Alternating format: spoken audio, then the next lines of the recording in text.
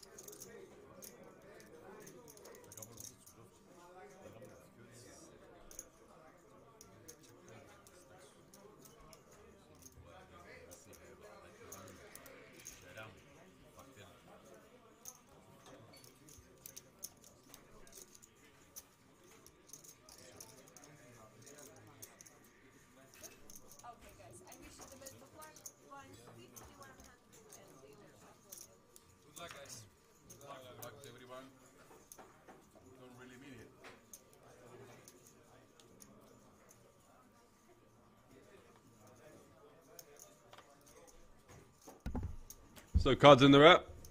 Vitaly first hand, pocket fours under the gun. Just want to be folding that on final table for sure.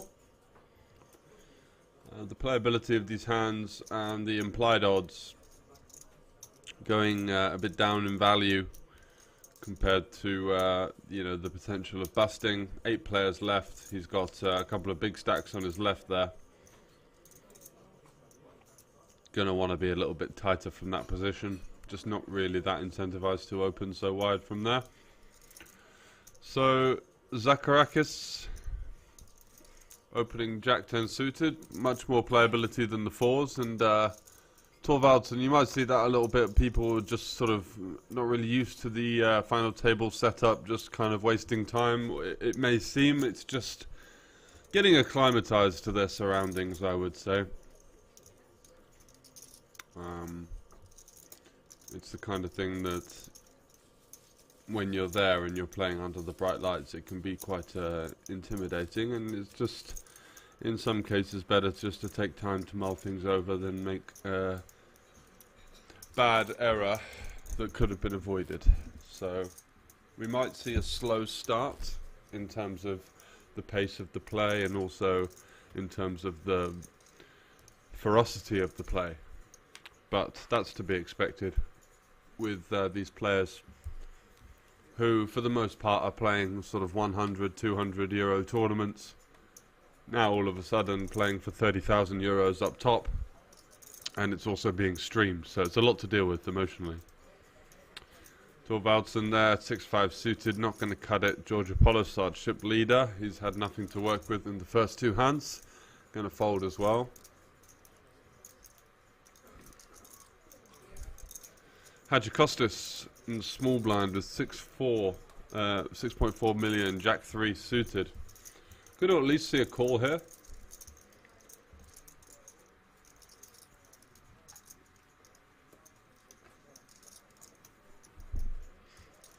Does look like a call.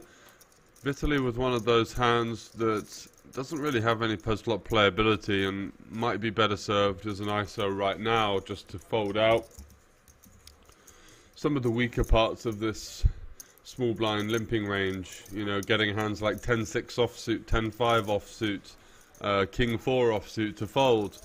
Pretty handy when you when you've got 10-4 off, right? So he does go for the ISO. I think that this is a pretty decent play and a good sizing as well, just under 3.5x. Probably quite aware that when his opponent covers him, he's going to be potentially ISOing the stronger parts of his range and might be slightly more weighted to a weakness in this limping range. So a lovely pickup there from the Ukrainian, just showing some good awareness of those blind versus blind spots. And he's up to 4.5 million with a well-timed move there.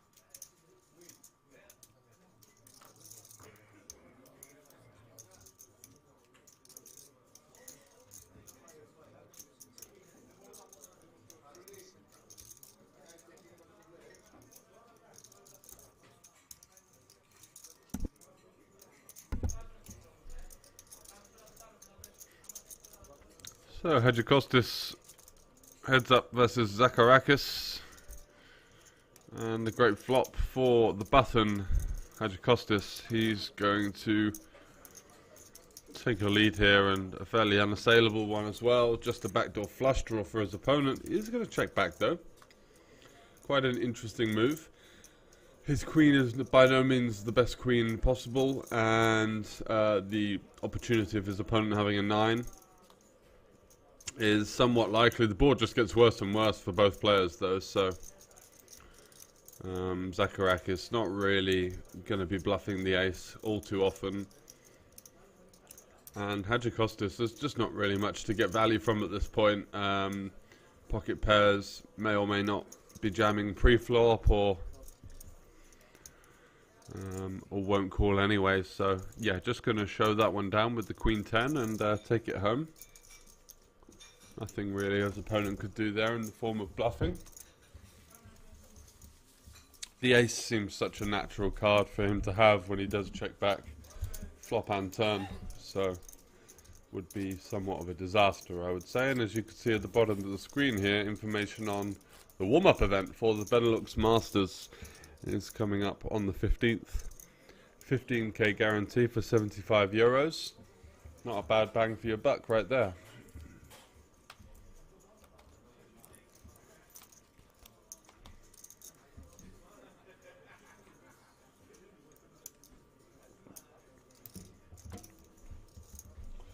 So, Demosthenes. Ace-10 suited under the gun +2. Certainly want to be seeing an open here. And he obliges with 225k by the looks of it. 220.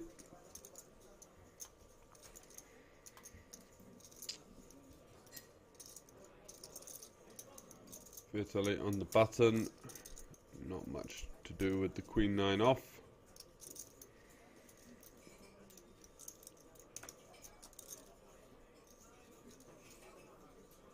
And over to the Norwegian in the big blind, Thorvaldsen. Jack 3.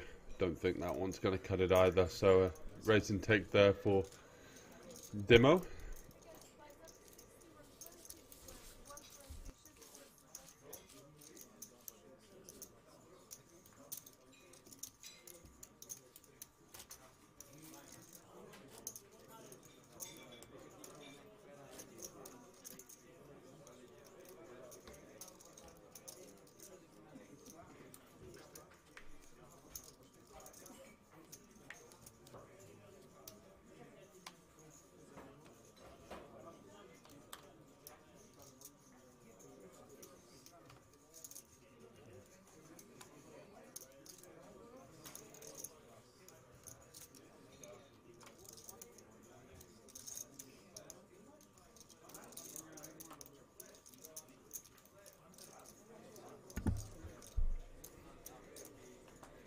Zacharakis 10-6 suited on the button.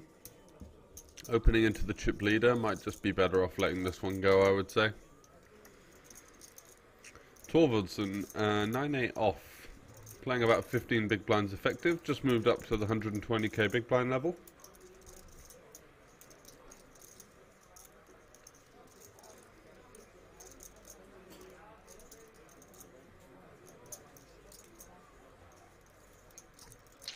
Ship leader Georgopoulos here, King 10.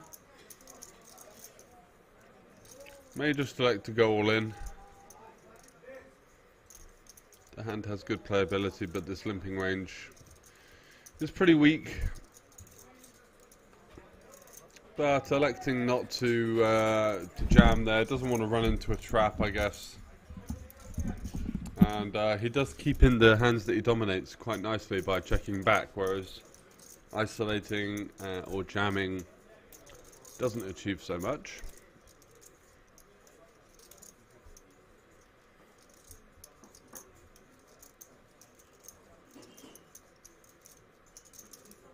And Thorvaldsen coming out the gates with the bet of one big blind, with the 9-8, just trying to sort of lean on potentially having some kind of advantage on this board.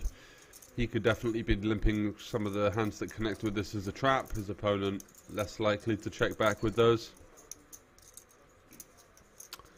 And Georgopoulos pair plus gut shot just going to come along for the ride.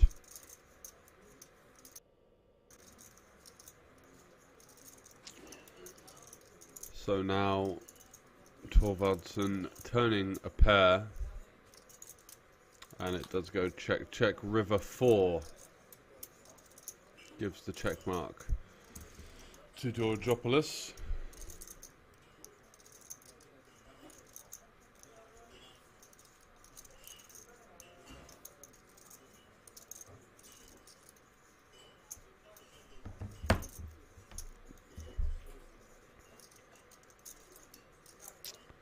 And is going to find some value by the looks of it on the river. 425k to go. Not entirely sure what he's targeting here.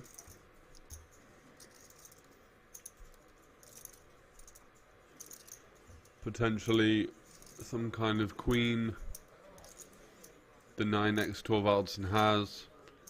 Trying to hide under the guise of a missed flush draw in some way. Pretty thin and quite an impressive bet for him to know exactly where he is for such a large portion of the pot size.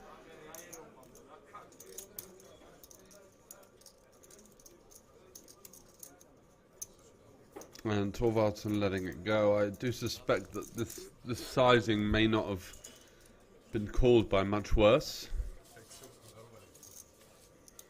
But he's won the pot, so up to 10 million. So the first landmark of the final table there, as Leonidas moves and improves his chip lead to the good.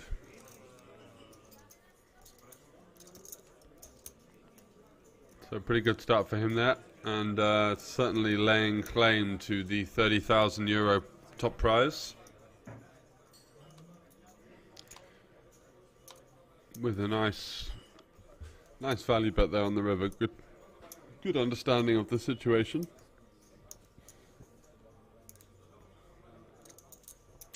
Hadjikostas +2, ace-10, 6.7 million.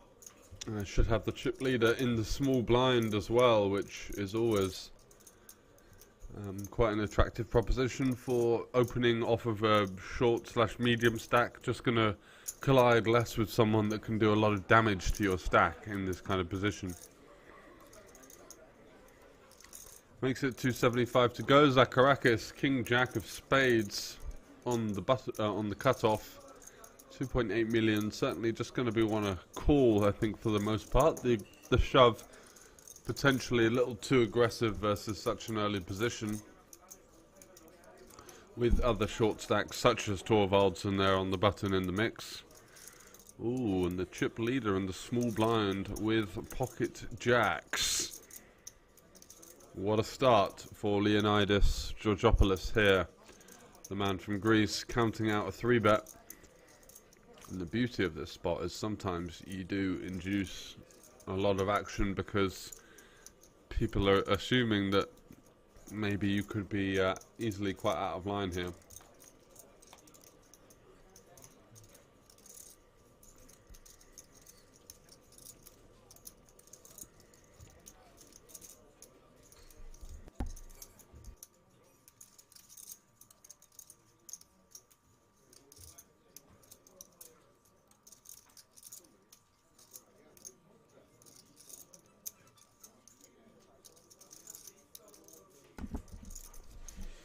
Hadjikostas merely posturing here, not much that he's going to be able to bring to the table with just ace-10 off.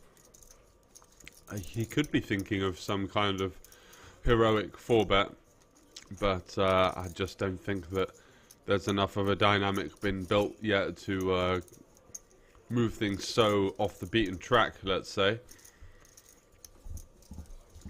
And yeah, just going to get that one through, and I'm sure that he won't mind just taking that one down pre-flop. Another 800k to his stack. Variance, 3 chips. As a chip leader, just looking to slowly build and slowly kind of force everyone out and gain even more of a stranglehold on the table, let's say. So I'm pretty sure he'll be happy to see that he doesn't get jammed on there. You know, maybe have to flip versus ace-king. Could be back in the middle of the pack. All good things for Georgopoulos. Sotonerio, not sure on the pronunciation there, but a very celebrity looking outfit there. Soteriui. Let's just call him Nikos, which is his first name. Back to the chip leader though, and is he picking up some cards? Yes, and that's something that is very much welcomed as the chip leader, who would probably be widing, I don't know, close to opening something close to 70% here on the button, having ace-10 way up in the range.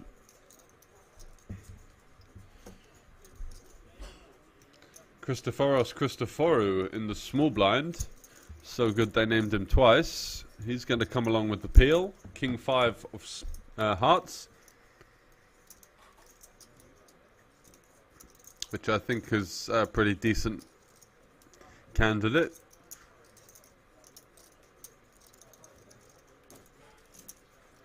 Maybe 3-betting a little more polarized here. King 5 of hearts has some nice playability, especially versus a super wide range. And wow, look at this. Georgopoulos just continuing to smash the board nicely there. 10-7-3, backdoor hearts.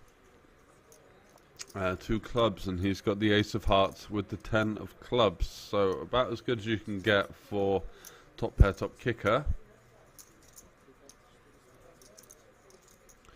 And he's going to come out firing with a pretty large sizing here. 425. Looks like, yeah, it is 425, sorry. So just over half pot, sort of towards the 2/3 pot range. Looking to charge those pocket 8s, ace 7, king 7 suited, jack 10s, 10 9s. All of these hands. Potentially flush draws, 9-8 suited, jack 9 suited.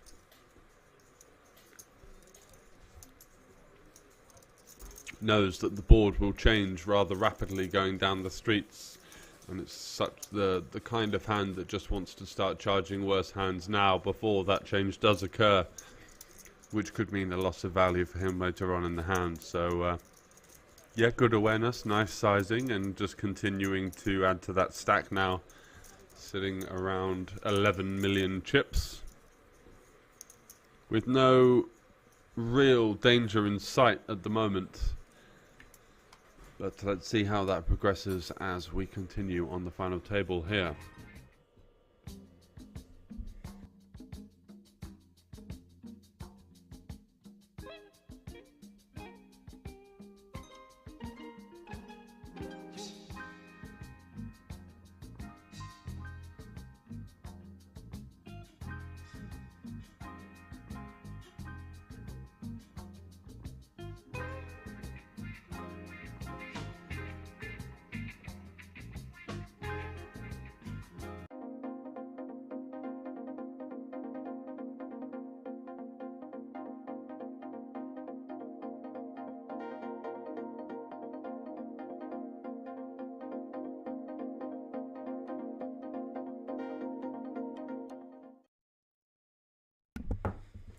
Apologies for that. Looked like we had some technical issues, but we are back and in the mix. Ben says Stasco. Whoa, dude, did you just say King 5 suited is a good call from small blind to a button open? Yes, I did, yeah.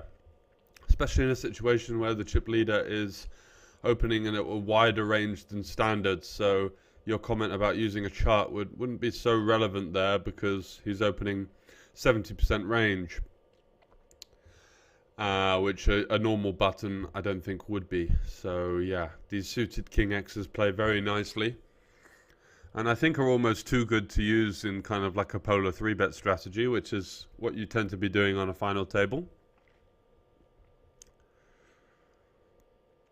So yeah, go and have a look at the charts and get back to me, mate, if that's how you want to do it. But poker is not black and white. There's much more factors to be considered, and it's creativity that certainly pays in the long run, especially in live poker where people are so off the beaten track, so wide, so all over the place in terms of what they're doing, how they're reacting, what hands they're playing, that creativity is something that pays.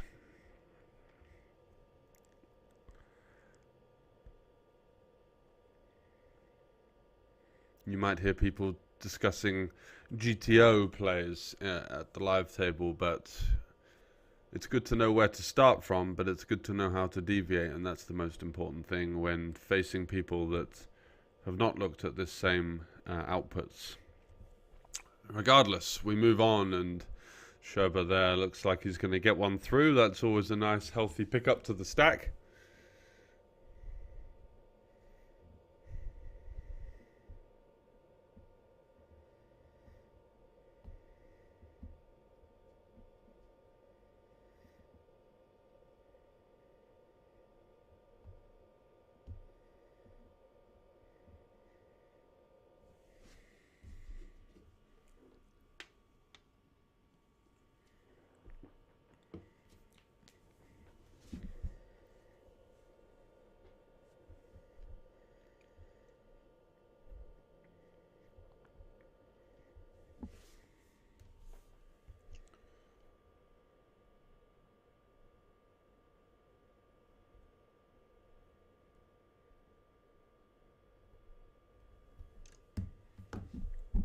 Torvaldsen +1, King 8 suited, lovely hand, but just a bit too early on to consider V-pipping.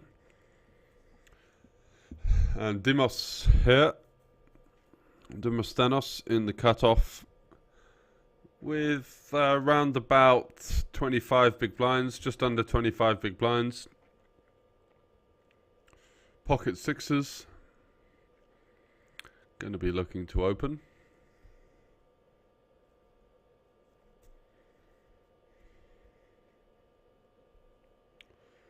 Ooh, Nico here on the button, Soteriou. Has him dominated with the pocket sevens, just electing to call over 20 big blinds. And wow, look at this for a cut-off button small blind matchup. We've got sixes versus sevens versus kings. And Hadjikostas here in Planet Cuckoo Land, loving this spot. Just wondering how he can glean the most out of the situation. What sort of sizing does he go for?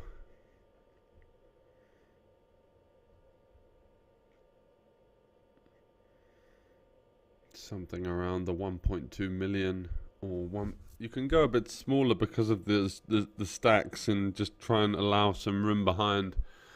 Something around 1 million I think would do the job quite nicely here, considering both players are about 20 to 25 big blinds effective. 680k seems somewhat suspicious.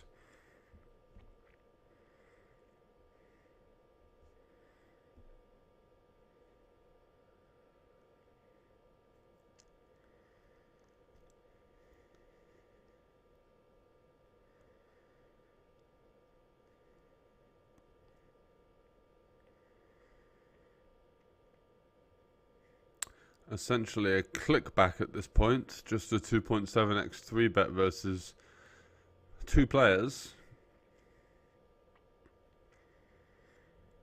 I'm not sure what the history is of between the players at the table, but certainly could be some fireworks should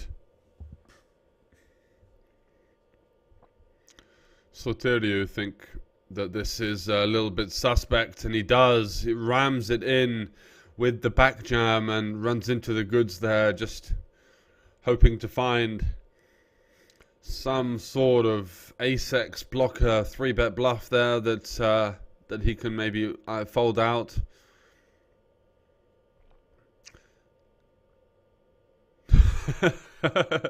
Asking for once or twice. King saying one time. Nico there hoping to do some business. Wow, what a flop that would have been had the pocket sixes stayed in. And now an open-ender and a backdoor flush draw for Nico there.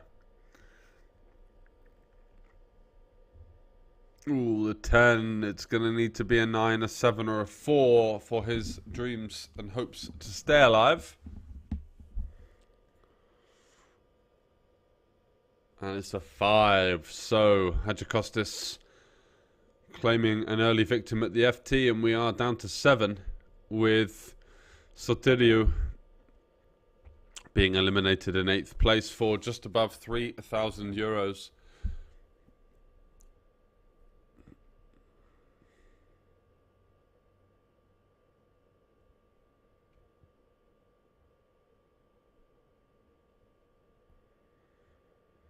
Yeah, 3,320 euros for Nico Soteriou there. And now 4,600 guaranteed between the rest of the table, with the all-important 30,000 up top. Hadjikostas moving into a clear second place as Leonidas Georgopoulos, you could see there in seat 3 with the glasses on his head, and him now forge their way to the top. And it's just a question of keeping up with the pace for the rest of the players now. Can they manage to navigate their way through in an effective way without putting themselves at risk? And it's going to be difficult to do that if Georgopoulos does indeed continue to pick up such strong hands. We've seen him open Look down at ace 10, jacks, now the pocket kings. Is he really limping here as the chip leader?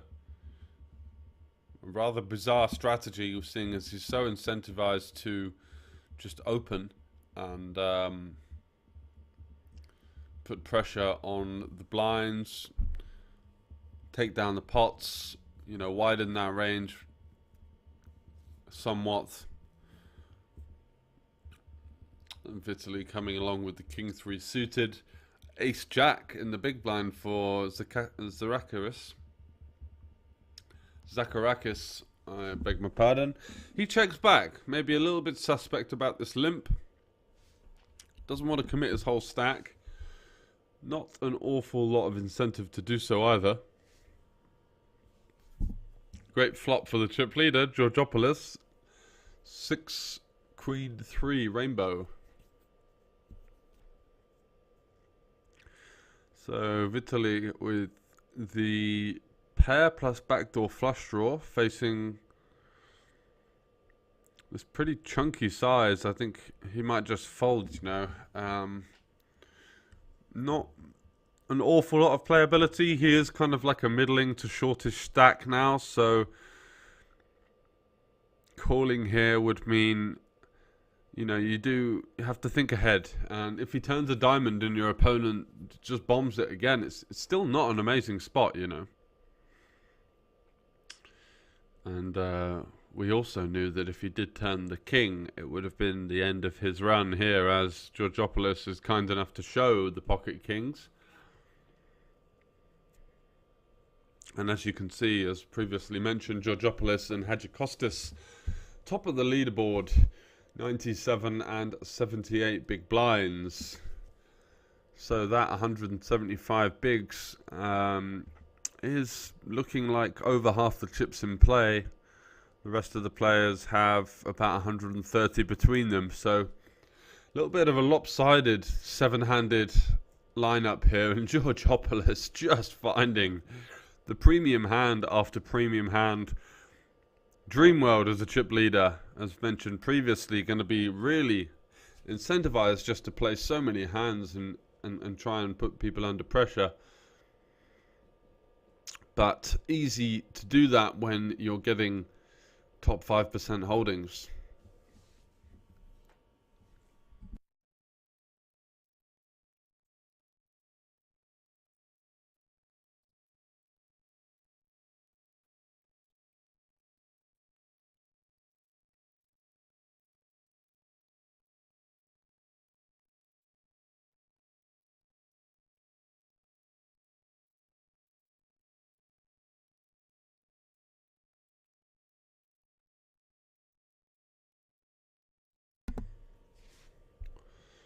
Sherber here, ace-8 suited. Has the button. And I think, if I remember correctly, 2 shortish stacks behind. What is he looking to do here? Is he going to go with the 3-bet? Or would he go for a peel? I quite like peel. I think our 3-betting range wants to be a little bit more polarized here than ace-8 suited. Just using the offsuit ace might be a little bit nicer. Your opponent isn't going to defend all that much in these kind of situations. They're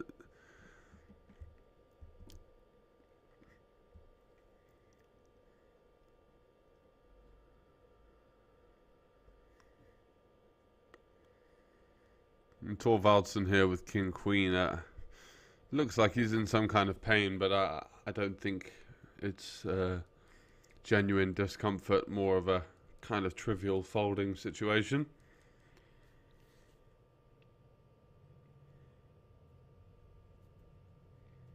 Does let it go. And Georgopoulos here asking a couple of questions. But not a particularly comfortable spot for the pocket nines.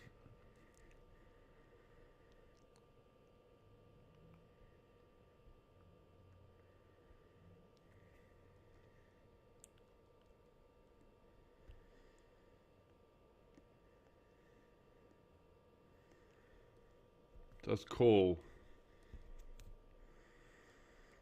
And if you're Vitaly here, you're thinking, what's he going to continue with at this point? This calling range is, I think, quite well defined to some like small medium pairs, suited broadways.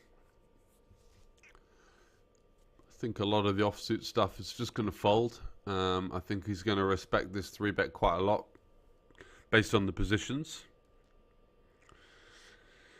So Vitaly here, I think, has a decent advantage on this board with all of the overpairs. I don't think his opponent is going to flat the 3-bet with deuces or fours or even open those like 100% of the time. So could be a good one to bet and try and get hands like ace 10, ace 9, ace jack suited to fold. Ace queen offsuit would be in there as well, potentially. So some efficiency in betting, checking back now, trying to realize his equity somewhat. We see a 7 of diamonds on the river, bringing the backdoor flush draw. Vitaly now looking like 400k and gets a pretty quick call from Georgopoulos. No real reason to raise or fold, of course, so potentially signaling his hand strength there somewhat. And $2.5 million in there, and Georgopoulos just continuing to run nice and hot. It looks like he wants to lead for about 1.5 million there, 2/3 pot or so, 60%.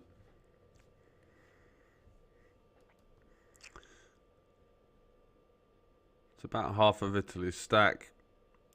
Going to be difficult to think that this could be a bluff. I'm not sure what would be bluffing in this situation. Backdoor diamonds getting there. Does he just start leading with a hand like ace-5 suited here, you know, trying to represent this backdoor draw coming in? Tough to say. What other hands can be in there that called the turn out of position that now want to just lead the river as a bluff? Again, tough to say. So I think a good decision there.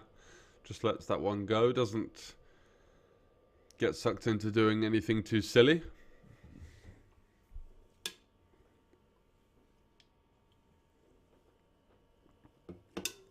And the chip leader just continuing to ramp up the heat on his opponents here. 13 million. What a start to the final table for Georgopoulos. And as you can see, that hit to the Ukrainian player Vitaly there in seat 8, down to 27 bigs. Very much in the pack now with Zacharakis, Demosthenos and Christoforou, with Thorvaldsson propping up the table on those 12 big blinds and very much in the danger zone.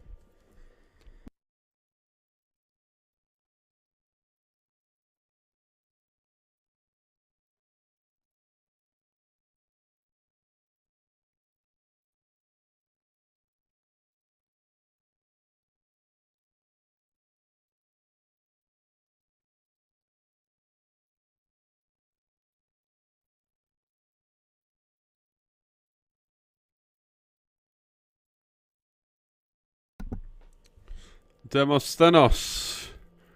Hello, mister. Welcome to the final table. Pocket aces under the gun 1 facing a raise. What do we do? Are we calling?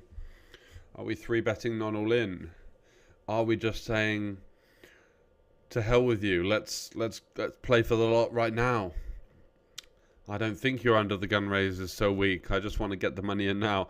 I'm not saying that's the best play. I think a mixture of flatting and small 3-betting is probably going to be better, and on a final table with significant ICM, I think you want to take the more aggressive route that reduces the variance that you incur. The issue with flatting aces here is potentially allowing the chip leader and the big blind to come in with a very wide range that can make your life fairly hellish on boards where you have not a lot of coverage, you know, some kind of low connected board where there's a straight possible and all of a sudden the big blind's leading into you and wanting to play for it all by the river could cause issues. So I think a wise 3-bet. And look at this, Zacharakis with the jacks on the button, and if there's ever a time to get away, is it facing an under the gun open from a medium stack and a short stack 3-bet non all in, 7-handed, playing for 30,000 up top. And without sounding too ageist, with the player being above 50 years of age, some kind of indicator towards the likelihood of value in the range, I would say. Lots to mull over here for Zacharakis. He can't really get the money in that great, and that's the problem for him there. Shaking of the head, thinking, what on earth was that spot? But all he's hoping to do there is ram it in and run into ace king. It's almost obvious that Demosthenes here is not going to find a fold, or wouldn't have many 3-bet folds in this kind of situation. It's just so tough to find bluffs. Early position versus early position. Cristoforo here is probably one of the worst hands that he would open under the gun, so not really much to think about, but he's often got a pretty strong hand himself. He's opening into the chip leader himself. So no real reason for Demosthenes to be out of line with the 3-bet here, and just a fantastic laydown by Zacharakis on the button there with the pocket jacks. He's going to see that one on stream later and feel quite proud of himself for just being able to get away there and not get suckered into thinking, right, well, you know, maybe it gets through, maybe I run into ace king. You know, too many maybes in the equation for pocket jacks in that specific situation. And you don't want to be dealing with maybes when you're on a final table with huge pay jumps, huge ICM ladders, and yeah, those jacks just sort of shriveling in value, facing the action there. And a wise move to get away.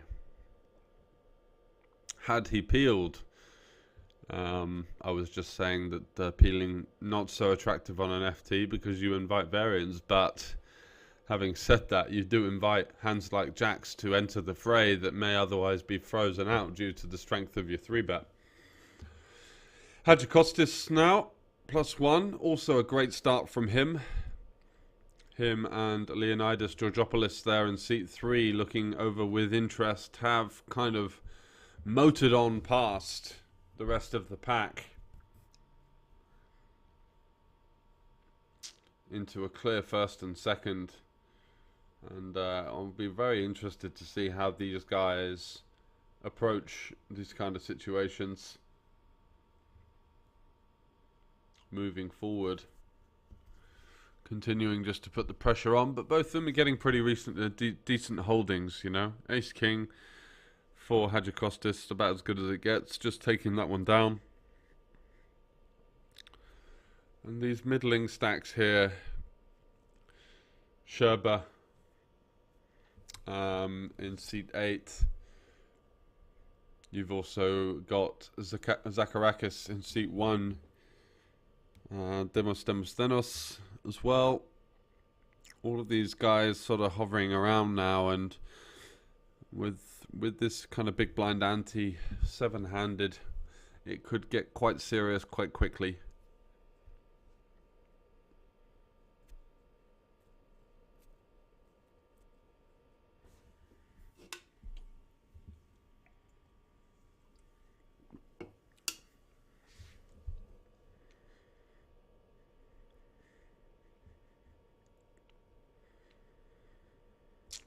Thorvaldsen just folding the 10-8 suited there, getting sort of into the 12 big blind range. Not a snap fold, I would say. Kind of close in chip EV, I guess. Not looking to take that here. And one of these spots you see happen in live quite a lot that just, it's not a very nonsensical play for me. Nonsensical in some ways.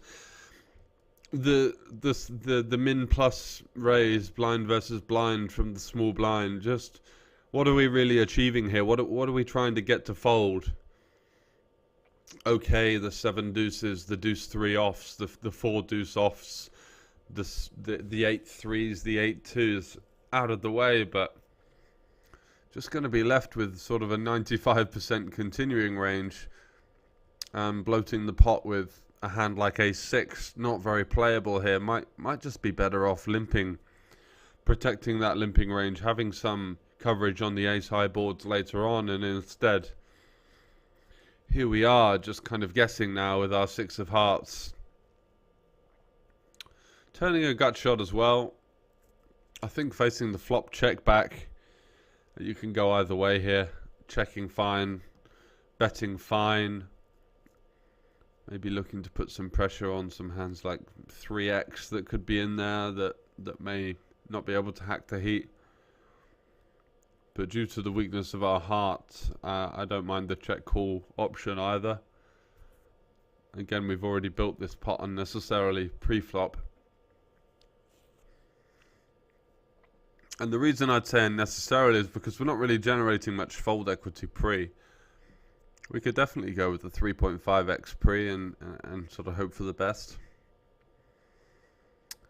But this option making things tricky as the queen rolls off on the river. And Christoforou with the best hand. But is Demosthenes here going to give up? If he wants any chance at winning the pot, he's going to need to find some kind of bet. The question being what is representing specifically on the Queen River. Value after betting the 7 shrinking somewhat to hands like 7-4 suited, 7-3 suited, 6-5 offsuit or suited he could have. Does he really go for value with a hand like King 7 here for this kind of half pot sizing? And Christoforou is going to let that one go without much deliberation, and a nice move there from Demosthenes, picking up on a little bit of weakness in that double check line from his opponent, and a nice well-timed bluff takes it down.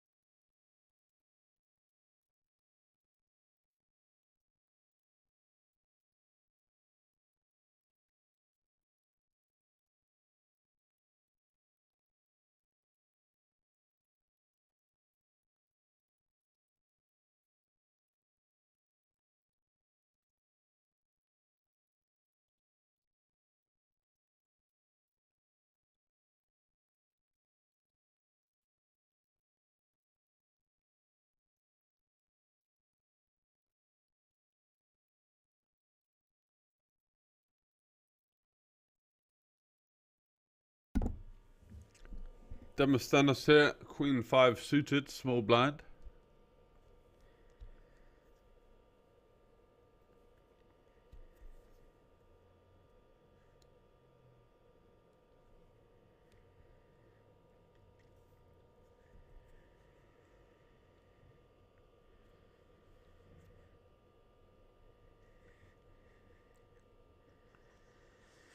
Limping in and receiving a check back from his opponent.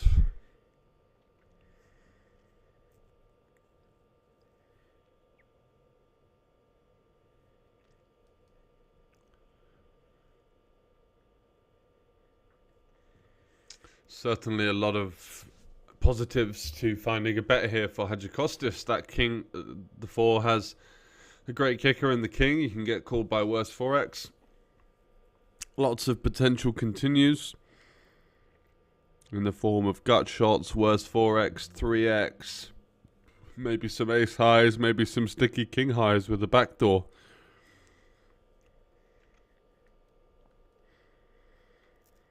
Does just get the fold there. Demosthenes with the hearts Seeing a club diamond spade on the flop, not really anything to work with on a lot of turn cards, so just letting that one go.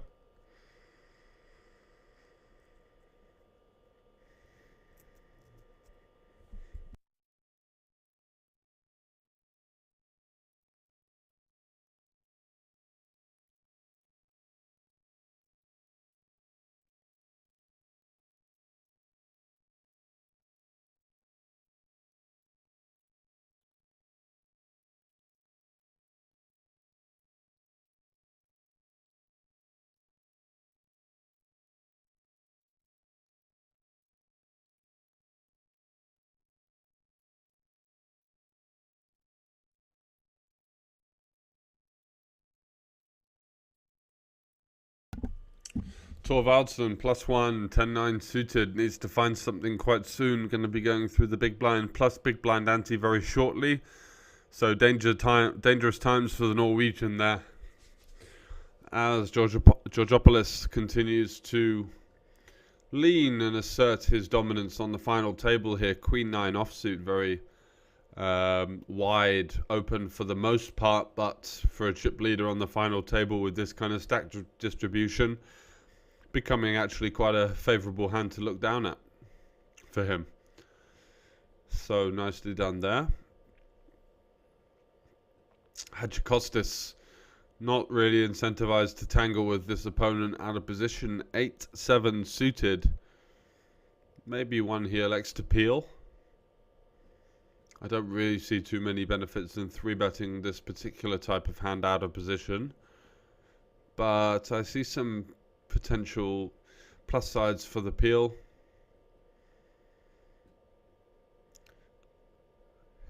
Your third player here, Vitaly, unlikely to squeeze that often.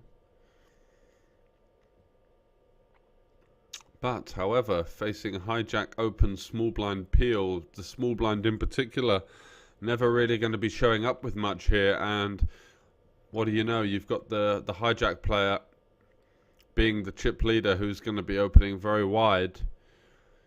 Do we find the jam with the Queen Jack? Vitaly just elects to call. His hand is super playable, 3 ways. Can be dominating his opponents, and is. Queen high board would be a great one for him. 10-3-3. Lots of backdoors for both the small blind and big blind in the form of backdoor flush draw and backdoor straight draws. Georgopoulos here, seeing a dry board with the 3-3 not really interacting with anyone. Vitaly's overcall here, just of note, should be pretty tight when he's just not really incentivized to play these pots out of position. He's not really going to have much off-suited stuff here, and he's certainly going to not have much 3x in that range either. So, from his perspective,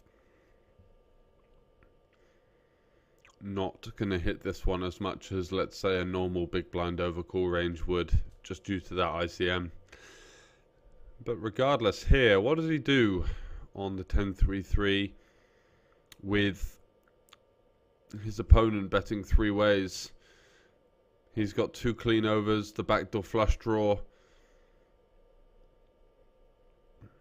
Small thing that he's blocking Queen 3 and Jack 3 suited. I'm not sure if Georgopoulos is going to be opening that wide. I don't see why he wouldn't be, but it's not something that you see so often on these slightly lower buy-in final tables.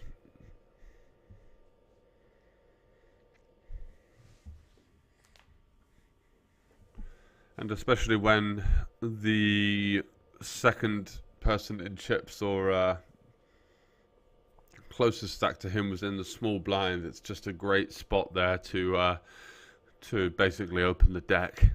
Anything that's somewhat playable.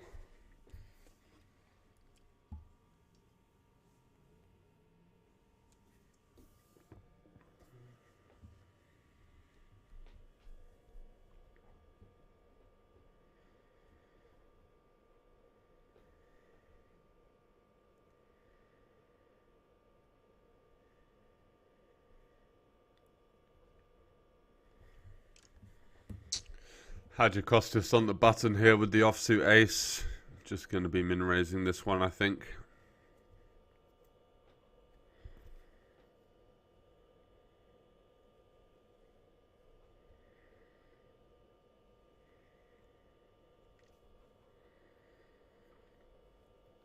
And Zacharakis 8-6 off on a final table out of position with a 12 big blind stack about to go through the big blind and ante.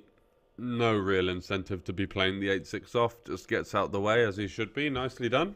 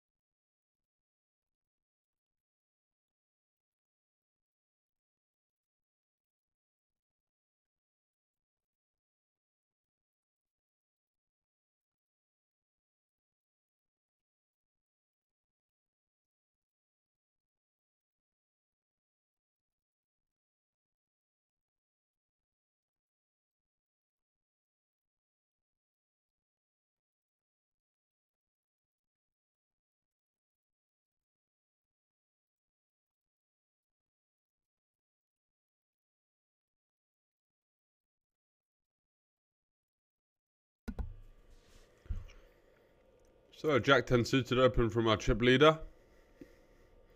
Hadjikostas looks interested on the button, in the cutoff here. With King Jack off. I think a hand that usually would play somewhat poorly versus an under the gun open, but with this particular dynamic could be incentivized to flat. Another problem for him is that he kind of wants to incentivize the confrontation between the chip leader and the shortest stack, Thorvaldsen there. So folding allows Thorvaldsen to potentially defend the big blind and bust some percentage of the time, which would allow him to realize the next pay jump without risking anything.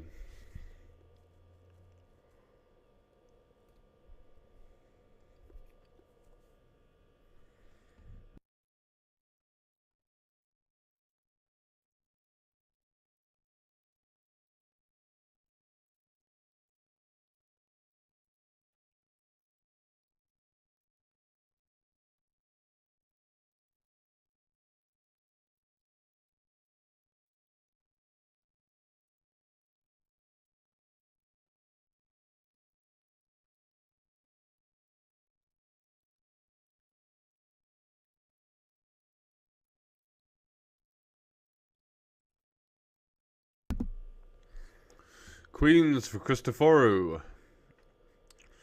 And he's going to run into the ace-king of Hadjikostas. Look at this. Both chip leaders just continuing to run the show in terms of the pre-flop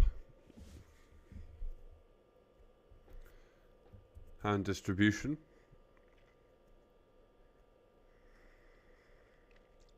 And look at those short stacks there. Interested to see what's going to be developing.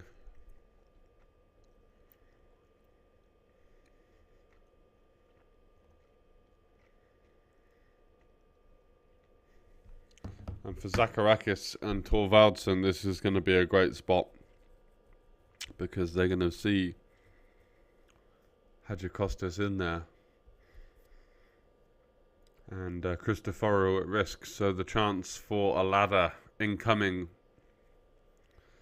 for everyone else at the table, apart from Christoforou,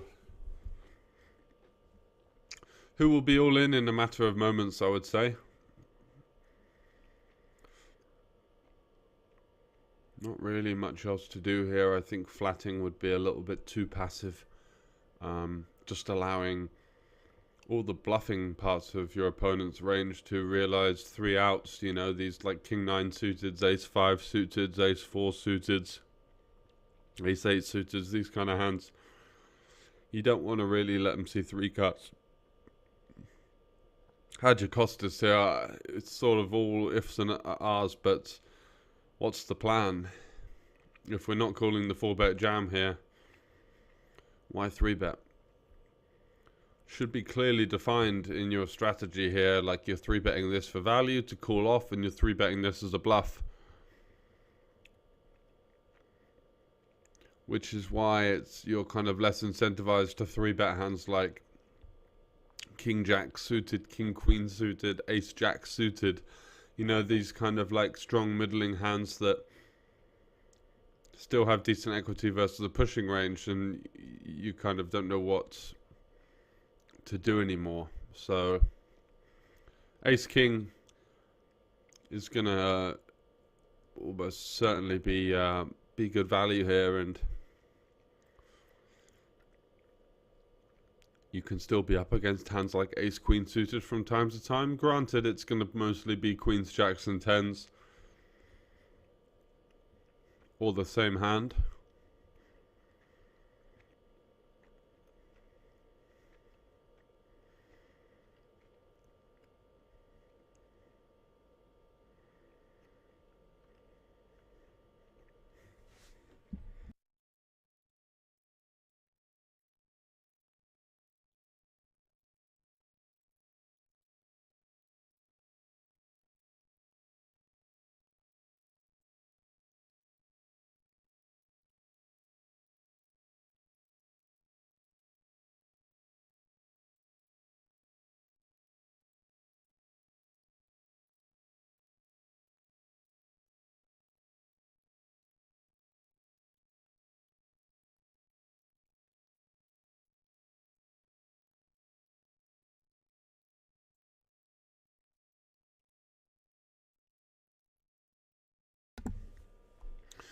Just continuing to mull over the options for Hadjikostas.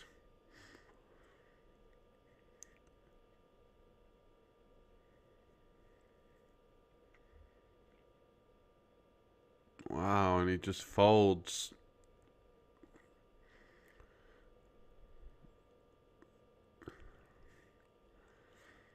Incredible scenes. 3-bet folding Ace King versus a 30 big blind stack. And Christopher there getting away with murder, just picking up those chips variance free.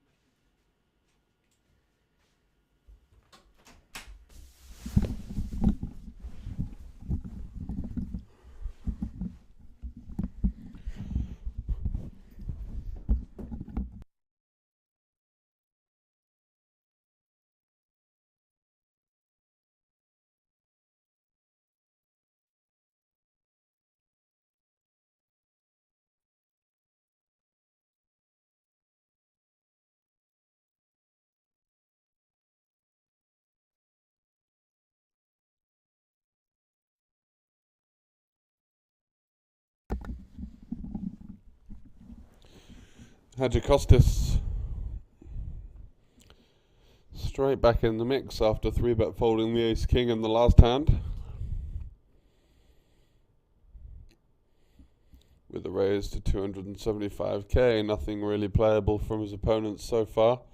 Torvaldsen there of note now, down to 9 big blinds, very much in the danger zone.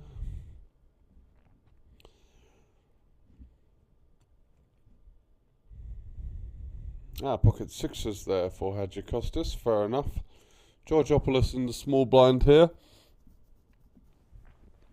Mulling his options over with the pocket twos. Can't really go too far wrong with this kind of hand. And whoa, a very optimistic overcall here from Christoforu. He's got no business to be in the pot here with 7-5 off versus the two chip leaders. Just really asking for trouble, I would say. 10-10-8. A very neutral board all around. Lots of these opponents are going to have a decent amount of 10x in their range.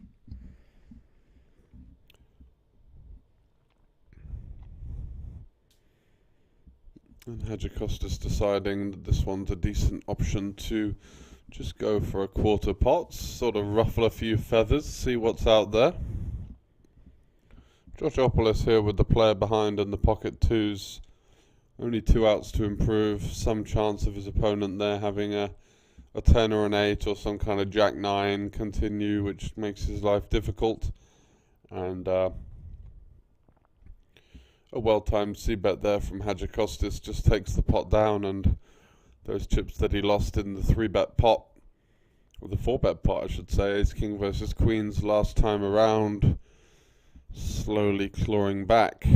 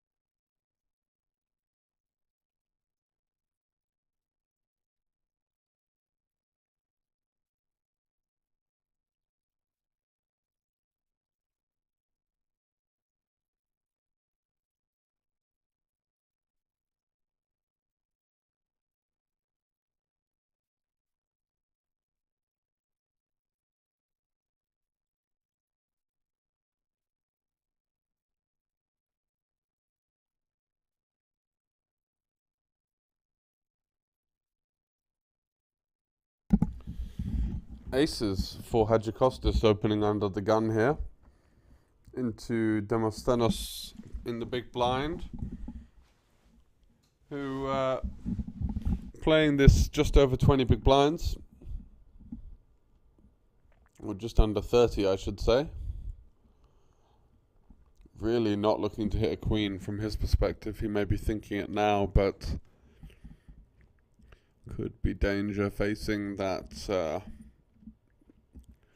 nutted holding of his opponent here. Aces under the gun as second in chips. Doesn't really get much better than that.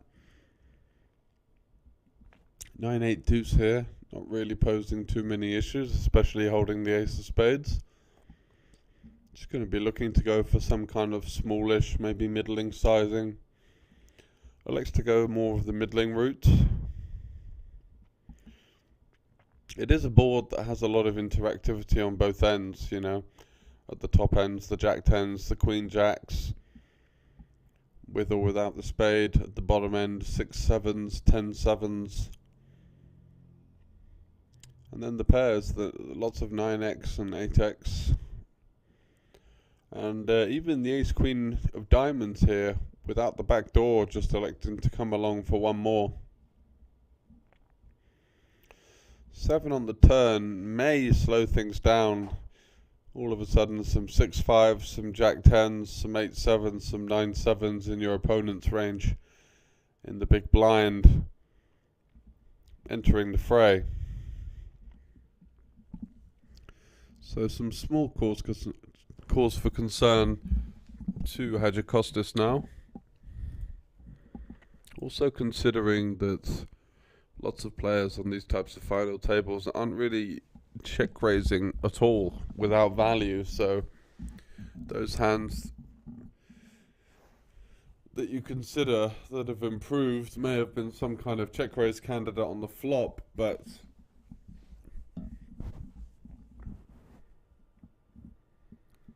Wow, and Hadjikostas just ripping it in for absolutely mountains here. 9.3 into about 2 million.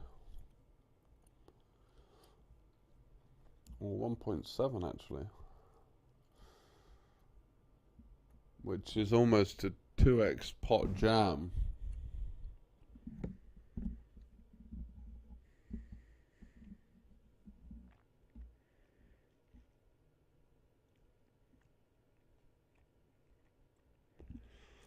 And Demosthenes there just not really sure what his opponent was up to, but electing to lay it down in a smart move. He was in fact drawing completely dead.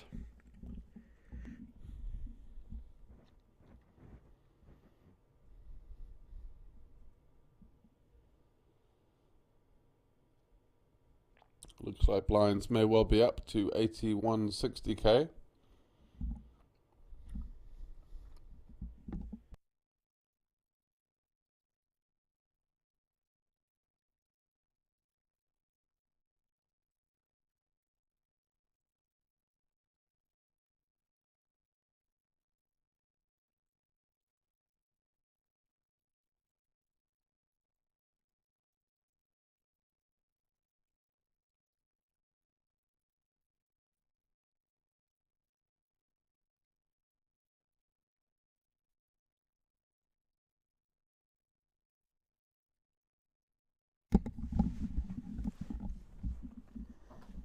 Torvaldsen now.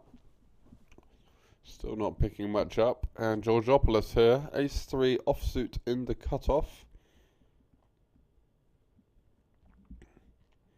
Makes it 320. Looks like we have indeed hit that 160k big blind.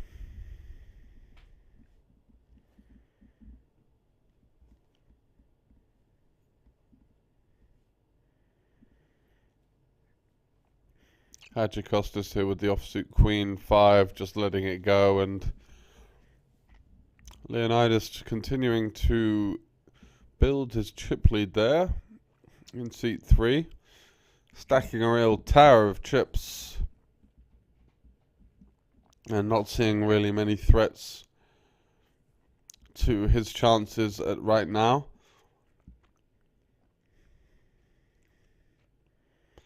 Seems to know exactly what he's doing. I did see him on a couple of cash game tables in the week. Maybe on the wrong end of a few beers, but certainly seemed to know what he was talking about. And all in all was pretty good value. And a good laugh. Zacharakis, again, just head in hands, a little bit card dead.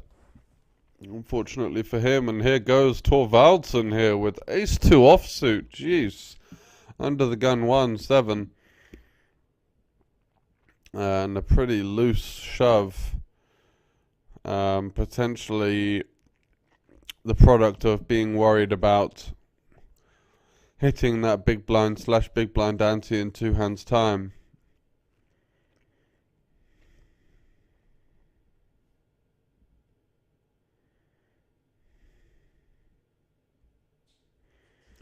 But importantly, getting it through, and a much needed boost to his stack.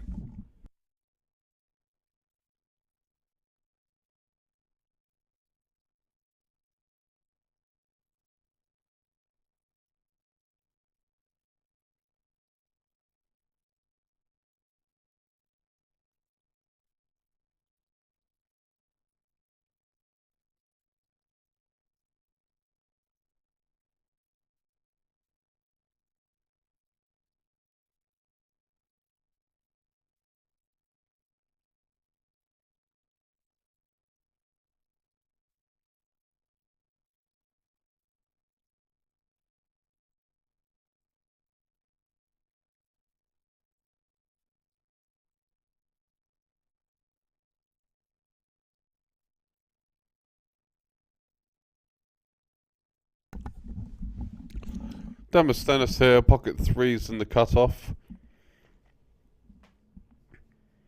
Does have a rather large stack to deal with here, out of position on the button. Looks like he quite fancies the option of opening though. At the 160k big blind level, starting to get a bit tricky for him. 18 big blinds or so.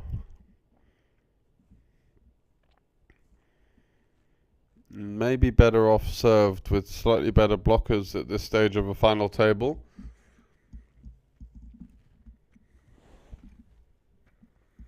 Zacharakis here, pocket eights. Only one option for me. Be looking for the all-in triangle, please, dealer, and there it is.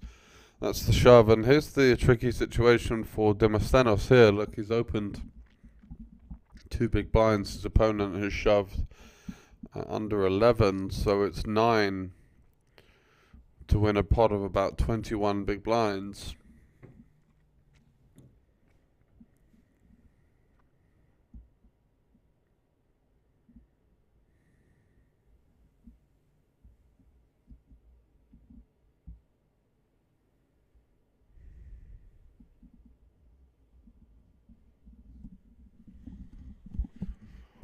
Is he going to make the call? I would wager not. I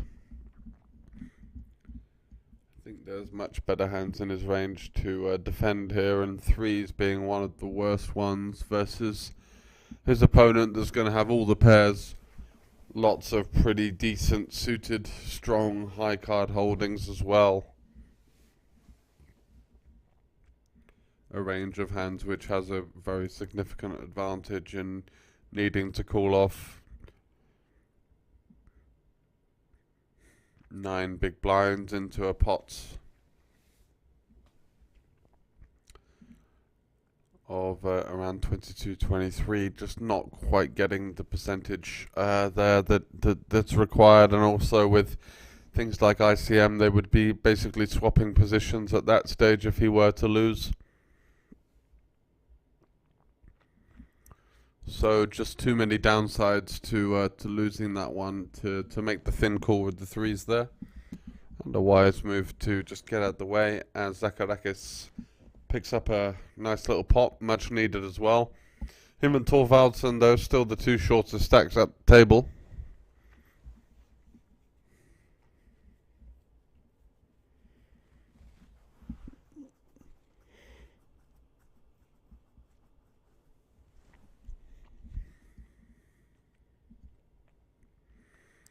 Georgopoulos king 4 off there, slightly too wide, I would say.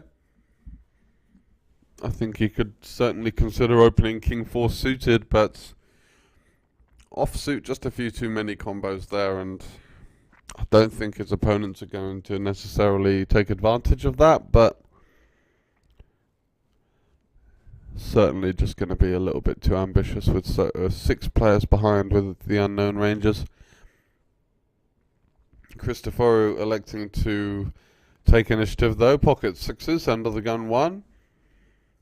Looks like it's going to get round to the big blind. Thorvaldsen here, the only Scandinavian at the table, and we don't quite see his hand, but didn't look remotely interested, so he's back again. Down in the danger zone, about 7.5 big blinds now. These big blind ante and big blind getting rather expensive. And unless you are moving, easy to get swallowed up.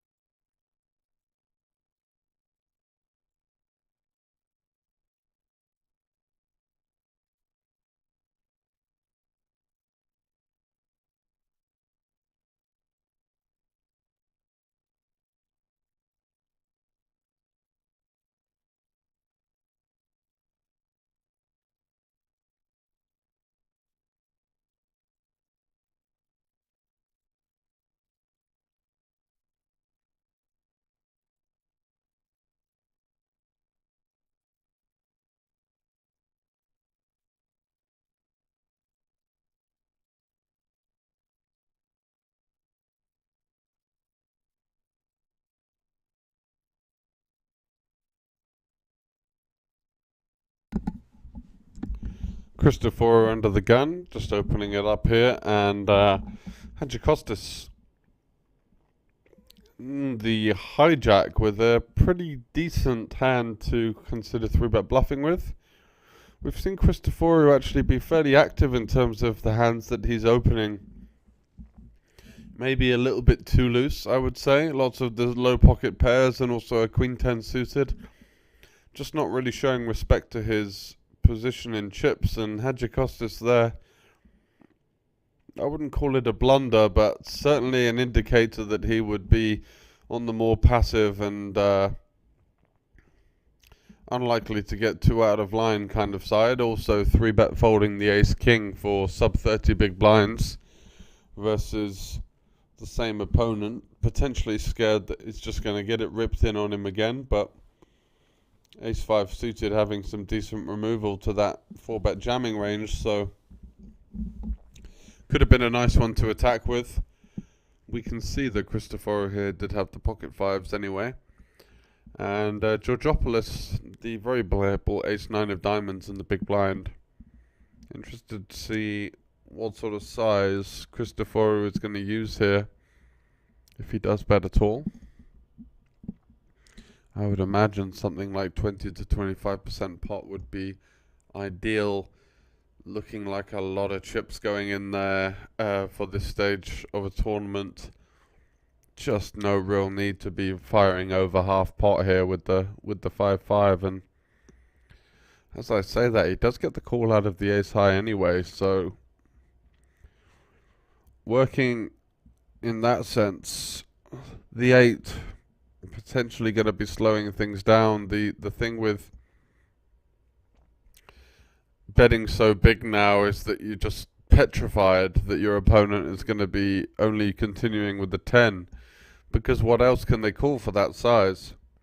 And it goes check check, and I think we're going to see a way for Georgopoulos to win the hand here if he can figure out that what sort of holding is my opponent going to want to bet so big for protection on the flop.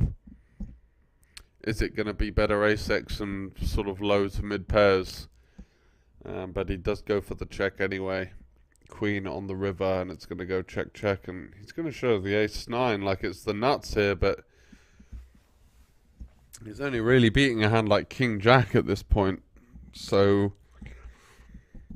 might be a better one to turn into a bluff there when just thinking about that under the gun range and what your opponent's likely to be holding. Less worse ace-x and just more strength in general.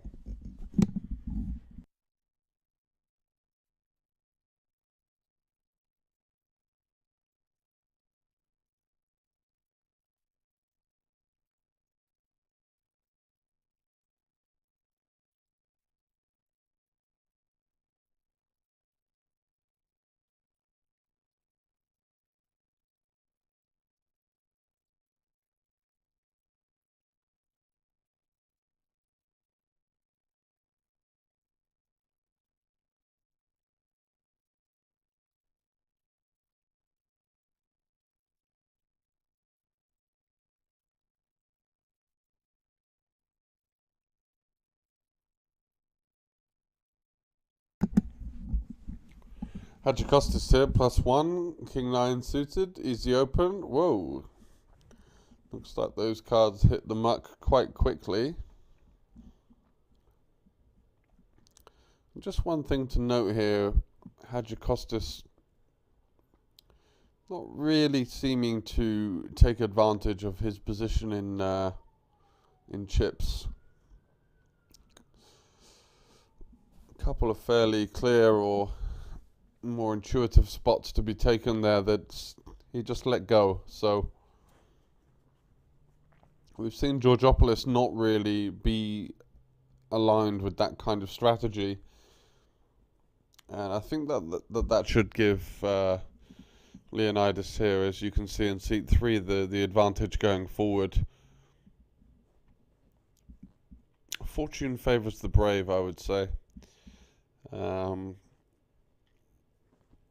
But you got to pick your spots, and here we see a min raise from Zacharakis, opening it up to the 2x on the 160 big blind level.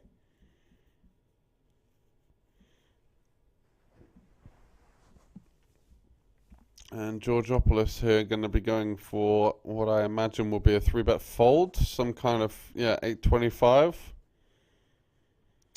You know what? I actually really like this. I think that this is putting a lot of pressure on some hands like Ace-10-0, some of the weaker pairs, you know, even clearing out some suited Ace-X that just can't really peel at this stage. It's kind of leveraging his opponent into all-in or fold.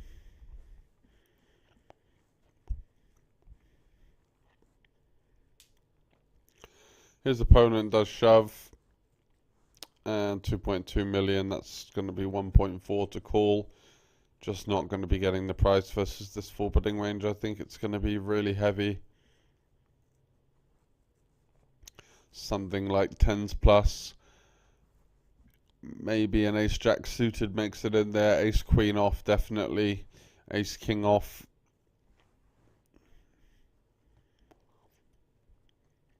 And again, the beauty of the click is that if he does have some sort of peeling range, it is going to be hands like King-Jack suited, King-10 suited, Queen-Jack suited, Queen-10 suited, potentially. Just getting such a great price in position, but facing the 4-bet jam, has to know that he's not going to be in the best of shape here. And again, just kind of not really seeming to have a clear plan or a clear direction pre-flop, just kind of chucking a small 3-bet out there and hoping for the best. There were some hints towards the sizing being sized such that he knew what was going on, making a size that allows his opponent to consider fold equity with a 4-bet jam, which means that a balanced sizing there would be the best way to go. But he ends up just 3-bet calling it off here, and all of a sudden, from what was starting as a lovely, easy road to the top, the start of the final table for Georgopoulos, now the misstep, running the King-Queen into the King-King with the chance to get away, created by himself with the small 3-bet sizing, but Zacharakis pouncing all over the top of that and putting himself into a great position to clinch a double up here, which is 4.8 million chips, you know, the best part of 30 big blinds in the middle here. Very crucial at any stage of a tournament, but especially on a final table. Ooh, Queen on the turn, and Zacharakis just can't even look. As it's not only the Queen, but I've just noticed it's the Queen of Clubs, giving his opponent a flush draw as well as one pair. Holy moly. Ace of Diamonds on the river. Zacharakis with a couple of jubilant high fives with the rail. As one guy's asking him there, what did you want for your food order? Shall I get you the burger? And after a sweaty turn card, he does hold it up.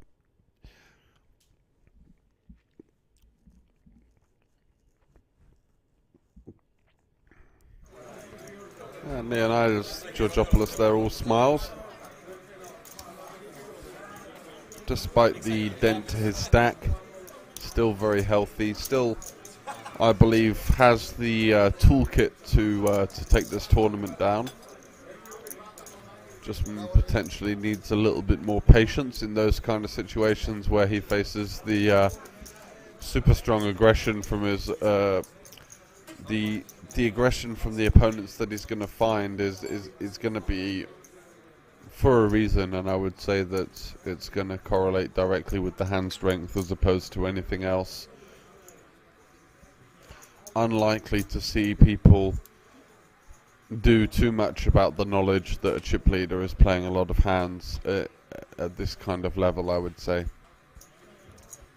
Certainly the players are aware of that, but it's a completely different question to be aware of something and then to take action on it on a streamed final table playing for 30,000 euros. So Vitaly here, He's been quite quiet the last level or so. Not really had an awful lot to work with. Had that kind of middling Queen Jack suited spot. Could have jammed pre. Could have found a check raise on the flop or even a check call. Just ended up losing some chips there and just hasn't really had much to be able to get in the middle with. He's got the big stack 2 to his left and also 3 to his left and also another one on his direct right, so somewhat caged. But navigating to the best of his ability, and I'm sure that we'll be seeing much more from him in the next couple of hours. Cristoforo with the ace-jack in the small blind may just elect to peel here.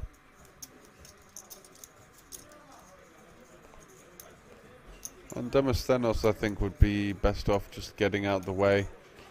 That ace, as you can see here, even in this situation, but also in general, going to be heavily dominated by both ranges.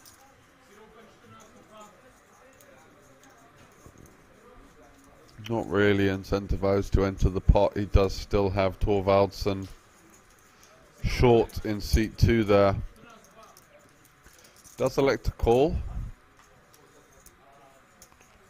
And as you can see, with the worst of the equity, 23%. And Vitaly here could be a sort of mini cooler versus Cristoforo, who's got a ace-jack on king-jack 5 rainbow. Fairly strong himself. Sherba, though, rainbow board. No backdoor flush draw for him. Facing both of the blinds, so in position guaranteed for the whole hand. What sizing does he go for? I'd like to see something around the 275k mark.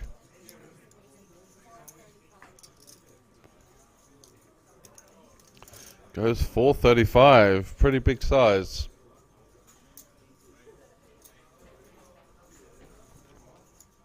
Unsure whether we need to have such a big sizing considering the ICM.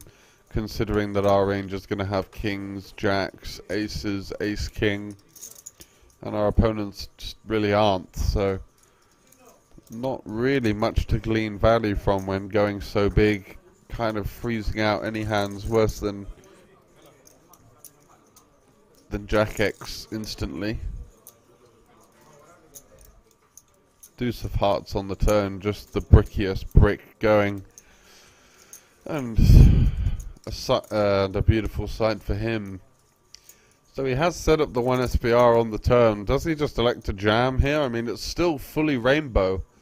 And I think, as you can see here, starting to realize his flop size was maybe a little bit chunky. And he's not really left much room for anything apart from a jam.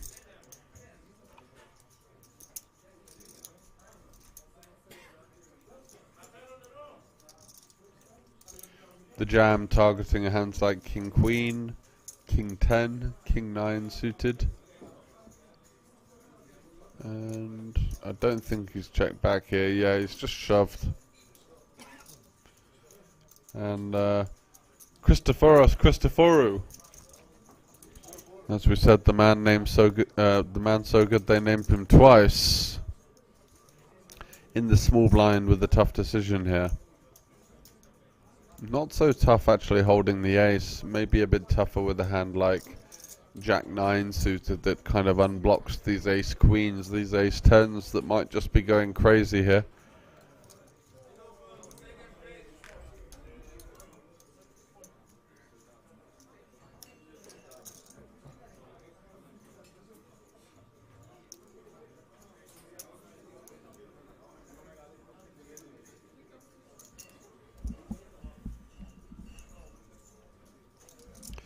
Cristoforo now has the exact count in front of him, doing the classic, counting the rest of the chips, trying to decide whether he deems it to be a worthwhile call or not.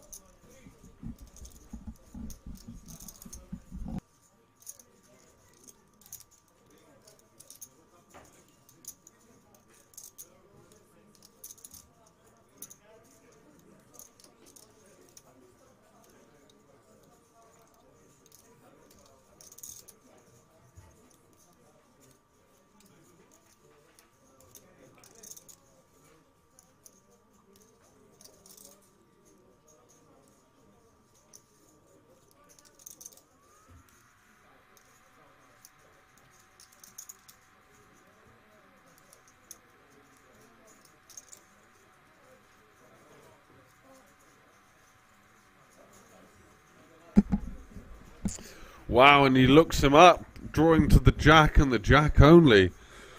The fully rainbow board, and still finding the call. Putting his opponent on some kind of Queen 10 suited, Ace Queen, Ace 10, who knows, but he's called. And wow, going to a river here, and Vitaly Sherba, the local player hailing from Ukraine, who has had so much success in these tournaments over the past few months, and indeed across the 2020-22. Securing a huge one there and getting a little wink from the chip leader Leonidas, who might be starting to realise that he's got some competition now. And Vitaly, no slouch, a great player, knows what he's doing. Certainly someone that's doing some studying off the tables, and that's paying dividends in the softer lineups that you see here at the Banco Casino. And here we go, cumulative winnings from the final table. Hadjikostas up there, Zacharakis, he got that big double up with the kings versus king queen. Hadjikostas had kings and aces himself. And chip counts, we see now Hadjikostas and Georgopoulos up the top with 64 big blinds each. Now the middle of the pack being Sherba and Zacharakis with 34 and 29, and the danger zone being Christoforou, Demosthenos and Thorvaldsen now really struggling with 6 bigs. Lol bad call, says Georgios. Yeah, let's say optimistic, shall we? But tough to think really on the full rainbow board what his opponent could be bluffing with there, with the absence of the flush draw even.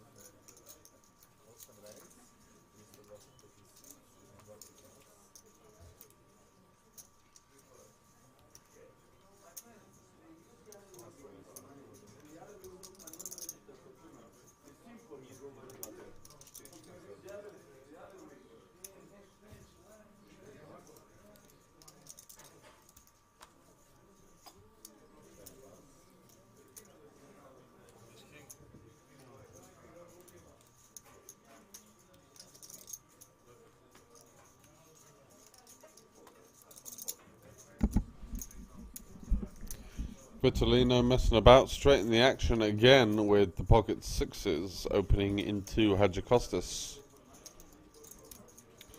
who despite his chip lead has certainly looked somewhat reluctant to enter the pot on multiple occasions. Does eventually find a call here with the 8-5 suited, going to a flop now with just under 1 million chips in the middle. And the Jack 10-9,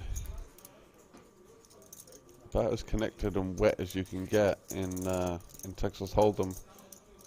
Hadjikostas with, let's say, the fool's end of the open ender, the bottom end. Sherba here with not really much board interaction, not even a spade in his hand, but he does elect to go for just a very small sizing, 250k.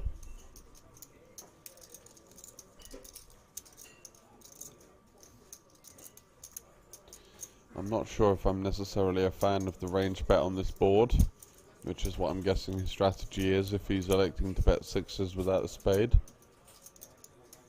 His opponent now, Hadjikostas, improving to actually one of the better straights for him. Is much better than the queen. The queen would mean some of his straights are dominated by the king high straight, but this one he can feel fairly comfortable. And what's the plan here for Vitaly?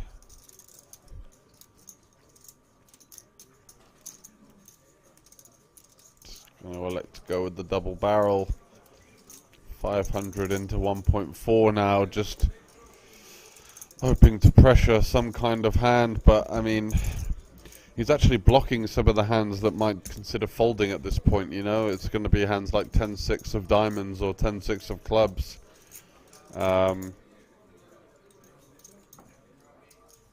Potentially the same with Jack-6 as well. And he does get another call, and we are going to the 8 on the river. How does he find the chop? Wow, we were. What a run out. And in fact, if he finds a bet now, holding all of these ace-queens, king-queens, his opponent stripped of a lot of queen-x now. And he would be able to win the pot out of absolutely nowhere. And on no other river, apart from maybe, let's say, a card like the Queen of Spades or the King of Spades, would he have a chance to take it down. And he is going to find another barrel here. Just going to go with 1 million, 250 on the flop, 500 on the turn, and 1 milli on the river. Double, double, double. Toil and trouble now for Hadjikostas, who was feeling pretty decent about his straight on the turn, but he's playing the board now, and there is a potential flush out there. His opponent has opened under the gun and bet all 3 streets, unperturbed by his resistance. Alarm bells would be ringing for me, and I can see that Vitaly's got pocket 6s, so imagine sitting on the table there looking at an under the gun opponent who's just happy to blast off 3 into you on this kind of board. A nervous smile there from Vitaly as there's a little bit of table talk exchanged.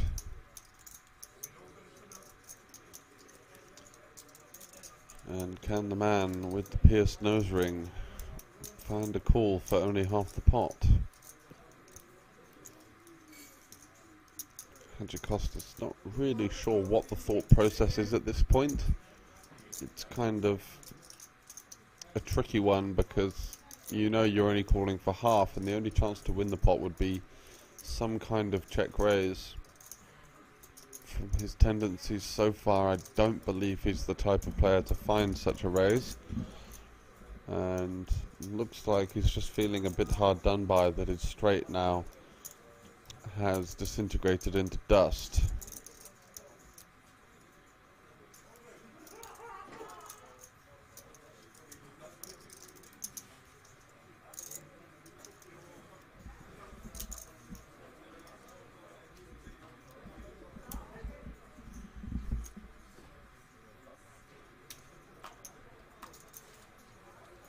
Does get out the way. And do we see the show from the Ukrainian in the flamboyant jackets? Need to ask him where he got that one, actually. I could be picking one up for myself.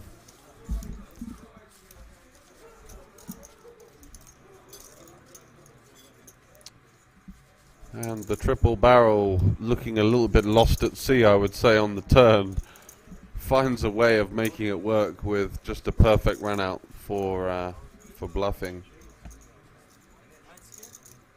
And still 7 heads remain at the Greek Champions tournament here on show at the Banco Casino. Many big events of late on our screens for you. As you could see, spadepoker.tv/en for the English version of Spade Poker, with poker news, TV, strategy articles, and even interviews as well with the likes of yours truly. So if you fancy having a read, or you've got literally nothing else better to do, head over there.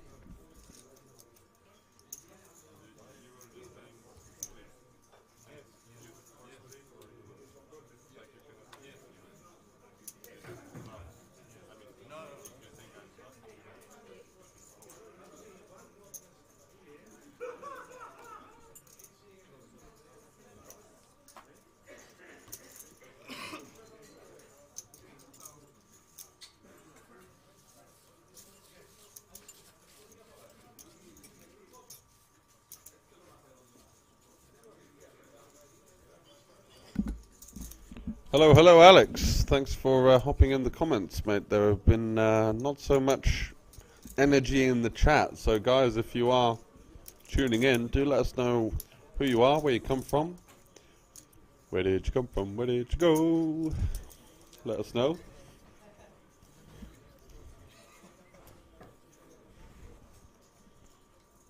Can be a rather lonely endeavour otherwise. But getting to the business end of the Greek Poker Champions main event here, 30,000 and change for the winner. And Thorvaldsen cannot wait anymore. 6 big blinds under the gun, ace-9 off.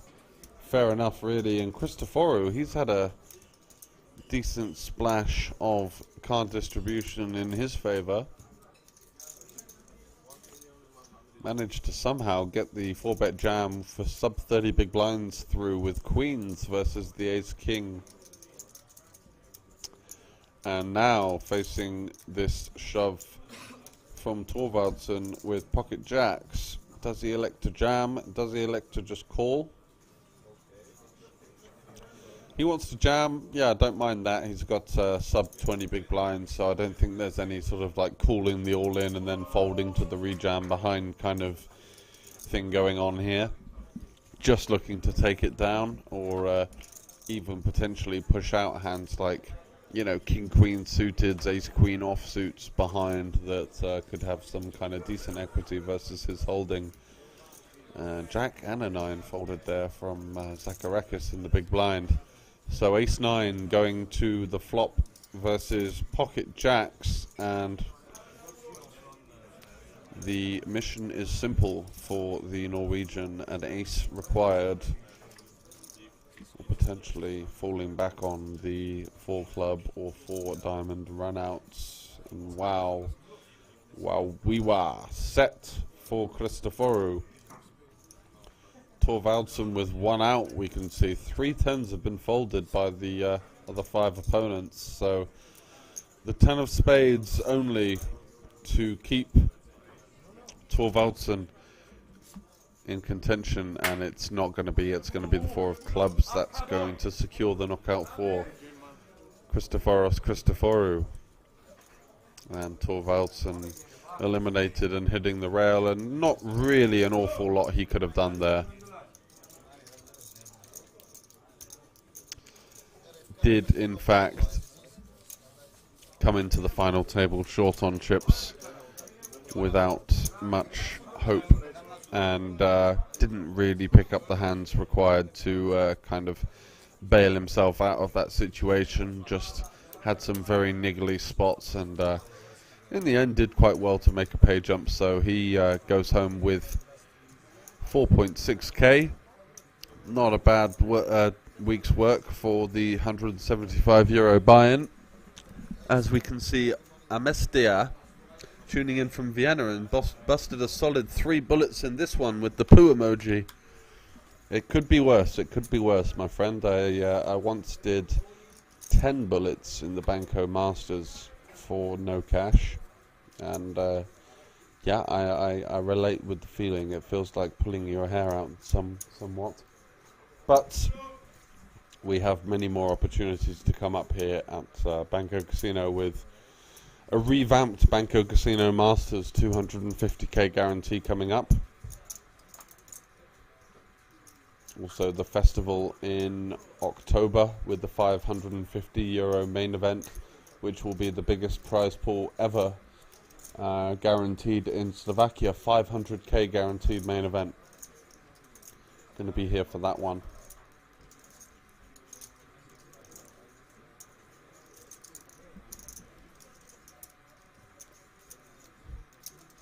Any live stream cash games planned? Good question, actually. It's something that we should, I think, look into a little bit more. I would say that on the balance of things, tournaments are much more attractive to the viewer, because usually you'd be playing for more significant amounts of money. So here we've got a 30,000 top prize. Whereas in the cash games, you know, like the daily cash game is going to be something around €1.03 or 2.5 is kind of one of the bigger games that runs, and then the 5.5 PLO. I don't think some of the players would want to stream that, so it can be tricky with to get a good game streamed that's with players that would want to show their whole cards. And Georgios Key with potentially somewhat of a cheeky question in was it a tough field? I think we could safely say no on that one. One of the great reasons to come to Bratislava for these events, and as you can see, 150 Greek and Cypriot players made it over this week for their event, the Greek Poker Champions event here, and the cashed game tables. And in some ways the energy in the room has been brimming all week from that, so it's been great to have these guys in town. And a couple of also making a deep run in the main event, as you can see. Chip leader Leonidas Georgopoulos being one of those guys. I played a little bit of 1-3 with the other night whilst I was waiting for my friend in the 550 event, and he was good fun and certainly on the wrong end of a few lagers, but good value nonetheless. Anastasia Sugulits says Athena ? Not sure what the reference is there.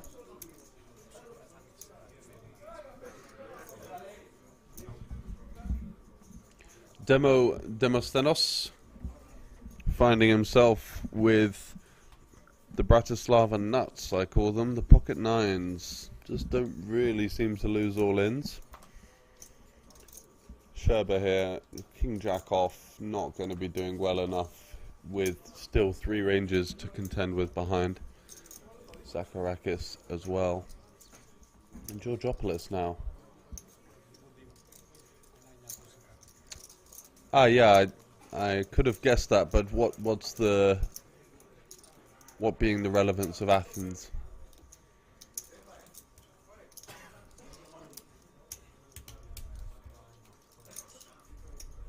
Aside from being a Greek capital.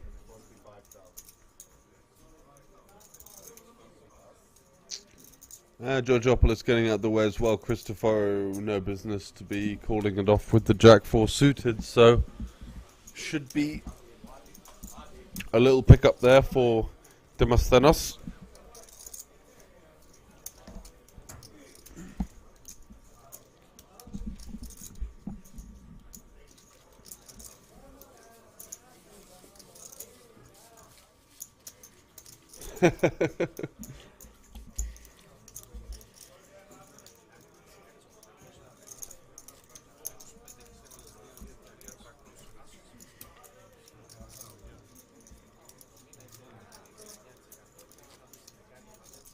So 6 players remaining,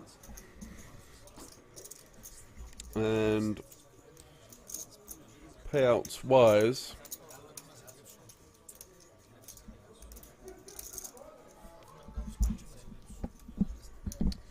we'll just get those ones for you quite shortly.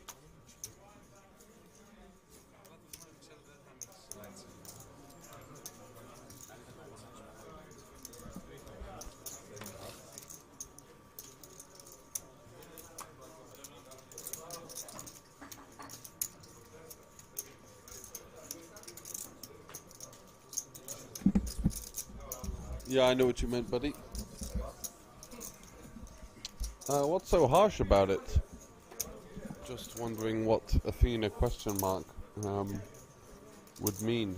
Let us know. So Queen 7 off on the button here for Georgopoulos. Opening into Christoforou there in the small, and second in chips. Oh no, you've got Demosthenos in the way as well, and he's got Ace Jack versus the chip leader button open. One move here, and I think he should be shipping it in. Super strong hand to be facing. Chip leader open on the button with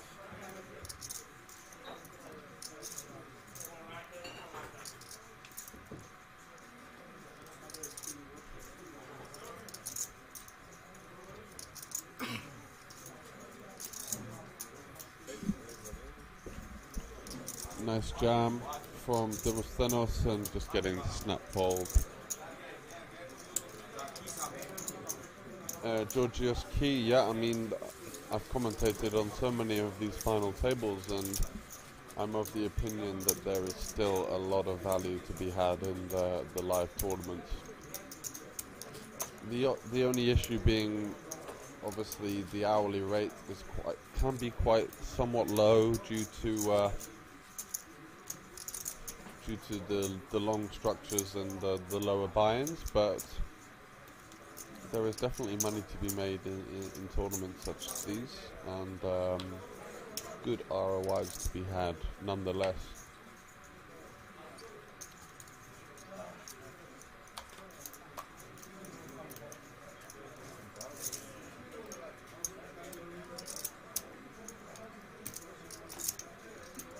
Even in the 550 event, the high roller side event, that got over 100 runners, and I would say 70% were recreationals, 10% were decent regs, and then 20% would be in that kind of, middling kind of range. Not really much to be worried about, but certainly know what they're doing.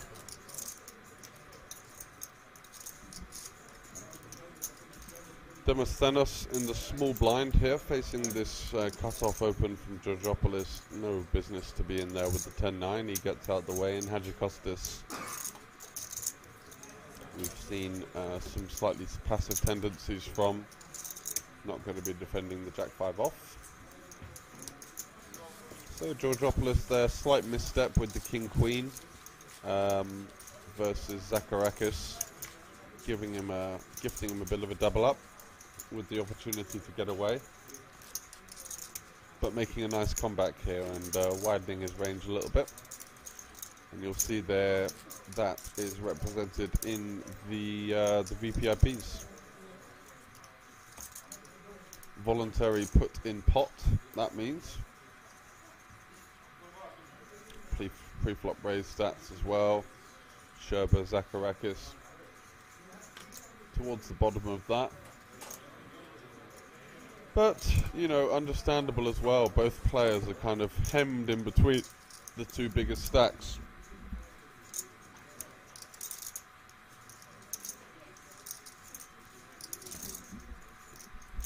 Christoforu now in the cutoff, ace-9 suited, 25 big blinds.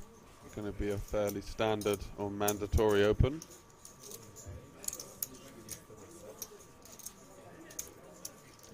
Makes it 4-10.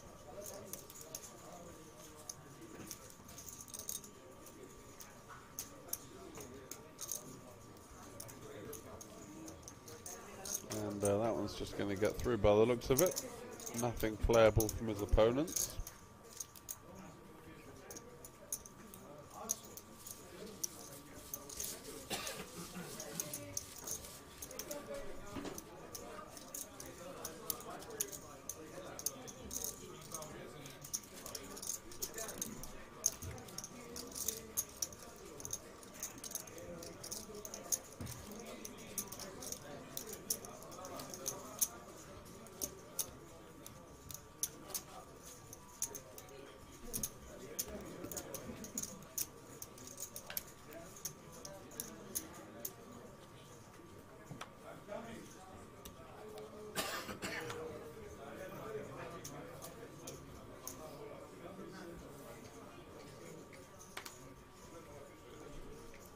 King 4 suited, Georgopoulos there not electing to open it. I think even six-handed there could have been a candidate. Not really receiving too much resistance as the chip leader from what we've seen. People have just tended to have a good hand whenever they've attacked him with something, so obviously he's not going to know the showdowns yet or know what people have got in all of these scenarios, so We might see him adjust after the break if he does get that information. Zacharakis here, King 10 suited, facing this Christoforu hijack open with the ace-7 off. Certainly on the wider side, but I think for decent reason. He's seen a couple of players potentially not battle as much as they should be doing, and feels like he's going to take the initiative instead. And I always respect players that understand how, well, we get back to that point in a second, but how about this for a flop? Ace, ace, ace. And Christoforu with the ace-7 offsuit. Holy moly, what a flop.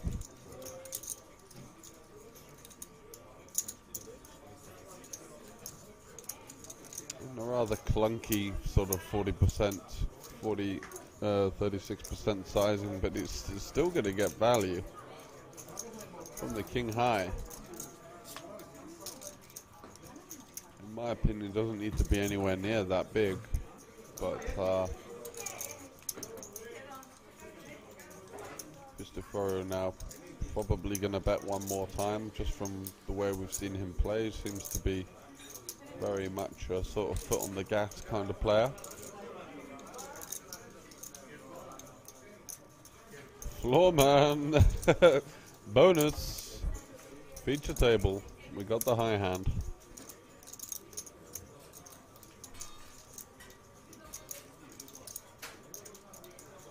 So 400k into 1.1 on the flop, 600 now into 1.9 on the turn.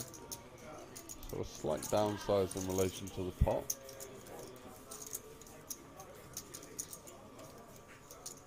And Zacharakis here could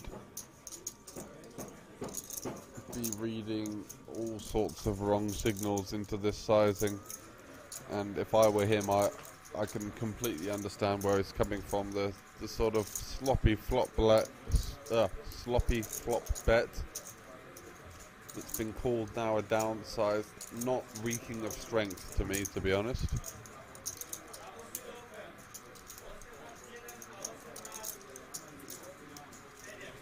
Although we can see he does have the quad aces.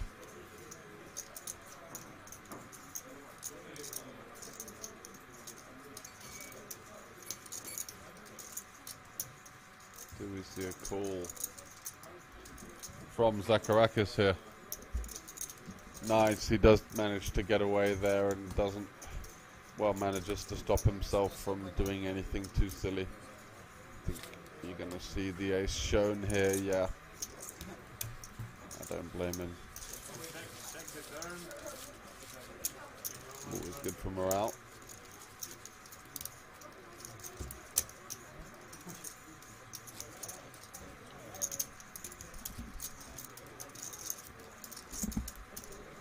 So chip counts, Georgopoulos and Hadjikostas there, 61 and 51, Sherba 44, Christoforu 34, Zacharakis 21 and 16, Demosthenos.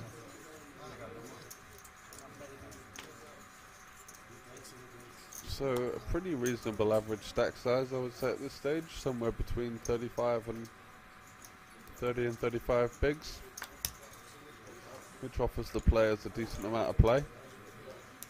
Hadjikostas here in the cut-off, King 9 suited.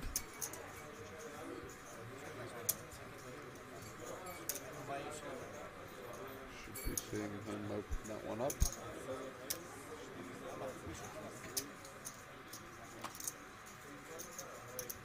Makes it 425, a little bit chunky, I would say, pre-flop.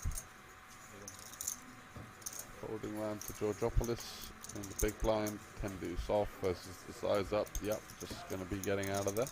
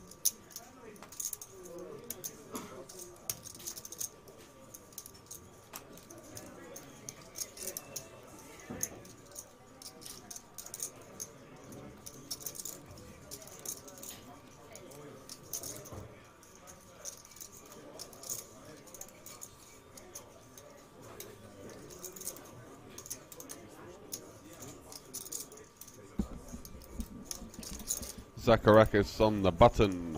Ace-5 off.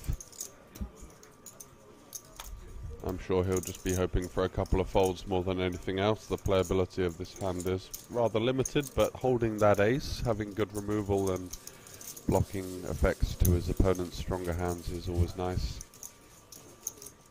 And, you do tend to just take it down quite a lot when you have an ace on the button there. Deep, how's it going, buddy? Thanks for tuning in. Hope you're well. Did you manage to have a chance or fire any events this week during the poker festival?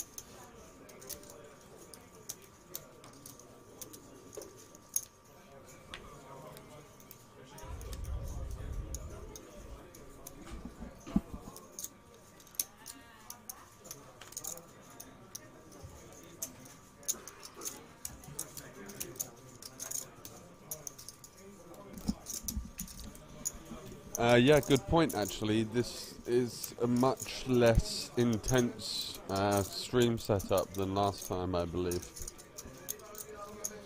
It was really bright last time. This time it looks like, well, you can see Vitaly there is in a massive jacket, so it's I'm sure it's not going to be as hot as it was. Thanks for tuning in from Cyprus. Let us know who you're cheering on, guys, if you are watching on YouTube, on the Banco Casino YouTube. It's great to have you here. We've had such a lot of fun this week, entertaining people from Greece and Cyprus, as well as other neighbouring countries. And look forward to all of the events coming up.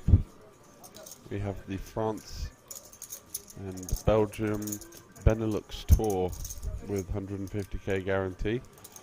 You can check out all of the information of upcoming events on our website at bancocasino.sk.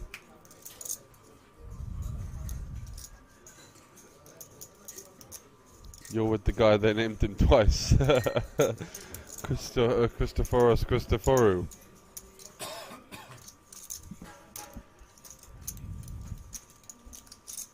Nice one, Deep. It's going to be a couple of months away from Slovakia for me personally due to visa issues, but I'll be back with a vengeance in September, hoping for some kind of visa extension and to be able to live here, but let's see how things go. Back to the action.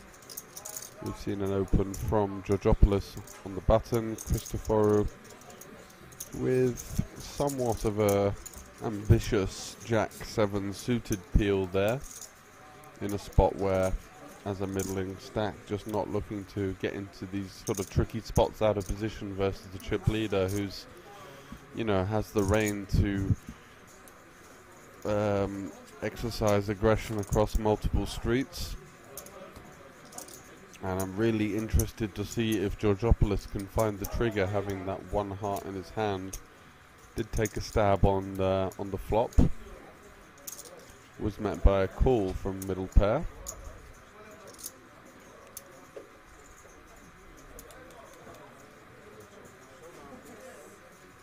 And he does check back just 10 high, but did river some kind of blocker that he might have wanted to use. The 9 of hearts there.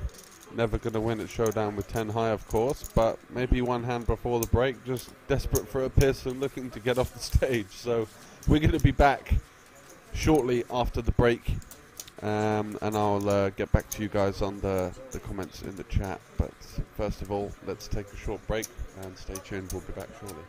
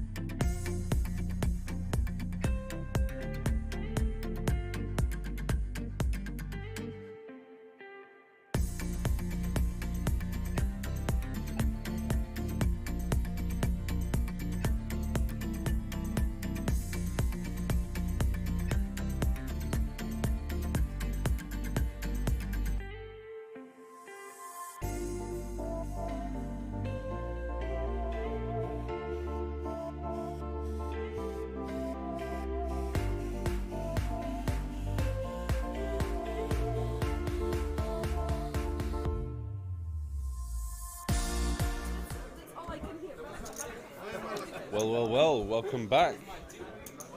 And we will be heading to the 100k, 200k big blind level now. Certainly one that's starting to sort the men from the boys, with 6 left, playing for the Greek Poker Championships main event trophy, and of course the not so small matter of the €30,000 top prize. Your chip counts for the final 6, as we're getting a thumbs up there from Zacharakis, maybe signalling to his friends and family back home that he is ready for the continuation of this event with his 18 big blinds, hoping to climb up the ladders and truly etch his name onto the trophy, or have a run at it somewhat. So, the comments whilst I was gone.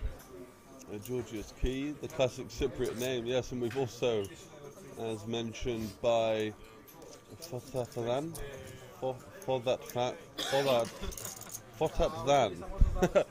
apologies for that, with the pronunciation there, saying yes, we also have Demosthenes there, so potentially some kind of lack of originality with the Cypriot name selections, just kind of going on some kind of version of the latter name, as we saw with Christoforou. And here are the payouts, all importantly the money to be played for there: 5.9k for 6, 7.9, 9.8, 12.8, 18.3, and then that huge 11.9k pay jump between second and first, as the players just getting relaxed once again, sat back in the seats and ready for the continuation. Those 2 eliminations, Sotiriou jamming the pocket 7s into pocket kings, and Thorvaldsson ace-9 running into the jacks. Neither of them finding the cards that they needed to stay. Apologies for these spam links in the chat, not sure what to do about those. We often hear the word Malakas in the background. I wonder why.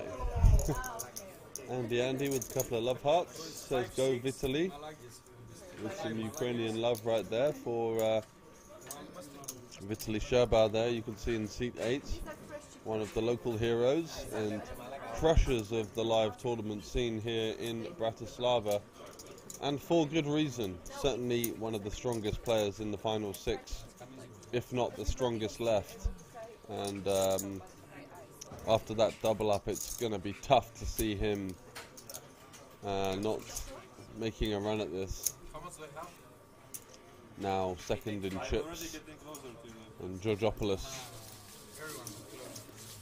the clear contender for him at this stage. Also Hadjikostas there, is second in chips, 8.7 million, so 3 players there sort of forging their way ahead of the pack as we continue here with the final 6. And Christoforou there, getting the hood up, the sunglasses on, and it's very much back to business now for the business end of this tournament. Sherba there, 10-3 suited, going to be getting out the way. And Georgopoulos cut off, King 4 suited, easy open for him, min raised to 400. I like the sizing. I don't think that as a chip leader you really need to go too big with the opens. The min raise is sufficient. Going to be seeing on a final table much less big blind defense, and therefore as an opener no need to really make it too big, because all that incurs is losing more when you do run into a big hand or run into some sort of aggression from your opponents behind. But we do see Hadjikostas here defending the 4 deuce suited, and not really a great spot for him, as difficult to flop an awful lot with 4 deuce suited. You are going to see a lot of aggression from your opponents. It's going to be difficult to realize your equity with that kind of hand. And I think versus the second check here, Georgopoulos will be going for some small value with his king, looking to charge the 8x, the deuce x, the 1 diamond hands, maybe potentially those jack 10s, queen jack, queen 10s, holding the gut shot.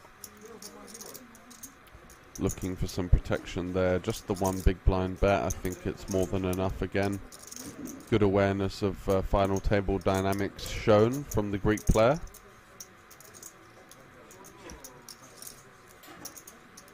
Where in position you're more accustomed to seeing smaller sizes being used, just because the fold equity is somewhat larger, and therefore the efficiency of the smaller sizing goes up. So yeah, great awareness there from the Greek player, and he makes a small improvement to his already chip lead at this stage. So 6 left, all smiles on the table, nice to see. Players have had some kind of relaxation at the break and come back in good spirits. Maybe buoyed by the fact that all of them have locked up a significant payday from the €175 buy-in. With €6,000 being the minimum that all of these players are going to be taking home.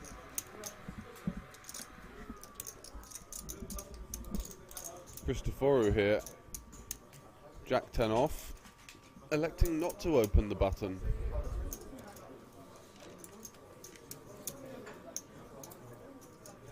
Two big stacks in the blinds, just not looking to get too tangled with those, I guess. And Hadjikostas there, 5-3 off. Not an awful lot to be working with. Vitaly was indeed lurking with the ace-3 suited in the big blinds, so would have been continuing in some fashion versus both players, but at this stage I think you're just kind of happy to take the walks and make some kind of small increase to your stack anyway.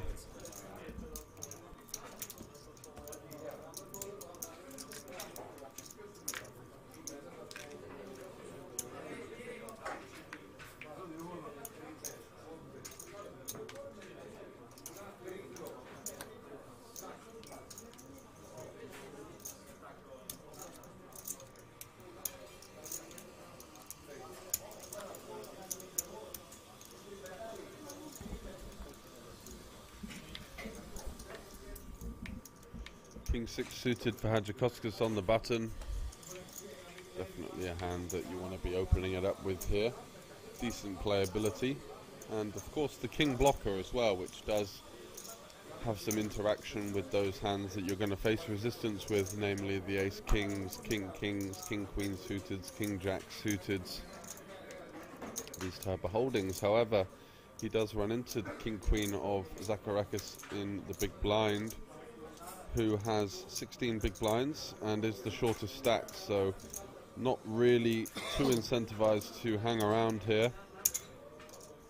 Just looking to jam for value, and also the great thing about this kind of jam is that you do get some hands that are doing pretty well against you to fold. The likes of an ace-5 suited isn't going to be raised calling for 17 big blinds. That is ahead.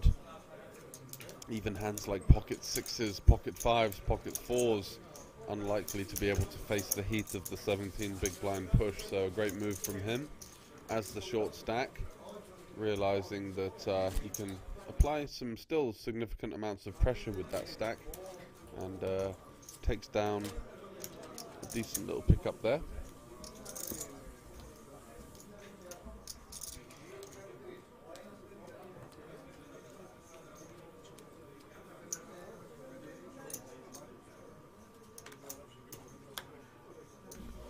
Thanks for the feedback on that one. That was the cooling system for my laptop, so hopefully I've turned that off now. Hopefully it's not going to overheat, and there is not so much background noise. Let me know if that's any better.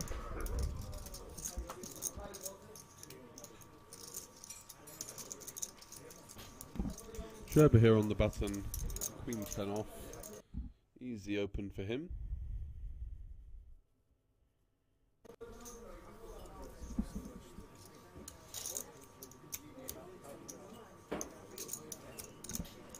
Zacharakis here with the queen jack suited, now up to 22 big blinds. Interesting to see how he decides to approach this one. Does he go for the push again?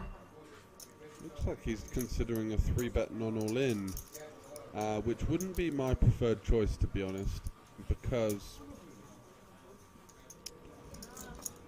considering some kind of reopening of the action to the button.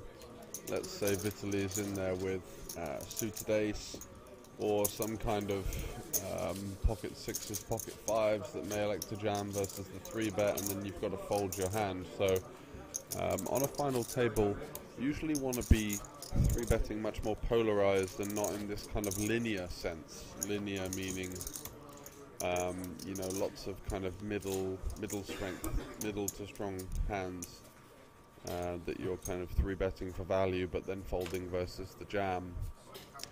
With this stack size, 22 bigs, I think you want to just be playing sort of shove, or when you are 3-betting non-all-in, it needs to be a little bit more of a polarized range. So you've got your complete bluffs with maybe some kind of ace-x hand, you know, like an ace-4 off, ace-3 off could be a nice one. And then aces, kings, queens, jacks for value. But does get the job done, and a nice little pickup for him coming off the break. Zacharakis there chipping up lovely with the shove, getting through with the king queen, and then another 3-bet and a pickup with the queen jack suited. So king 9 suited for Hadjikostas from the hijack. Going to be met with some resistance from Christoforos Christoforou. Just the name's so good that I'm going to need to keep repeating it. Whoa, king high board is going to spell danger for Hadjikostas here in the hijack. Going to be liking the look of his top pair there on the dry king high board. Does have a flush draw, but just very limited connectivity aside from that. So king 9 shaping up to be a really strong hand here, and yeah, it does come out firing straight away. Similar sizing to the pre-flop open, which is about a 3rd pot for on the flop, just over.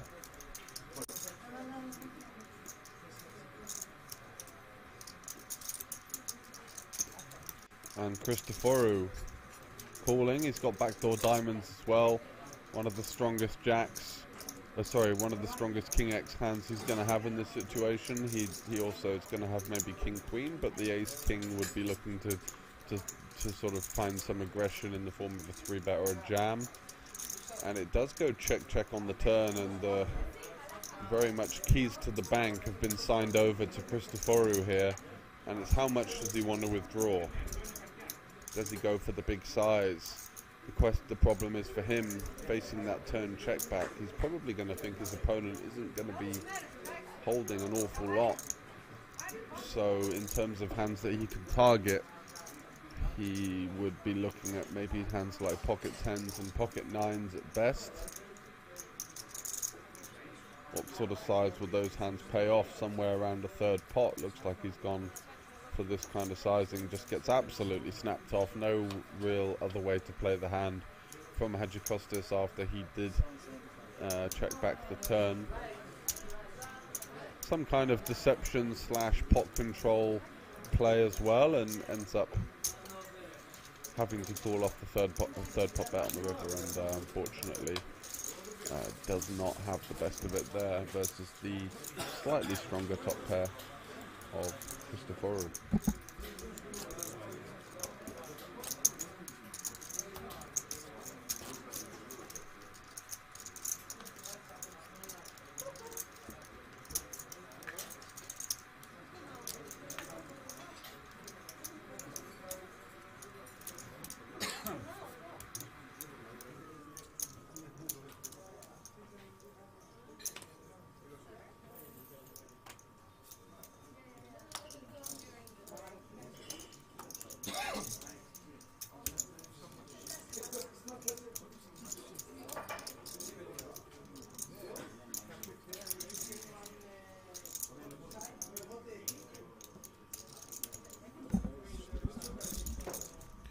chip leader on the button, going to be opening a wide range, but hello, the ace-king offsuit, he's thinking.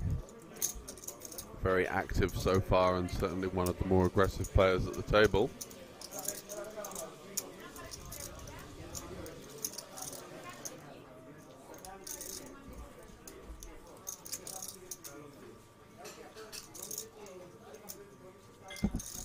Any chance of a translation there, Spyro? I'm not so clued up on the Greek language myself. But we are going heads up to a flop between Demosthenes and Georgopoulos. And a pretty decent hit for Georgopoulos there. Top pair with the backdoor nut flush draw. Improving to 2-pair on the turn, now bringing a 4-liner straight. Demosthenes electing not to represent the 10. And it is going to be another check on the turn, so slightly kind of trappy, tricky line from the Greek chip leader. And he's just going to fire a small bet at the river, and that's going to get the job done.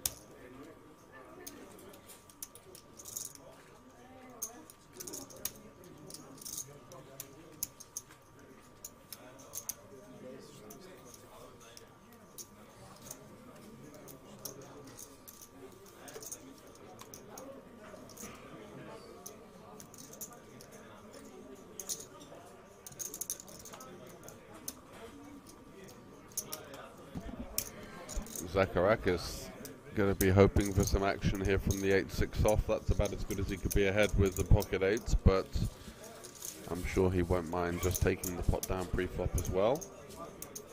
Now up to 28 big blinds and looking very much more comfortable than when coming back from the break with just the 18.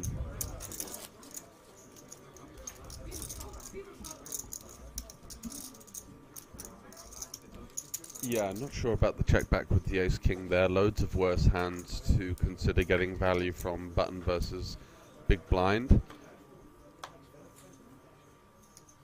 Yeah, agreed. Lots of 10x, lots of jack-x, lots of worse ace-x, lots of queen-x and jack-x as well. Yeah, just the wrong kind of spot to be getting a bit tricky, I would say. There's no lockdown on that board at all, but ace-king going to really benefit from gaining some value on the flop. So Sherba here in the big blind, queen 4 suited, facing the chip leader open in the hijack.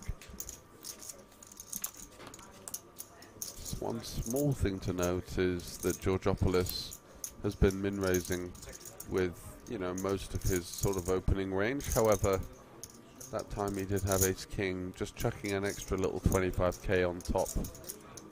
Potentially something to read into there. We shall see if we get more of a sample on, you know, what he's up to.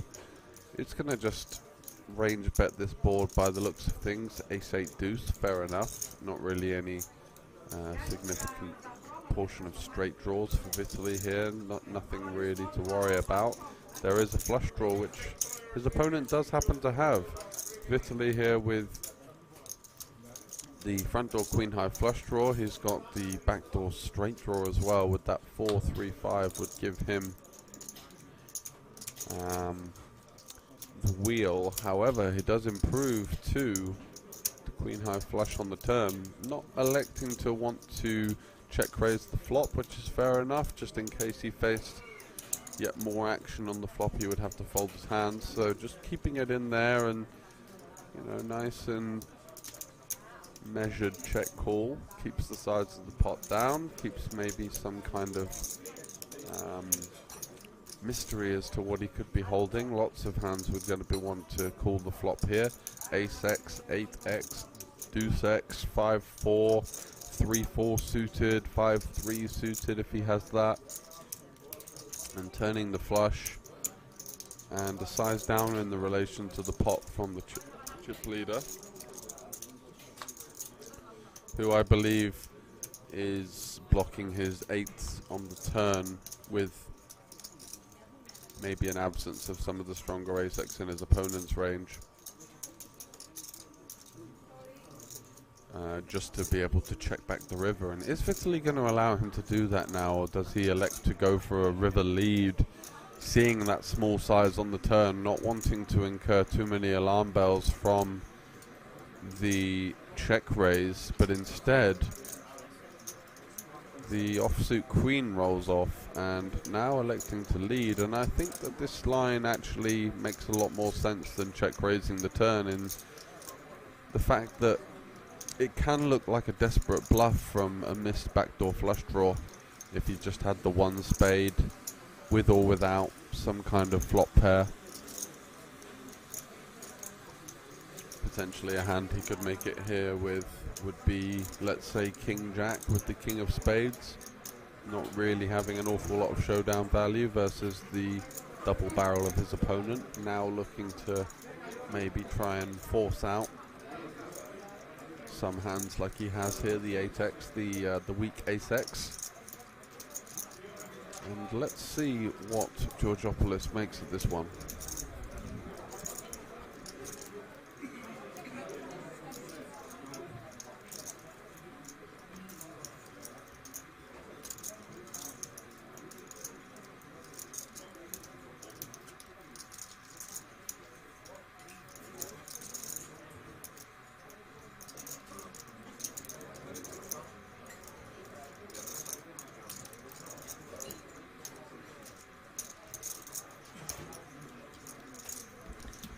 Yeah, I like Sherba's game. Definitely knows how to navigate this kind of medium stack depth. Not really wanting to fire too much aggression here. Doesn't want it to blow up in his face. Does end up making another very strong hand and going with that river lead there. Could have aroused suspicion potentially in the form of an ace from his opponent, but the 8 there just kind of diminishing in value somewhat. Opponent may have elected to put him on some kind of rivered 2 pair, or indeed the front door flush getting there on the turn.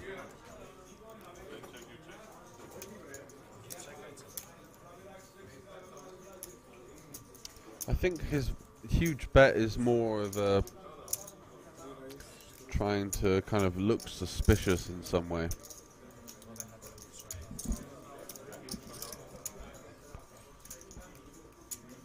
Not many hands who'd be comfortable enough to value bet in terms of a lead that aren't flushes there, and his opponent may consider he would have potentially check raised the flop or the turn with the flush draw or the flush respectively. So quite a creative way of going about things. And Georgopoulos here opening with pocket 10s and only seeing a call from Christoforou, which, you know, I'm a big fan of on a final table.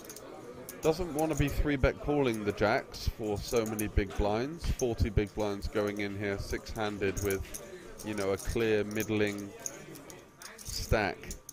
Could be somewhat of a disaster. Doesn't want to 3-bet and allow ace queen or ace king to jam on him and have to sort of be in this massive flip where he could just call, go under rep to potentially get a short stack to shove behind and be way ahead.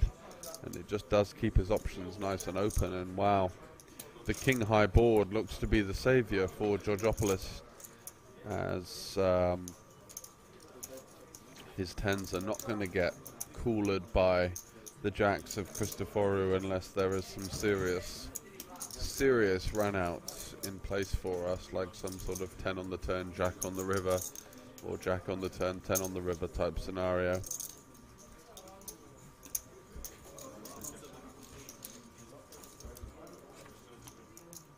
So betting a call, off we go to the 7 of spades on the turn. Not doing an awful lot for either player.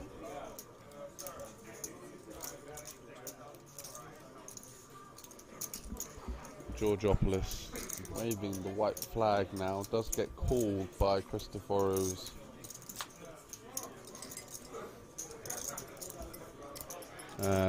hand, which also did look somewhat strong pre-flop, flatting hijack versus under the gun six-handed. Not going to be too weak of a range there, going to be lots of very strong holdings, suited broadways, pairs up to sort of pocket jacks, even pocket queens may have elected to peel.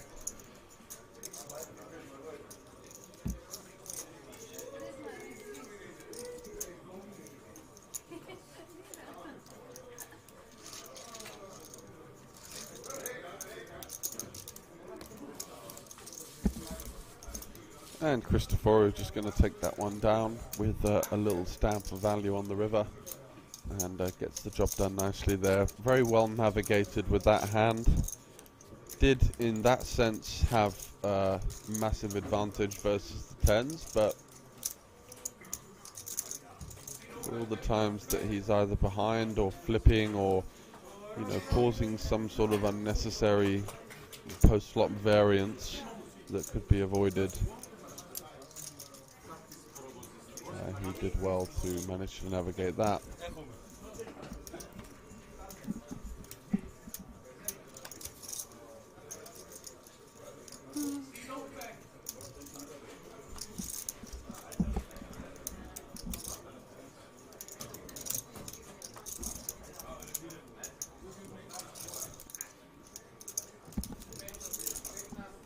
Italy here on the button, ace-6 off. Definitely a good candidate for an open, does run into the pocket eights of Zacharakis here. And I think versus specifically a button and specifically a very capable opponent on the button. And also, the big blind ante, the big blind. Six-handed now, the ante is looking at about 17% of a big blind for each player. So very significant. You're used to maybe online being dealt with the sort of 12.5% ante. So I think the only move here is all in. I think that this 3-bet for value is a little bit thin on a final table because there's just not enough good flops for you. And when you do get continued here,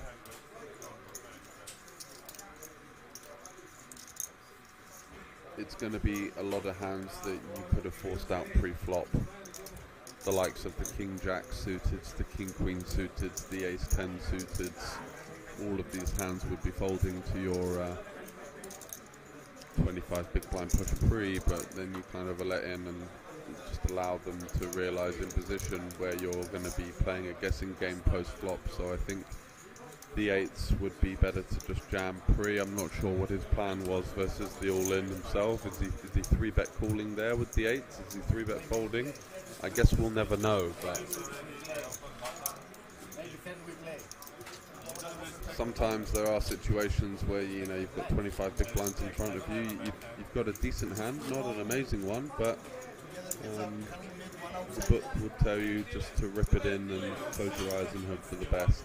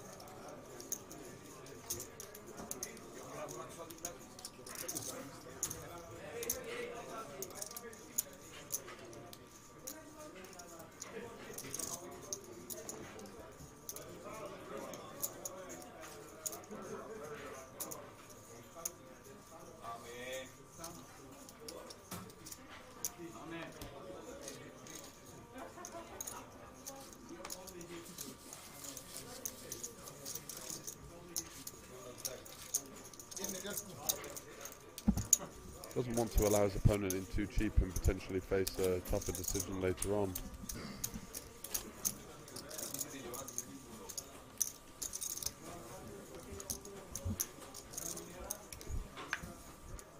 Andy making a good point. I think even when the whole cards are streamed, might be better off not sharing that information so easily,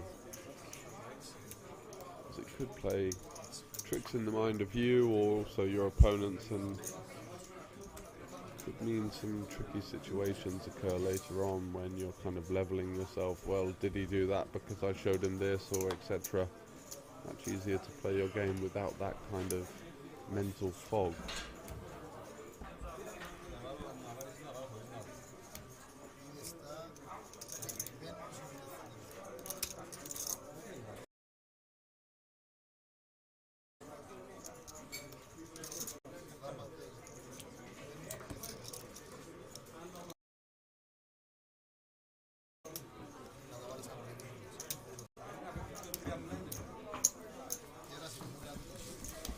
Not sure what's going on there. Cristoforo just folding the Queen 10 offsuit for 10 big blinds, blind versus blind. As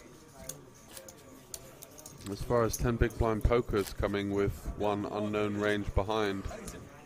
Queen 10 printing for a shove there, so it could be something to do with, I wouldn't call it soft playing, but maybe a friendly dynamic between the two players. Obviously you're allowed to fold whatever you like or do whatever you want at the poker table, but Queen 10 off there, just folding for the 9 to 10 big blinds effective BVB. Little bit on the much too cautious side of things, as we see Vitaly here picking up the pocket queens.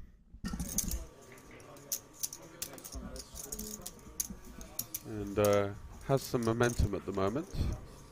And does open it up to 400k, just praying for a short stack to come in for a shove with the worst hand.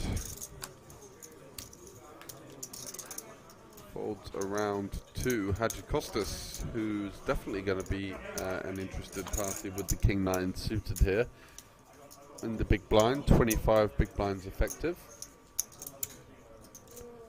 Certainly going to be looking to flick a call in, and there it is, 400k, so off to a pot of 1.1 million already, 4.8 million effective, so stack to pot ratio of 4 and a bit. Sherba here flopping the vulnerable overpair on the 3 flush monotone board. And I think we're just going to see him go very, very small.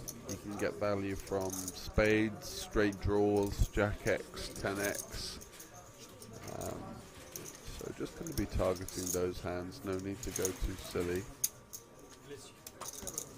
And Hadjikostas just getting away, even though he did have a gut shot. One of the outs is already gone, so dealing with 3 outs there out of position, and sometimes you improve and don't even know if you're ahead if you do face some significant amounts of aggression. So I think a wise move for him just to chuck those in the muck there and then.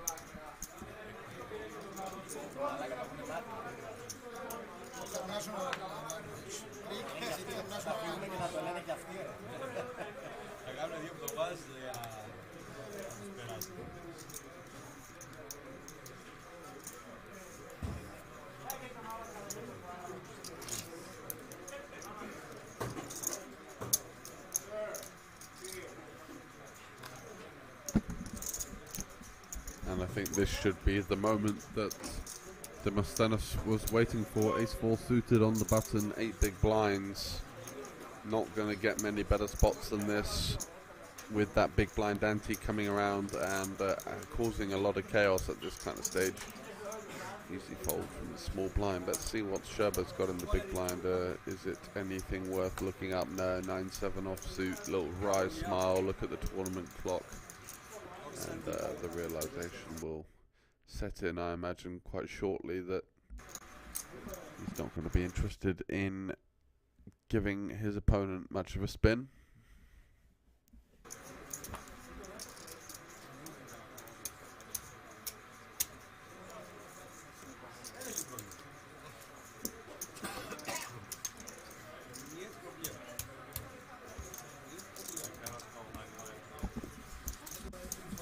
That's right, Elias.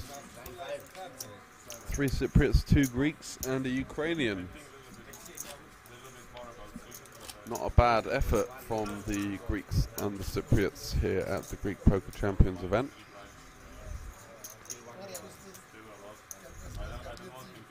Malacca and Malacca coming from the background. What's the meaning of Malacca? What's the translation on that word? Sounds like we've got a couple of people sinking a few beers in the background, enjoying the ambience of the final table, and why not? See it all the time at the World Series of Poker if you've been tuning into any of their coverage. Lots of rowdy rails and people cheering on their friends to win the big money, and 30,000 euros is a lot of money, so I'm sure that the atmosphere and the energy is high in the room. It's a good thing to be a part of, you know, as a player. When you're sat under the lights and you've got some friends cheering you on, it definitely spurs you in the right direction in terms of the motivation and, you know, overall good feelings from that. So, 9-3 suited from Vitaly, very incentivized to complete here with that big blind ante out there. As I mentioned, 6-handed now, becoming very significant. Much more than the usual kind of antes, an extra 25% juice, and wow, great flop and great turn for him. Great turn, I mean, so he turns himself a flush draw with that 9. Going to be looking for some value at this point. May get one street out of the queen high. Does.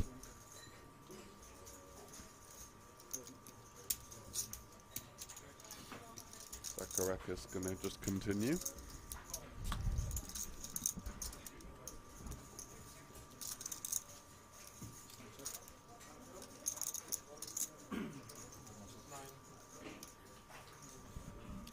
So it's not a good word, but it's used in many different forms. I see. 3 on the river for Vitaly here. Gonna just check that one over, and in the end, Zacharakis, thinking his queen was good enough to show it down, and gets the bad news in the form of that 9-3 of clubs holding up.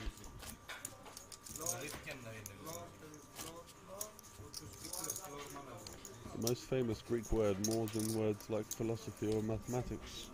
The most used word in Greece. Wow. I've been to Greece a fair few times, and it didn't stick in the memory, so my bad. And apologies for the ignorance there. Christoforou under the gun with the pocket 9s. 2.5x open. Demosthenes out the way.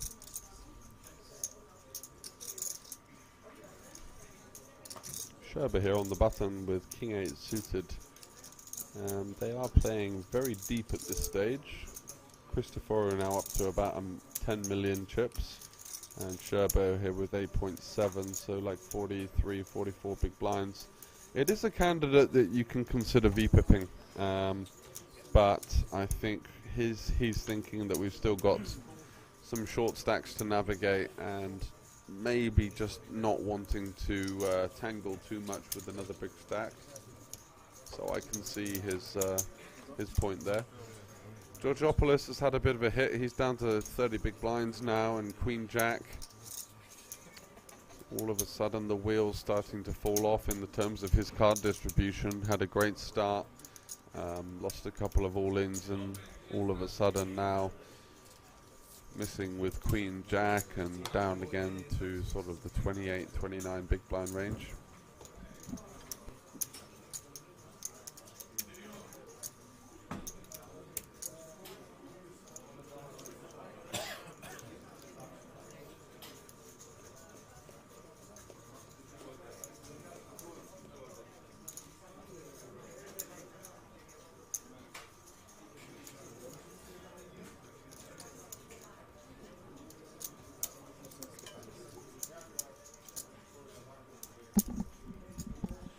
Christopheru coming out firing with the huge sizing with the 9s here.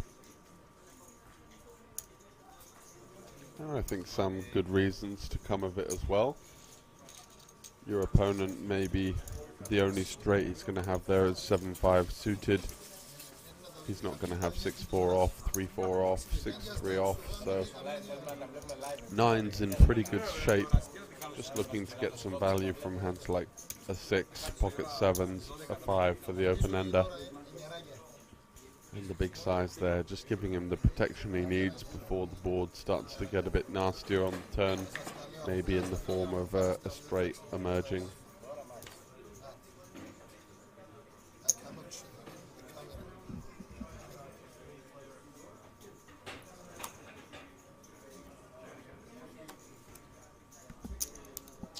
Demosthenes under the gun 8, ace-8 off, 6-handed. It might be slightly tempting for him to jam here, but I still think with 5 players left to act, and even being in the big blind ante the next hand, it's just a little bit too ambitious. Maybe taking ace-10 offsuit as the worst ace offsuit there, and just letting that one go. So Sherbo king 10.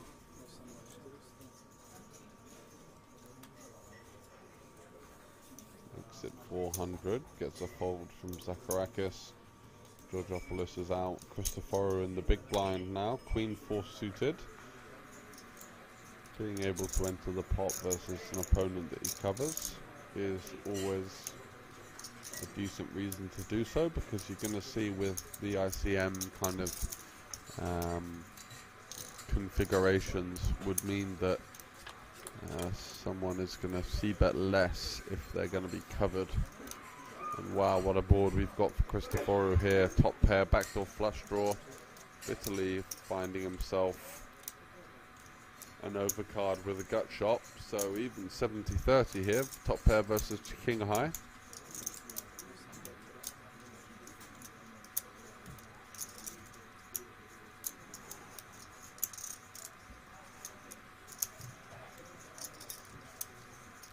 And Christopheru, what's his options? I think mostly just going to be calling, as he does.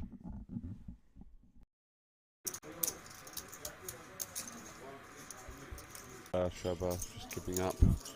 So 60 big blinds now, a fairly significant advantage for the Cypriot.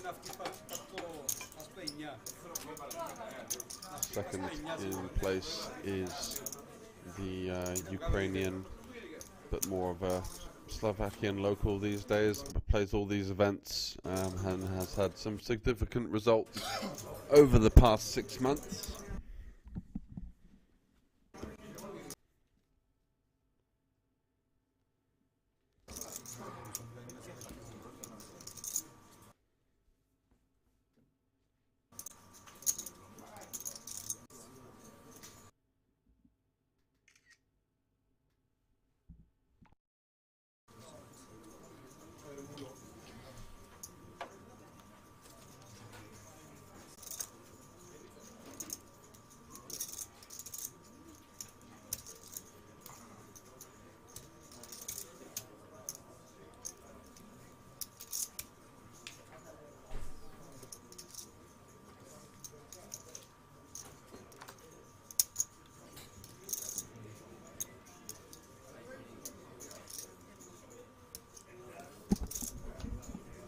And here we go. So Demosthenes jamming from the small blind with ace-9, and unfortunately the timing just not quite there, as Zacharakis has ace-queen, and wow, Hadjikostas is rejamming with ace-jack as well, and Zacharakis with the insta-fold would have had both of his opponents dominated. Yeah, apologies guys for the lagging out of my hands, but we're doing the best we can.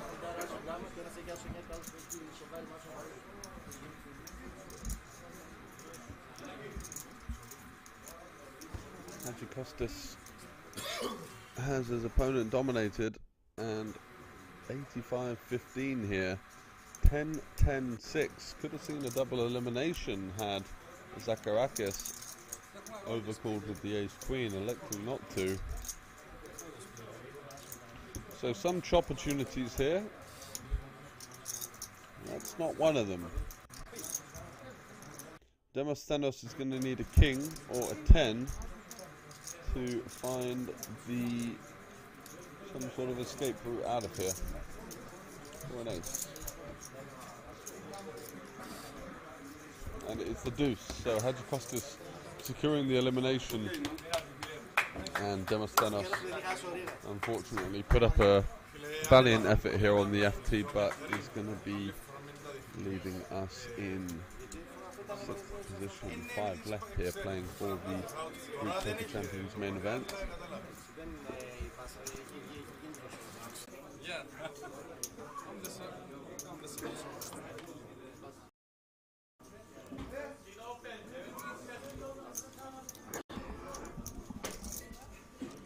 Christoforou, pocket 7s in the cutoff. Going to be a fairly routine open for him. Shouldn't be needing a hand this. Just no playability there. I like the fold. Just no playability there. I like the fold. Just dominated a bit too often. This small blind peer, there's going to be a lot of hands like, you know, king 10 off, king jack off, king 9 suited, that kind of stuff. So pretty dominated in that regard. And it comes jack deuce deuce. Hadjikostas with the backdoor flush draw, and obviously the pocket 9s being a big favourite right now. Christoforou will probably like the look of this flop in terms of some sort of bet for protection. Looks like he's carved out about 450 there, which is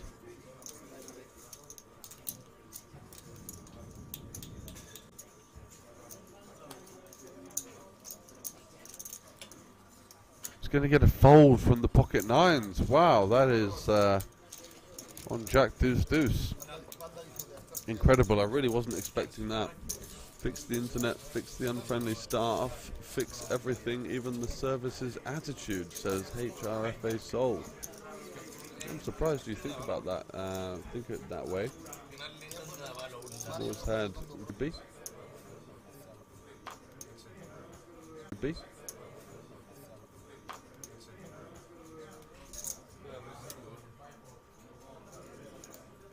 Sherber, queen 8 off in the small blind. Just going to limp in. Doesn't really want to be folding too many hands with the big blind ante in play. Zacharakis now, king 10 off.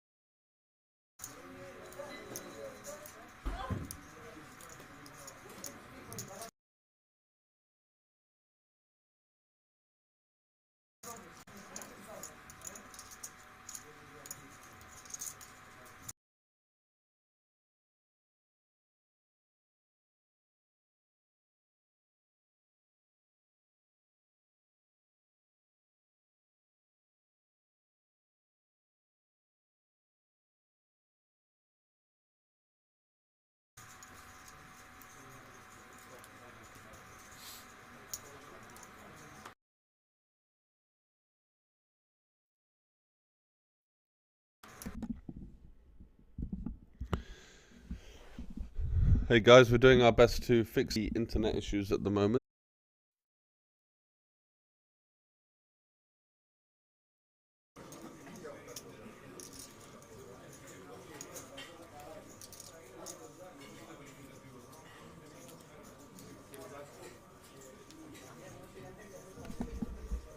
Should be back up and running now, guys. Apologies for the technical difficulties. Pulkit Sharma, please manipulate the blackjack machines more so you can buy better internet. Very good.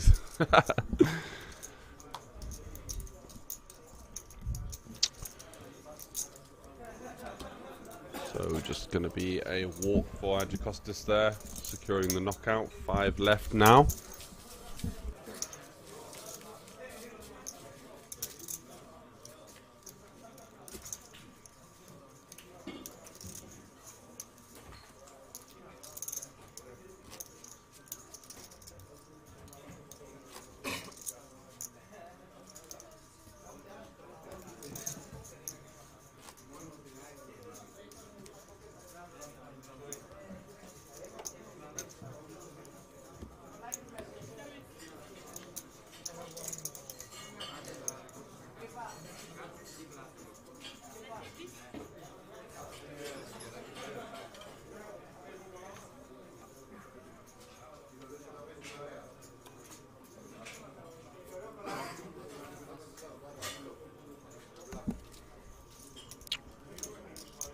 Folds to Christopher on the button, 10-7 suited, certainly going to be a hand that he's going to look to open here.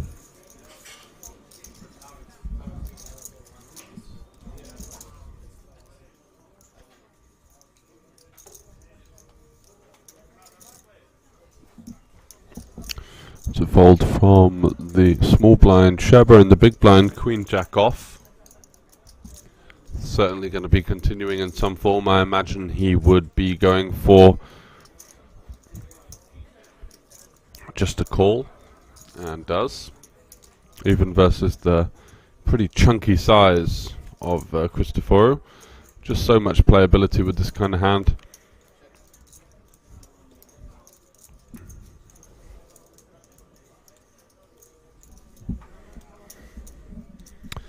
And 10-7 suited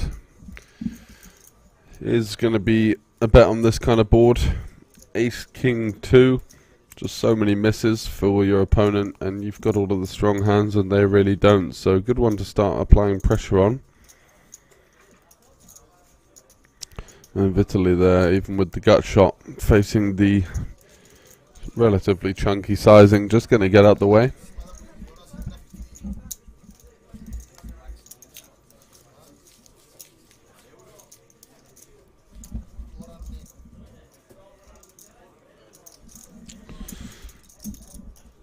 So after a couple of hours of battle on the final table, we are down to 5 players. Chip counts between 66 and 22 big blinds, with Cristoforu, the chip leader there, with a huge gap between him and second place. Double the chips of Sherber, Hadjikostis, Georgopoulos and Zacharakis. So now has free reign just to go for it, and I really actually like the way he's played the final table.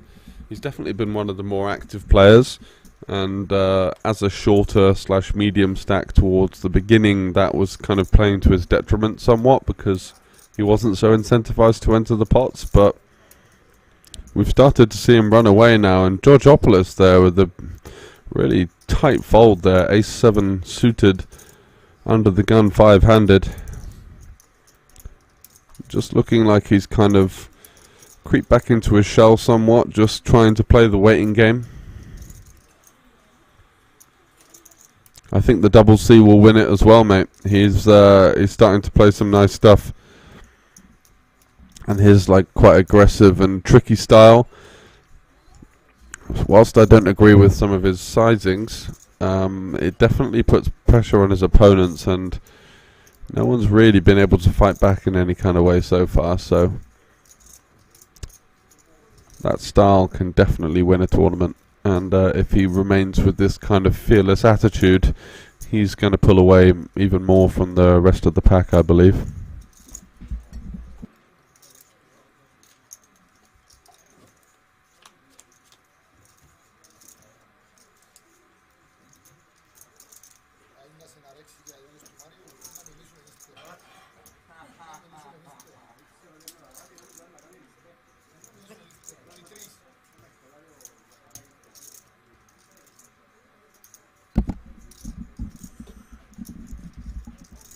Yeah, exactly. He's not an easy opponent to face. He is the sort of guy that you're just looking to try and make a strong hand against. And, you know, the thing is, in a final five, playing five-handed, short-handed poker, you're not always going to be dealt these, like, super premiums or really smash the boards. There's always going to be an element of doubt in your mind facing this type of opponent. So let's see if he continues to put the pressure on and steamrolls his way to the victory. I believe he's in a good position to do so at the moment. And here we have Sherba going for the double barrel with the no equity 10-5. Raising BVB. Getting a caller.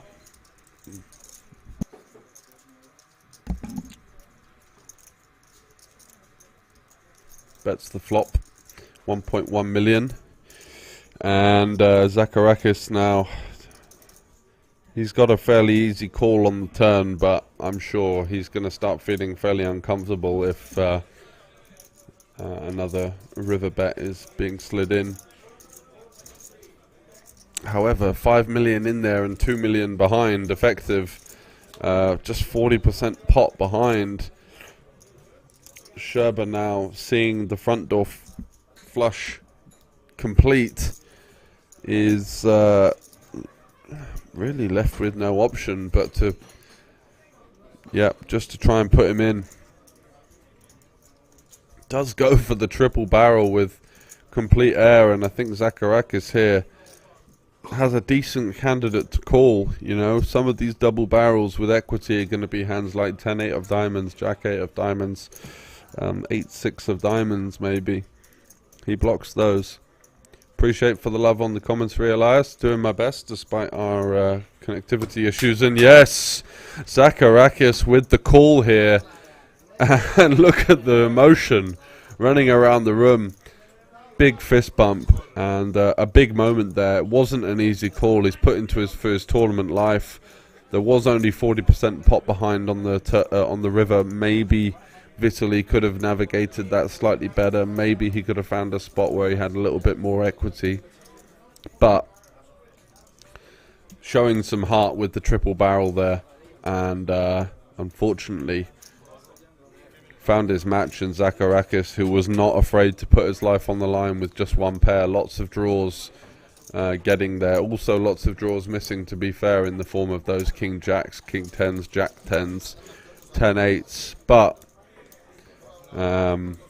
all the respect in the world given to him facing the all-in decision on the river and being able to find the call.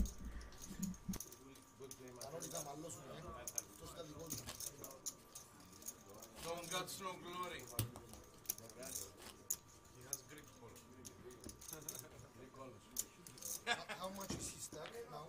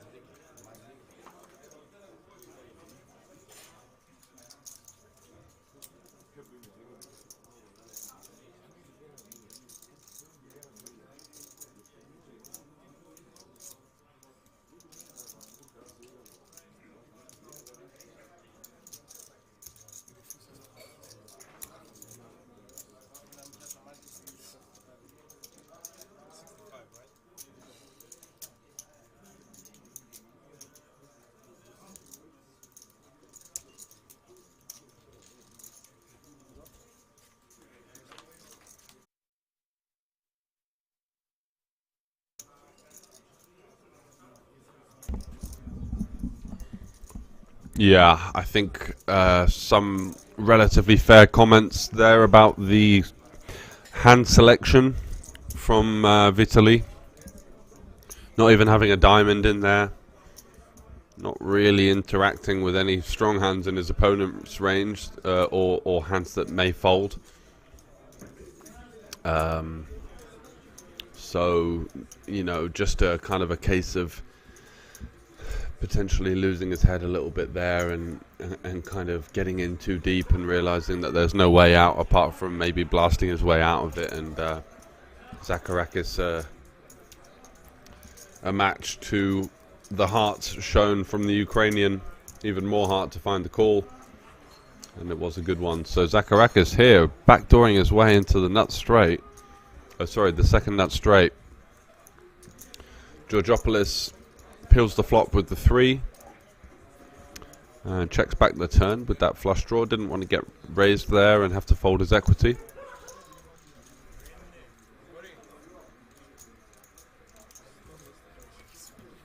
Pulkit Sharma, loving the humour from you, sir.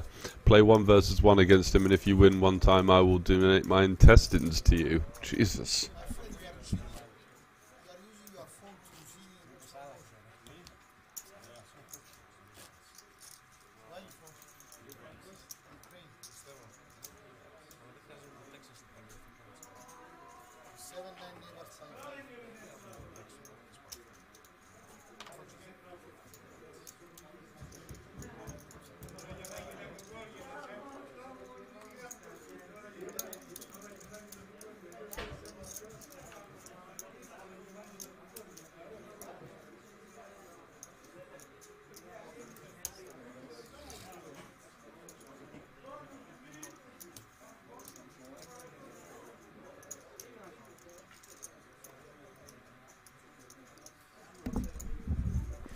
Hadji Costas here opening to 650k, which means we must be on the blind increase, and yeah, the money's going in. So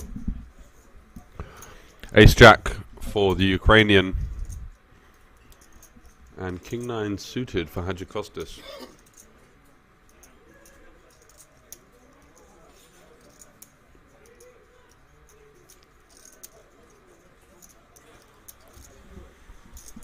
Cyprus versus Ukraine here, and who's going to come out on top? Not quite a flip. Some of the advantage in the hands of Sherba, and a great board for him as well. 5-5 deuce offering no threat, no backdoor flush draw, no backdoor straight draws. It's just the cold hard king or the 9 to fade at this point. Can he do it? Let's see a turn. Ooh, it's paint, but it's the queen, so he does hang on. Just one more card to fade for the double up.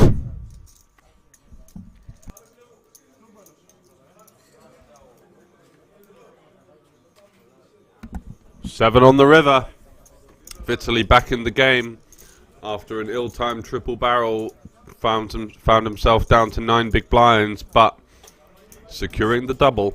And Hadji Costas now is going to be alongside Georgopoulos in the danger zone as one of the short stacks now at the 250k big blind level.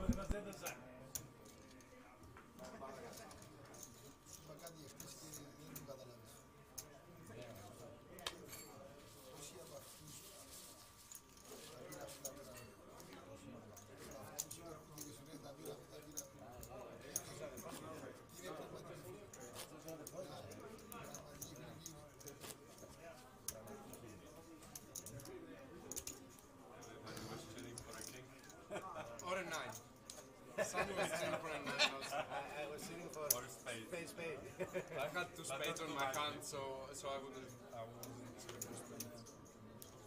I wasn't thinking about the cards. I was thinking about the. Yeah, I think with the call there, he opened to 650. You've got the big blind ante, the big blind, and the small blind. So 2.5 in there. He's open to 2.5 as well. So 5 big blinds in there. Vitali was in for 9, and he needs to call 6.5 into 13 and into 18. So yeah, he only needed roughly 33% equity there. The chance to bust a short stack. King 9 suited, not doing so badly there. He can be up against hands like 7s, 6s, Ace-X suiteds that he's doing quite well against.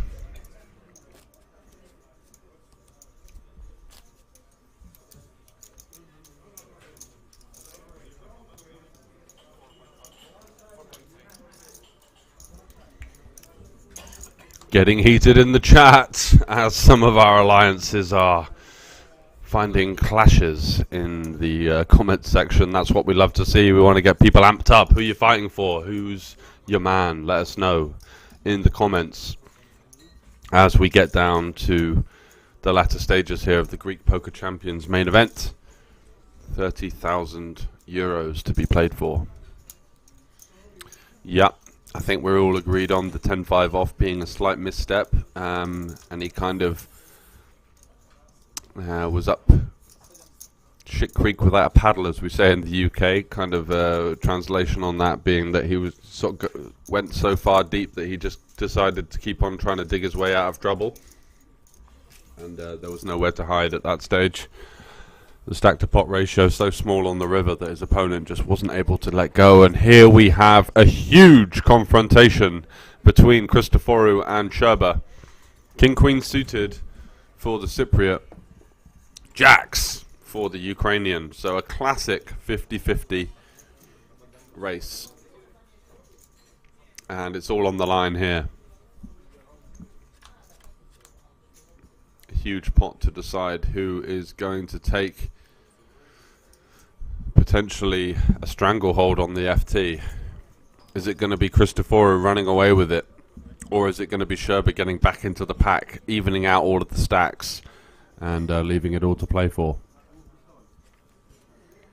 10-4 deuce, 10-4, 10-5-4, sorry, 8 on the turn of diamonds as well. What a card for the Ukrainian to see, whispering to himself, looking to fade the paint, looking to fade a heart or a club with paint. Ooh, it's the ace of clubs. He does manage to find the hold, and back-to-back double-ups just show you that if you got chips left remaining in play, there's always a way back. Definitely had the rub of the green in terms of the hands that he's found there. Ace-Jack followed by Jacks and 2 quick double-ups for Vitaly, and he's very much back in the picture now.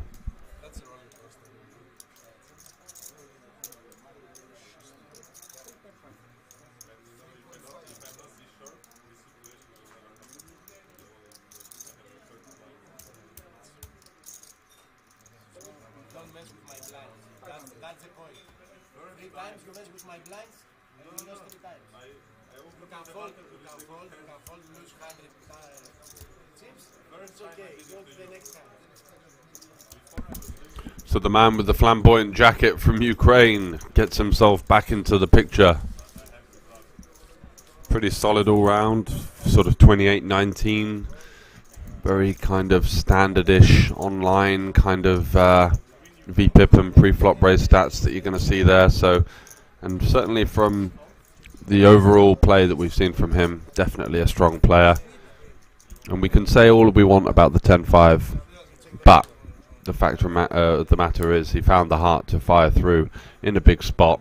There were a slight few inaccuracies, but having the heart in itself is enough to make you a great player, because lots of people know what to do or want to find the aggression but can't do it on the big stage, and that's what separates the men from the boys. So despite the inaccuracies, definitely impressive in some way, and you got to give him credit for that. So let's move on with the FT. Hadjikostis on the button, ace-jack suited now. He's got to think, do I want to induce this? Am I going to raise call? Do I want to just jam and take it down now? Do I really want someone to, you know, have the opportunity to shove in a hand like pocket fives on me that may fold to my jam, and now all of a sudden we're going to have to flip it up? But look at this, some sort of card run from the gods for Vitaly as he goes ace-jack, double, jacks, double, queens, got potentially some action from the ace-jack suited here, and this could be another huge pot pushed in the direction of the Ukrainian if he manages to get the stack of Hadjikostas at risk here. How's he going to do it?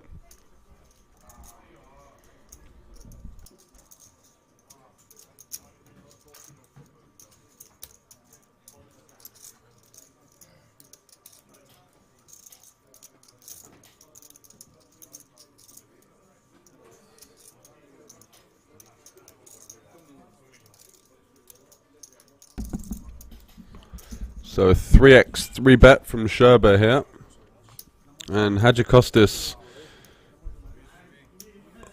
I don't think Zacharakis has gone all in with the 9-6. Let's steady on now and settle down, shall we? He is standing up, but there's no cards in front of him, so it's going to be ace-jack versus queens as we imagined. Hadjikostas just having none of it and just jamming it in straight away, knowing that he's not going to get a fold, but deeming the ace-jack suited to be good enough, and you know what? Who can blame him? Here we go to a flop. Okay, bits and pieces for everyone there. Hadjikostas does have more outs now. The queen is also good, so does pick up 2 outs. We can see 3 outs on the screen based on what we've seen folded already.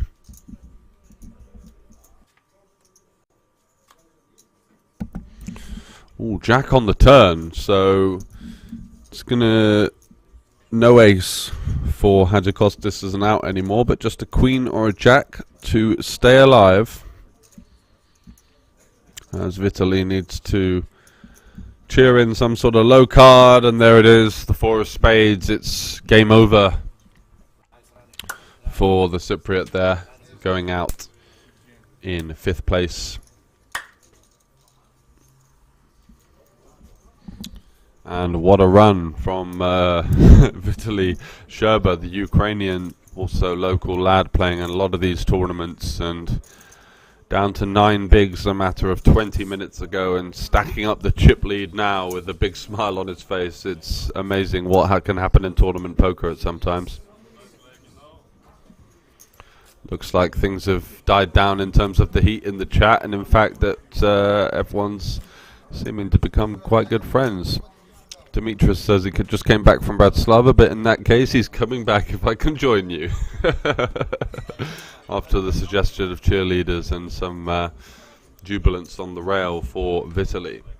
4 left, 10,000 euros locked up, playing for a 3,000 pay jump, and then we're going to pay for a 4.5k pay jump, and then it's the business end, the 11.9k pay jump between first and second, and starting to look like you'd be putting your bets on Sherber versus the double-named Cypriot.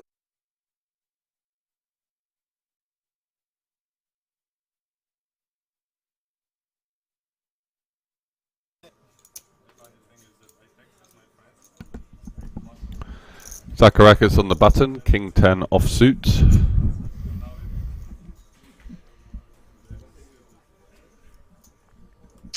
It's got just under 40 big blinds, pops it up. Not met with any resistance there, so just adding to his stack, and it's almost a question of 3 versus 1 at this stage, with Georgopoulos fading somewhat. Started with high hopes and was doing quite well, and just hasn't really had the card distribution, has kind of pulled away from a couple of spots he could have taken, and he's going to need some help quickly, because with the big blind ante in play here, it's essentially a 25% ante, and you can't really hide with that kind of format. You've got to widen up, you've got to play for the pots. There's just no hiding, because if you're not doing that, someone else is going to be winning all of these small medium pots and just building a huge stack that is going to be difficult to overcome, even if you do find a lucky big hand off the short stack. By that point they'd have sailed away. So Sherber going to be calling this 550 open. doesn't really flop an awful lot. We can't see what Zacharakis is holding,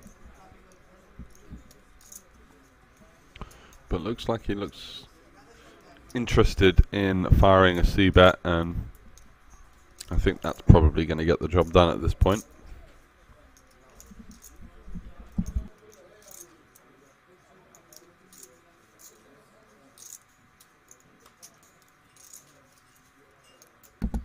So ace jack off is the hand, and does get called for one by Sherba. I think a little optimistic versus another big stack when you've got also that short stack waiting there. Going to be wanting to have a little bit more backdoor equity. This ace-8 is going to really pale in strength on a lot of turn cards. Going to be difficult to call down, and Zacharakis in fact turning his hand into a bluff on the King River here, looking to fold out some of the deuce X, the 5X, maybe even deems himself to be able to fold out some sort of, 10-4 suited that may feel like they just can't have the best hand at this stage.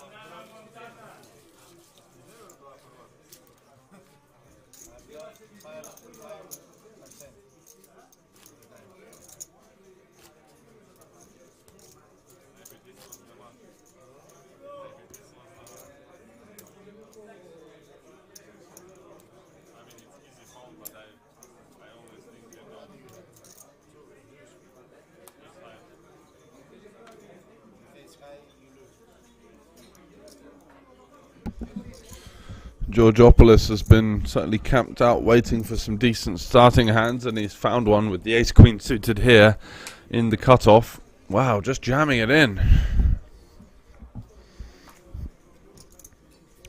Not taking any risks, that's for sure, and getting nothing out of his opponents. For me, seems a bit of a waste of four-handed. He's such a short stack that I think he can afford to take the risk of, trying to induce a worse hand to continue. Just simply shunting it in for just under 20 big blinds. They're not going to get called an awful lot.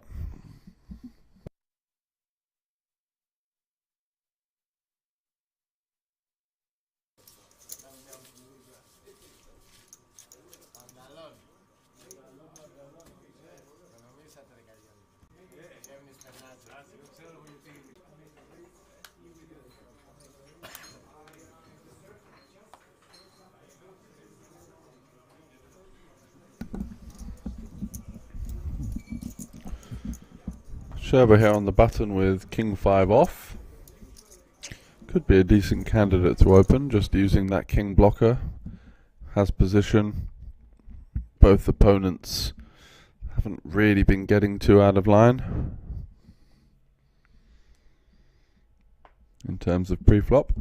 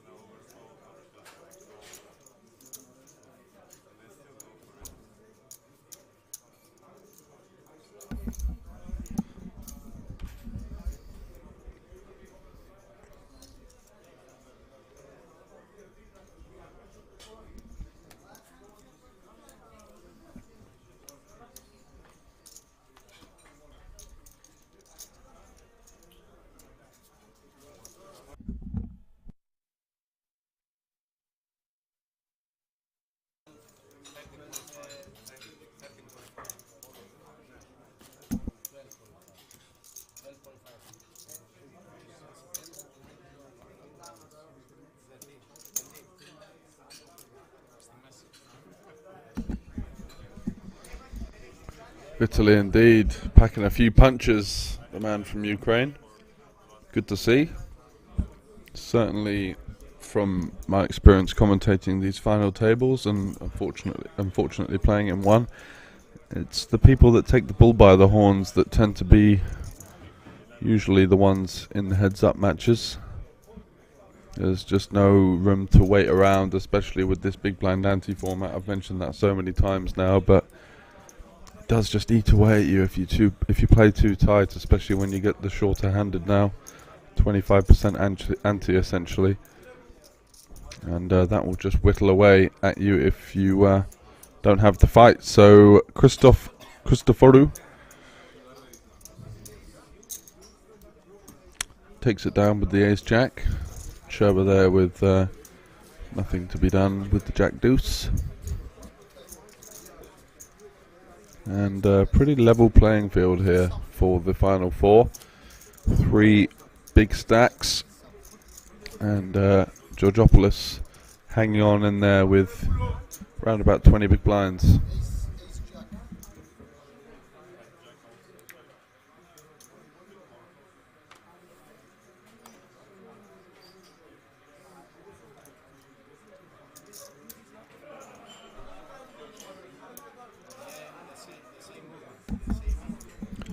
Ace 4 then for Vitali. I imagine he'll just continue in the form of a limp. Doesn't want to have sort of build this big bloated pot with the weak ace out of position. Quite nice to have some of the weaker aces just, you know, limping in, seeing a flop.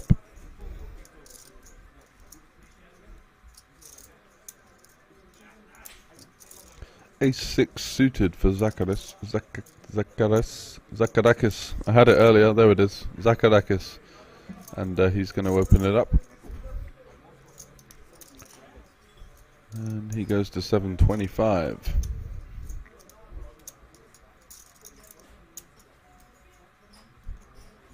So quite deep, about 40 big blinds effective. Just under.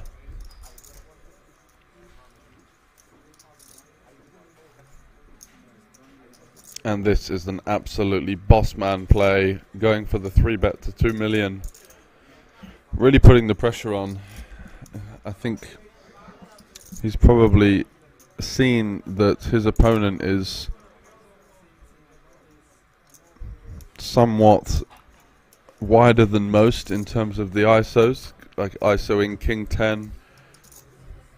Has gone for some sort of non-all-in 3-bets with non-premium holdings, and deciding just to use his ace to apply pressure to his opponent, and he does flop the ace of diamonds, so he's got the backdoor flush draw, but also, you know, blocks a lot of the strong holdings, maybe facing just the call of the 3-bet, the limp 3-bet.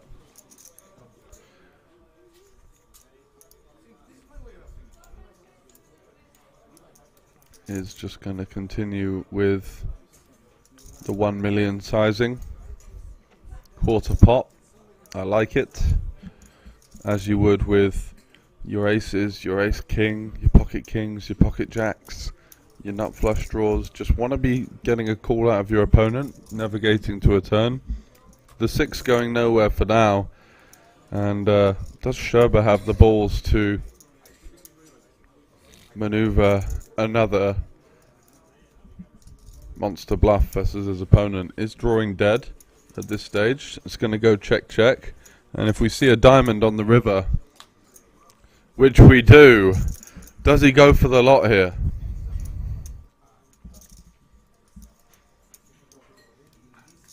Does he just put him in and say, you know what, I've gone for the limp 3-bet? There are some hands in which I might have checked the turn. My hands like ace deuce of diamonds, ace 4 of diamonds, ace 7 of diamonds, you know, looking to just go into check call mode on the turn and eliminate it, and sorry, and ponder his move. And he goes for the 2.5 million on the river, so he's gone limp 3-bet, bets the flop, checks the turn, and now goes for a third pot. And you know what? This sizing is probably better than the all-in, just because it looks like he's not polarizing himself to a flush and a flush only. He could still value bet now a hand like ace-jack, taking this line. Potentially queens could be in there.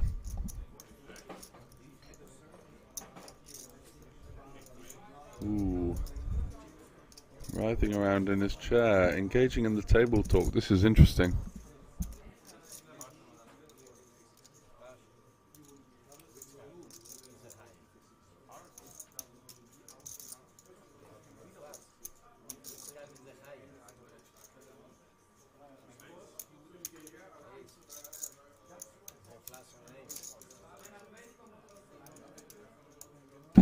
Easy to say when you can see the cards, but definitely some nervous energy. But I think he's carrying himself fairly well, based on the situation. Nothing untoward. And this is a real kind of leveling war at this stage as well. Is his opponent just going to think, surely he's not going to bluff me twice here? And look at the sizing, it looks so milky.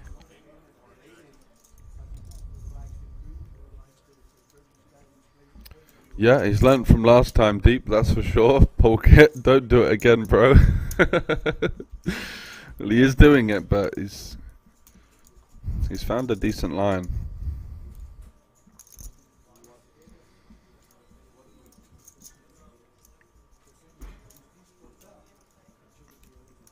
Really gonna have to give your opponent a lot of credit here for them to be able to find a bluff. Those hands like maybe queen tens and queen nines and such forth, just so likely to bet again on the turn.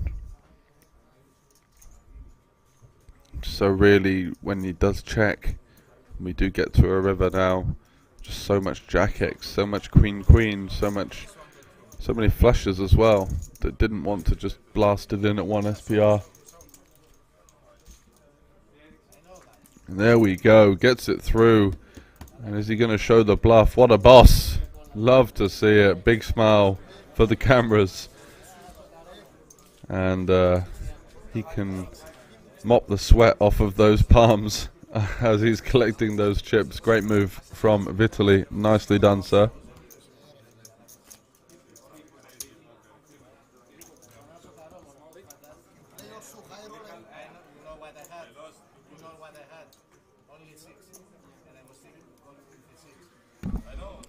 Great time to show the bluff. Just keep your opponents guessing. It's sometimes the strategy, but in this case, to show them that you've got the kahunas. I disagree. I think he can definitely value bet a good jack for that size. Pocket queens. Maybe he went for some kind of king X suited limp raise or king X off. I think if he goes all in, then he's saying he's got a flush and a flush only. But I think for this third pot, he can find some value from a few more hands there. It was a board that didn't really connect with either of the opponents, like super strong in terms of maybe two pairs or that many sets about. So great play. Yeah, ace jack as well. Yeah, Vitaly's played with heart. And he's shown that he's not scared to mix it up, and that's what is going to pay dividends in the long run. When I started playing poker, I was always very tight, you know, always trying to make the good hand, and you give yourself a ceiling with that kind of strategy. Yeah, you can win some money, and you can forge a living out of it, but if you're not going to be prepared to put your balls on the table and just say, fuck it, you know, I'm all in, what are you going to do about it from time to time? Then you're going to get run over, and you're going to be predictable, and that's the worst thing to be as a poker player. We've seen Christoforu there in the big blind. He's not scared. He's a very unpredictable player, and look where he is. He's got a decent stack in the final four, playing for 30,000. You know, it's these kind of player types that can win a big tournament.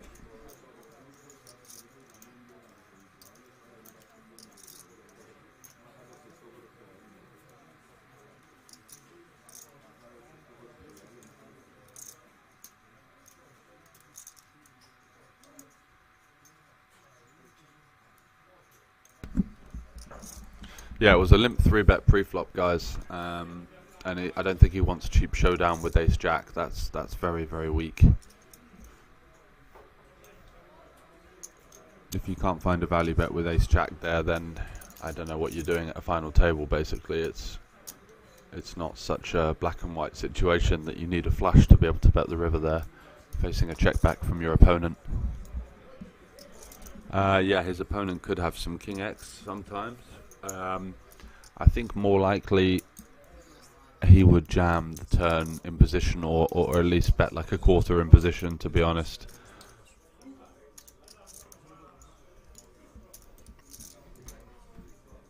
Such a big pot at that stage. Blind versus blind ranges, even for a limp 3-bet, can be quite wide. I think the King X just favours a bit of protection. As I mentioned, some of the flush draws are going to slow down on that turn. You don't want to like bet fold or bet call a flush draw, so Vitaly is very incentivized to check some draws there as well, and like maybe barrel the lower equity ones. So in my opinion,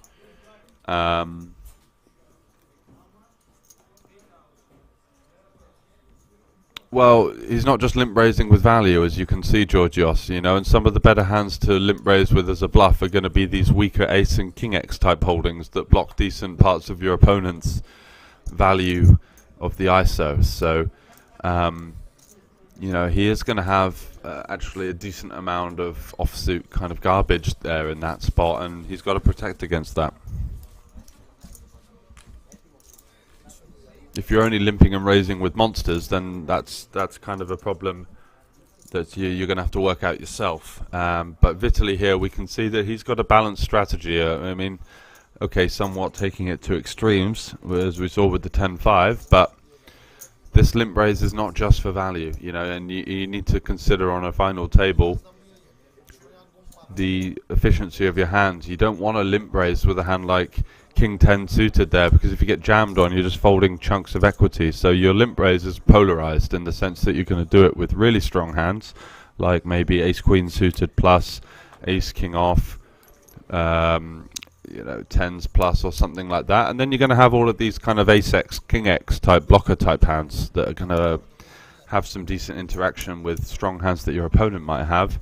And also, there was a dynamic that was occurring from Zacharakis where he was kind of ISOing these limps a little bit too liberally. Hands like King 10 off that really struggle versus this limp raise. And as you saw there, ended up having Ace 6 suited, a hand that really hurts when you get limp 3-bet, because you're obviously ISOing for value, but versing a 3-bet, you're in a really tricky spot.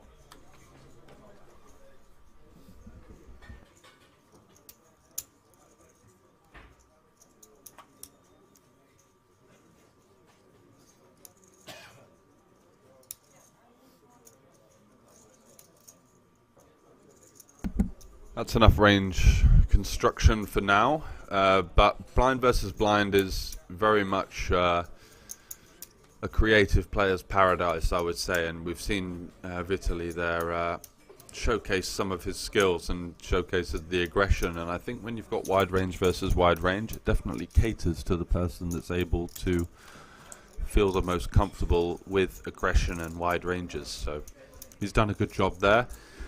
Jack 3 suited, opening the button, fair enough, being met by Georgopoulos defend, who does flop top pair, and yeah, nice check back here, just completely no equity unless he turns the jack. Hello.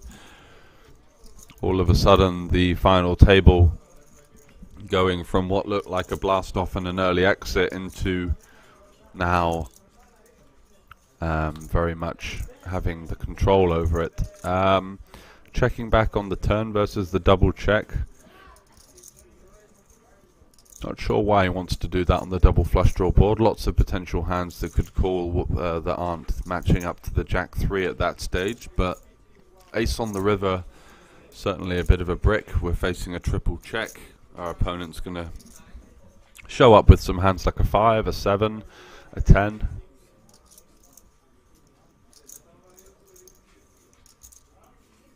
600k to go into 1.4 million.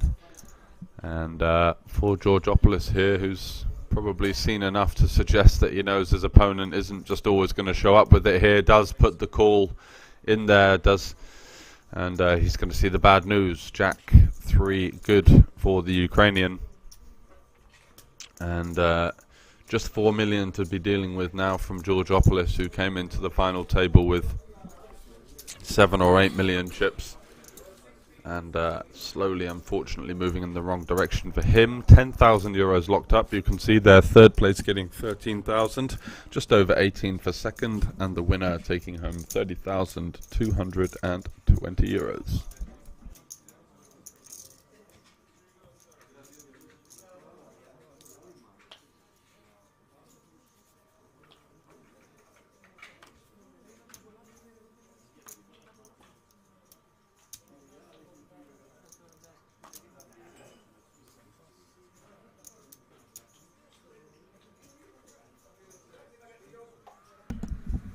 Zacharakis on the button, ace-10 offsuit,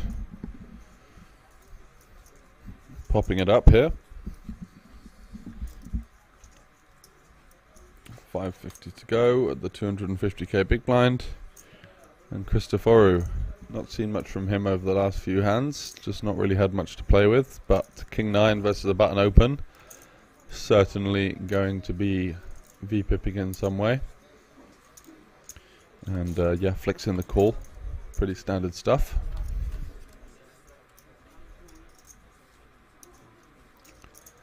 Uh, 854 rainbow, decent board for the big blind. Gonna have a lot more of the 2 pairs, straights, all of these kind of good stuff. 8 on the turn.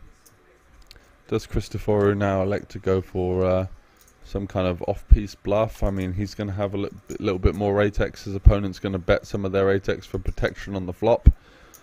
Maybe he thinks the King 9's good enough, but I just have played so many of these hands to know that people do just tend to show up with exactly what it looks like. Ace high for the most part on these boards that favour the opponent. Just checking, showing it down. Some of these hands that you expect to be good against, like Jack 10, Queen Jack, they might have taken a stab at some point just with no showdown value. And I like this. Repping.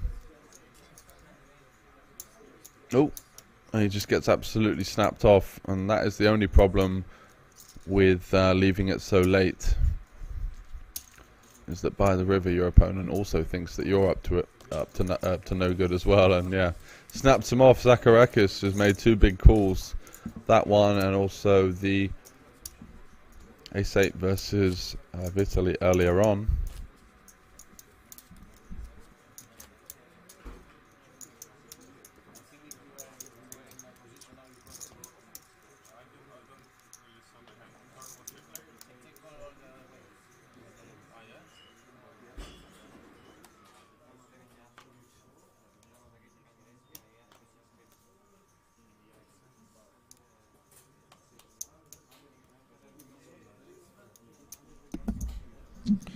Zacharakis ace-3 off in the cutoff, opening into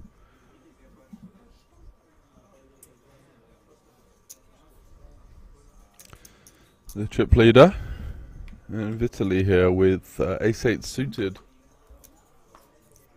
Interesting to see whether he goes for a peel or goes for a 3-bet. I think with the small blind cold call, you're going to be more incentivized to attack this cut-off open now. Both players in the cage with Georgopoulos lurking on the short stack, so I think that we're going to see a 3-bet here. Yeah, nice. Just continuing to showcase his skills here. Very good understanding of these dynamics, and again finding a nice spot, and just once you get through the cut-off here, unfortunately, Christoforou is just never really going to be dealing with much in the small blind, just calling the open. Most of the stronger hands that he wants to play are going to be 3-betting pre-flop. So, left with much of a muchness there, and another good Well-timed move from Vitaly.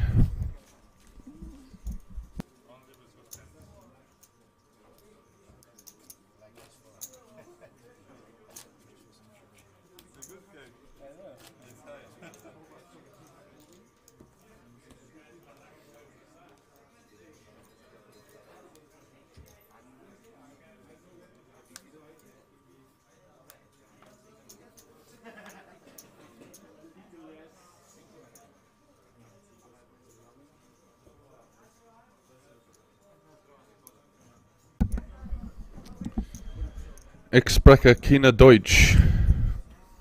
So I don't know what you're up to there, but hopefully Deep can maybe translate it for me.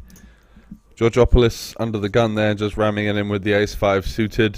Doesn't really want to raise fold the hand, so valuable four-handed. Happy just to take down the big blind and the small blind and the ante there. 2.5 bigs for his sub 20 BB push seems a decent return, and just a nice little variance-free addition to his stack.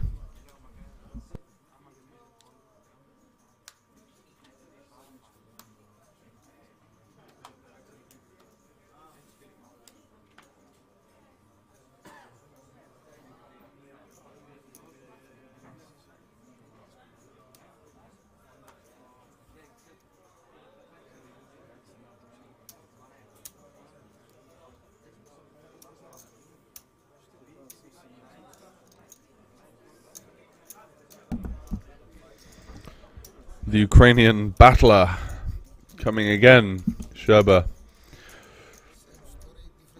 Let's call him Klitschko of poker. I quite like that from the chat earlier on. Certainly not afraid to pack a punch. He's run into it here somewhat. I think he's going to c-bet this board though. It's just dry enough. The 3 and the deuce on there really limiting the interaction with his opponent's defending range. Just hoping that they don't have a jack, and unfortunately Georgopoulos does have the jack and just moves in on him, not taking any chances, not looking to trap his opponent at all. Even with the backdoor diamonds as well, could have been a nice candidate for a sneaky check call there. He can face the heat on a multitude of turn cards, and well, just about any turn card he's going to check call again. So seeing the tendencies of Vitaly here, who's starting to really widen up and kind of attack with venom, may have been slightly better just to check call, but check jamming, no problem with that at all, of course. Denying some equity to, you know, he did have an overcard in the form of the queen.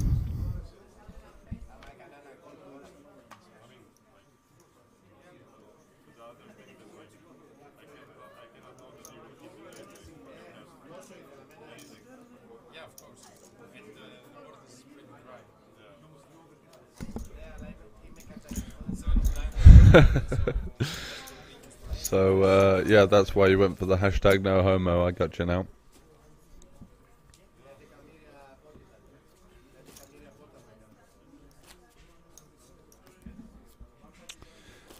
So dare I say it, the Ukrainian starting to run away with it, with the tower of chips there and the flamboyant jacket. We've seen no match from the Greeks and the one remaining Cypriot so far. Let's see how that develops, as we've got 4 left here. The next all in, especially if Sherba is involved, is going to be a pivotal one, because it may decide whether he completely runs away with it or things even up, and shows the ace-4 suited there. Maybe some little bit of gamesmanship, showing the hand to Zacharakis that he was representing but didn't have in the huge 10 million chip pot just a couple of orbits ago, where he managed to bluff successfully with that nut flush blocker.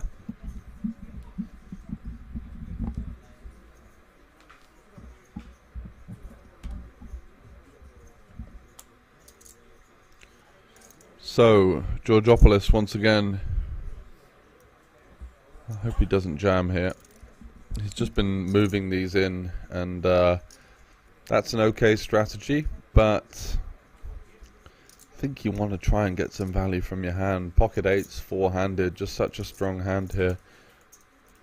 And the issue is, if he does move it in, he's only going to get called really by a better hand. Does go for the min raise, I like it. And does see a worse hand here, and this is also one of the good things about opening with the pocket eights. You may just get jammed on by a worse pair, you know, pocket fours, pocket sixes, pocket fives, threes, deuces. They're only going to fold if you shove all in for 20 bigs, but you may open the door for them rejamming if you just open. Regardless of that, we move over to the King 7-4 Rainbow. Great board for the opener, of course. All of these boards in ICM where you're going to have like two low cards and a solitary high card are just going to be so much more preferable for the player that has all of the ace king and just the stronger king x. Even all of those overpairs to the 7 are incredibly strong on this kind of board. Gets looked up by deuces for the small size, which is a pretty good win for him. Only seeing 2 outs for his opponent. And is electing to go for the second barrel, I think, is a good decision. Maybe a touch on the chunky side there with 900. And gets a snap fold from his opponent. So moving on. Nice little chip up there for Georgopoulos. 6.5 million for him. Around about the 25 big blind range.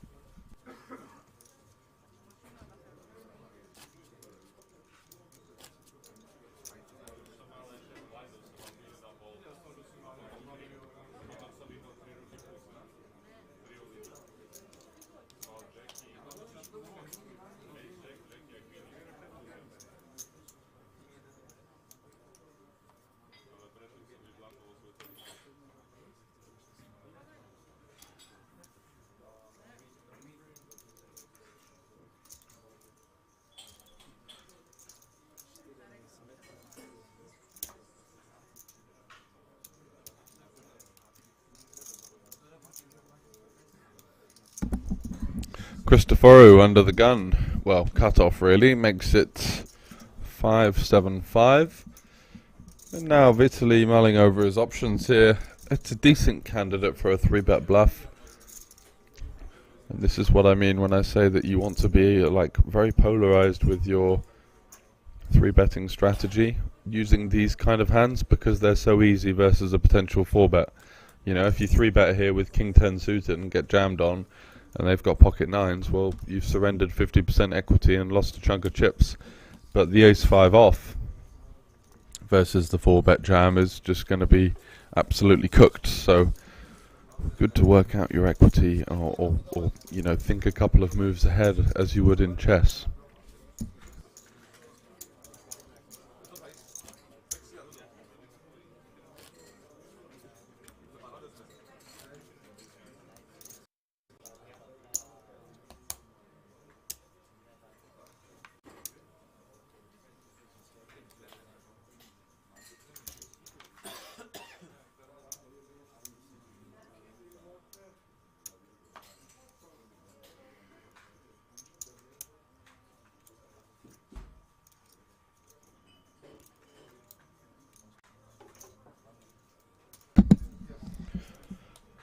Sherba here, ace 8-7 suited in the cutoff, certainly going to be popping it up.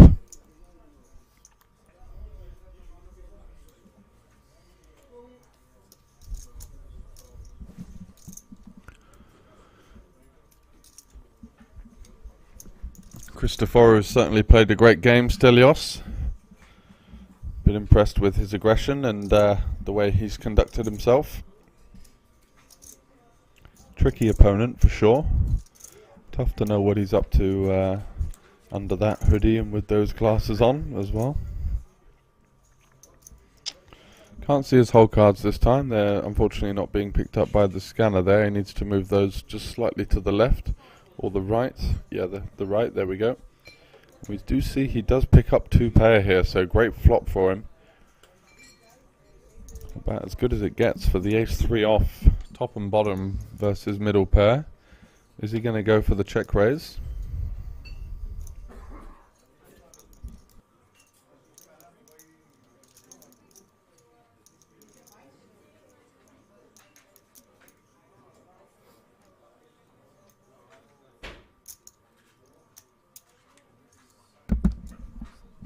He does. Rather aggressive motion as well, just kind of shunting those chips out there as if to say, hey buddy, I'm fed up of your aggression, here, have some of this, but does have the hand, so some kind of like reverse tell psychology, small thing to note there.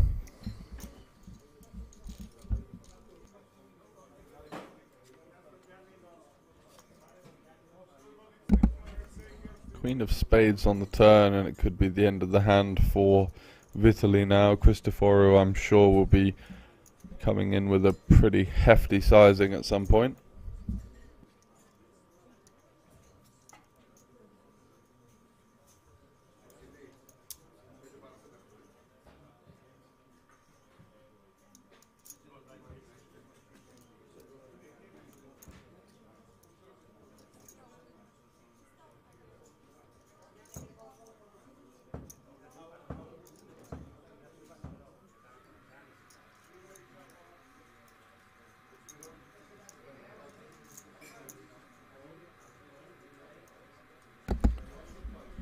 And there it is. Looks like just over half pot, is it? 1.5, 1.675. Yeah, 1.7. And the important thing for Vitaly here is not to level himself. Yeah, nicely done. Yeah, there are a lot of straight draws and flush draws, but pretty tough for your opponent to find those at this stage of the tournament with such gusto. So we're going to take a break now, and we'll be coming back for the remainder of the tournament. 4 players left fighting for the €30,000 first place. We'll be back in about 15 minutes. See you very shortly, guys.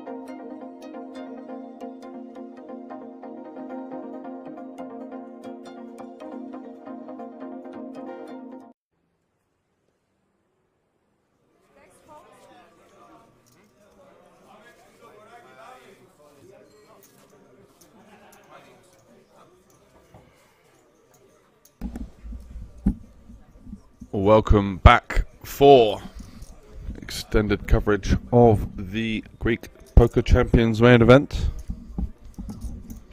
47 big blinds for the top of the pack, Vitaly from Ukraine.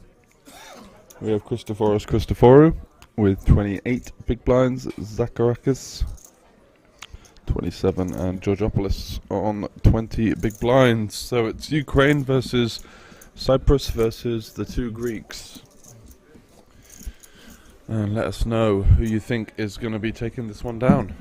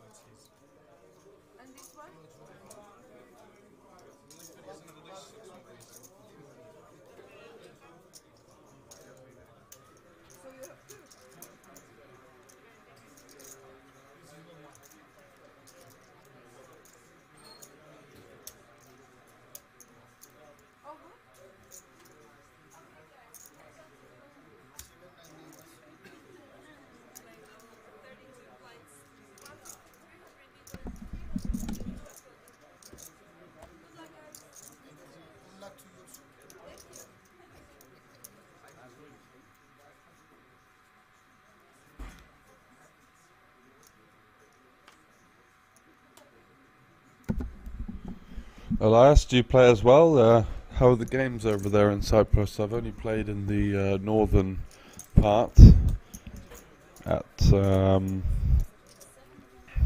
forgetting what it's called now. Well, a couple of places. Prestige Poker as well was in Larnaca, and then there was another one, Merit, of course. The rake is rather high, but definitely the standard of play seems particularly low, so it's a tough one to work out whether it's worthwhile sort of moving there and kind of grinding the games there or not. But in terms of the tournaments, very, very soft.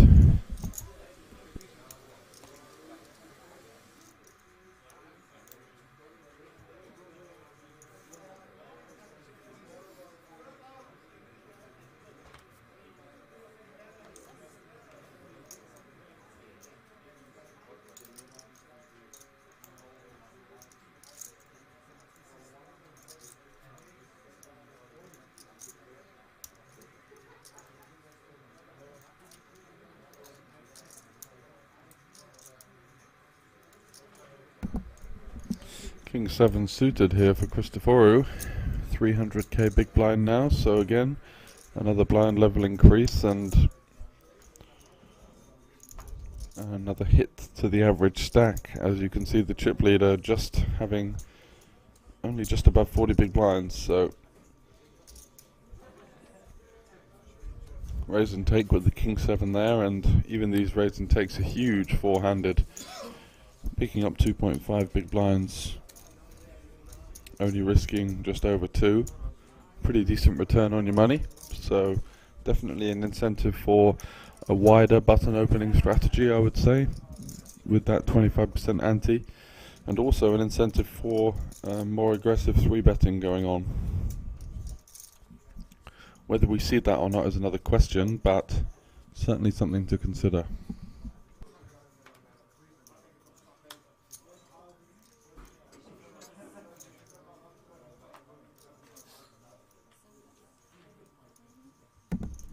Doesn't mean you need to start opening hands like 5-3 there, so we get to the small blind. Zacharakis 5-5,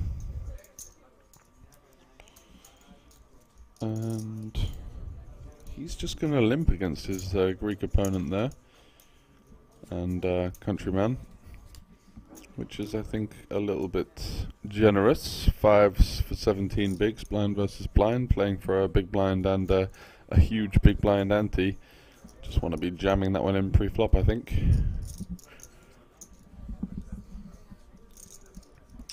So ace jack 9, jack turn. Just going to be the one big blind bet. Looking to get some protection from, you know,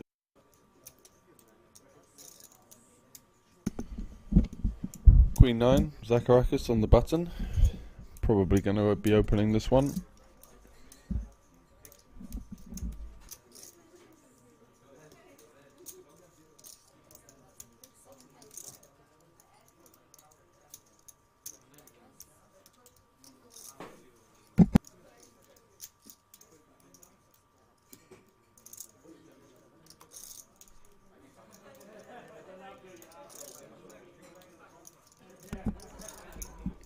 Tens of Christopher here, just under 30 big blinds effective. Does he elect to 3-bet call? Does he elect to just jam?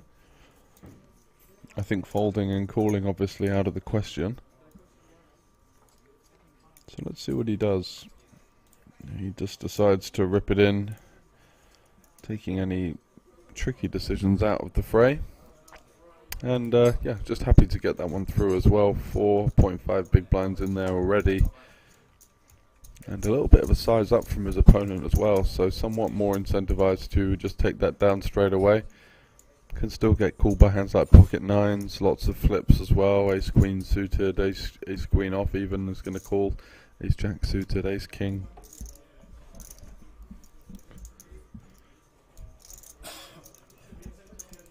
Three betting non all in, obviously a valid strategy as well, especially if there's an aggressive dynamic and your opponent's the sort of guy that might just, you know, pile in a ace 5, ace 4 suited, maybe a worse pair.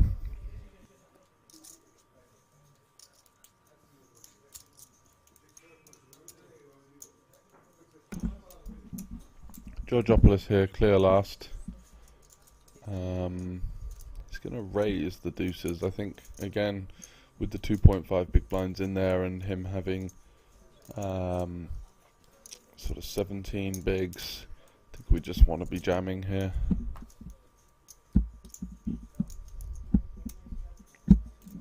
Allows Sherber in with the jack 10 now, and going to play some post flop with a hand that really doesn't perform that well post flop, but can force a lot of better hands or a lot of hands with a lot of equity to just get out of there with the shove.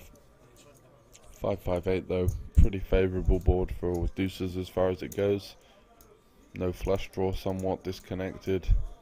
Not an awful lot of 5x in your opponent's range. And yeah, just getting that one through. Folds out the 2 overcards.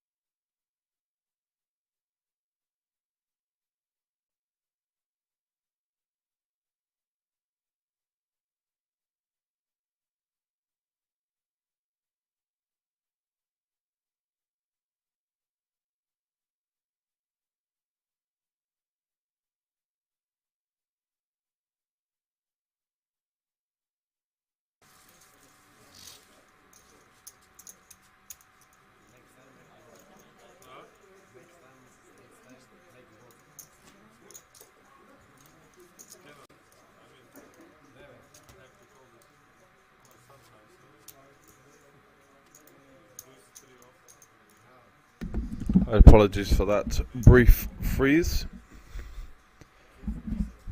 Back in the mix, four-handed.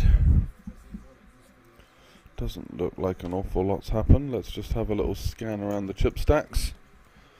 I believe the chip leader had about 13 million last time we saw. Cristoforo was second, sort of neck and neck.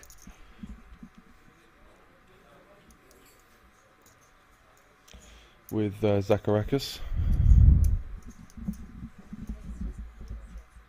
and Georgopoulos heading up the field. So small hit to Vitaly by the looks of things. Nines for Zacharakis here. Small blind versus under the gun. He's been an advocate of not shoving with these hands, but instead going for these kind of small 3-bets. Looks like he just wants to call now. A little bit deceptive. And Georgopoulos gets out the way, hoping to see a collision between the other players.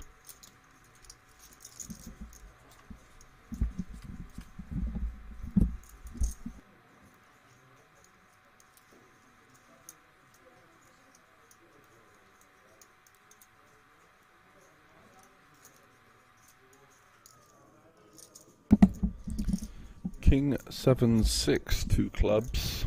Zacharakis with the nines, no club, but definitely going to be continuing.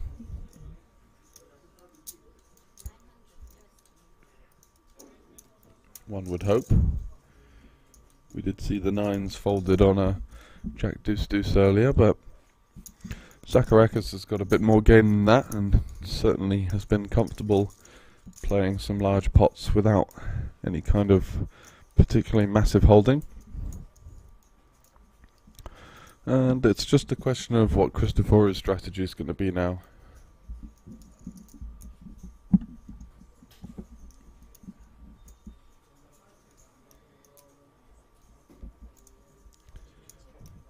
Looks like he's just going to give up. Would be a rather counterintuitive double barrel, that's for sure. With the plan to barrel through on cards like a queen, a jack. Obviously gets there with an ace. And in any case, Zacharakis backdooring straight. Knowing his opponent would likely barrel jack 9, so any kind of doubts of him not having the complete nuts shouldn't be considered.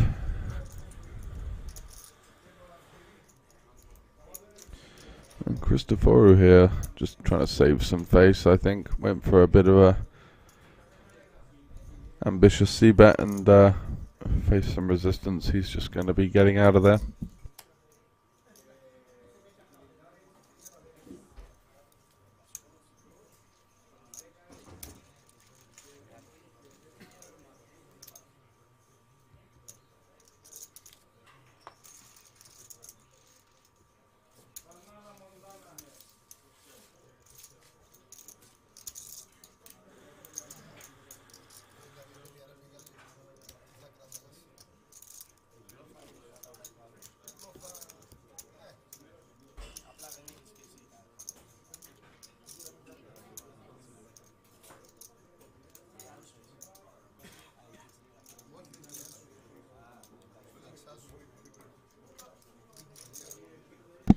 So as you can see, chip stack's still fairly even, between 40 and 20 big blinds across the field, so plenty of play left here at the Greek Poker Champions event.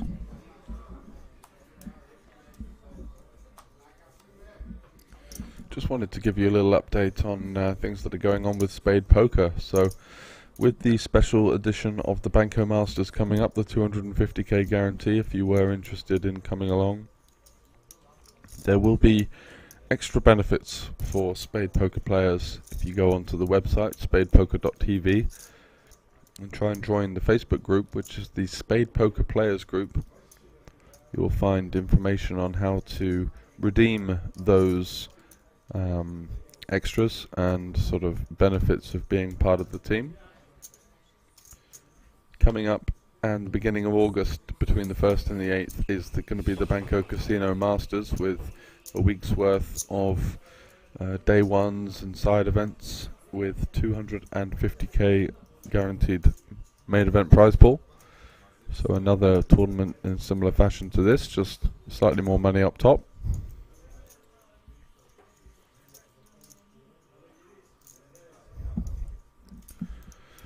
So what have we got here?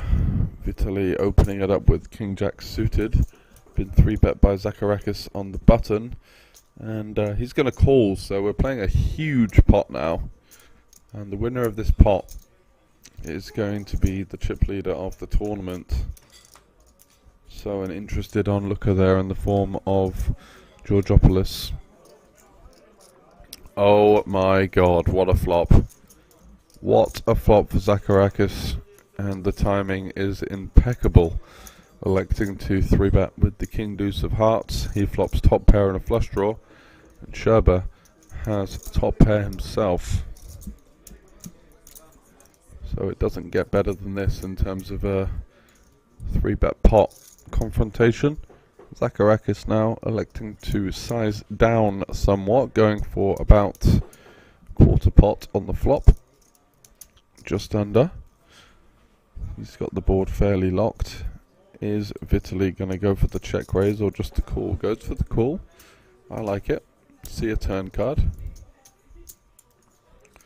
For his sake, he's hoping it's not a heart.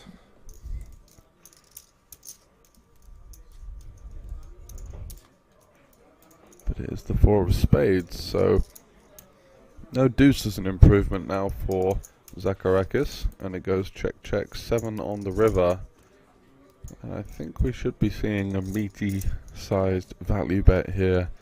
Your opponent just really not going to have much 7x or 4x at this point. Can kind of eliminate 4x when he checks back the turn. So lots of hands to target. Pocket queens, pocket jacks, pocket tens. Maybe a king 9 suited, maybe a worse king x as he does have. And goes for the 2 million, gets absolutely snapped off, and that's going to be the winner for Vitaly, who now has 18 million chips and a resounding lead over the rest of his table mates.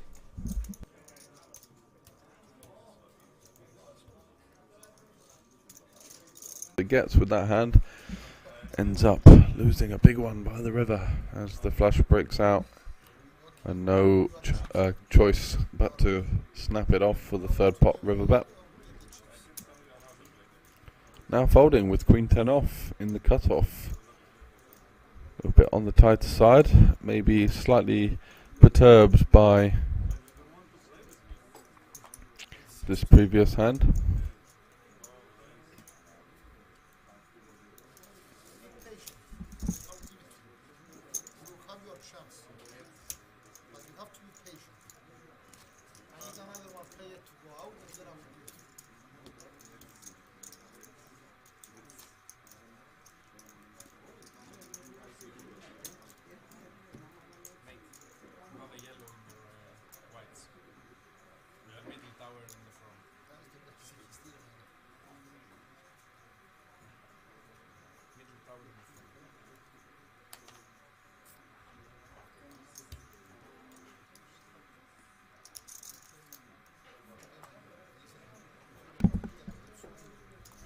Eight 7 now for Sherba. Just limping in. And Zacharakis checking back the dirty diaper, 3 deuce off. Both players flopping a piece.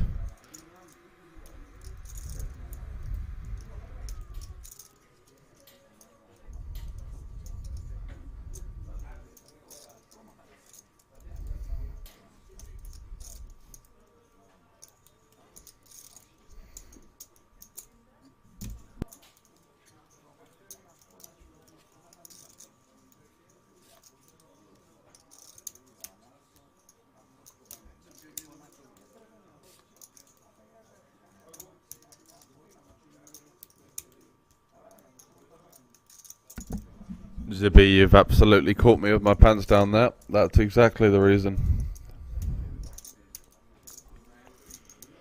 7 on the river for the Ukrainian.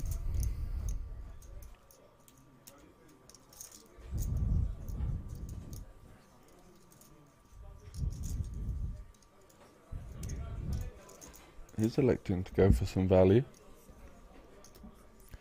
understanding that his opponent can definitely still have some 5x, some hands like 7-6, 3x as well, of course, and yeah, just getting that one through.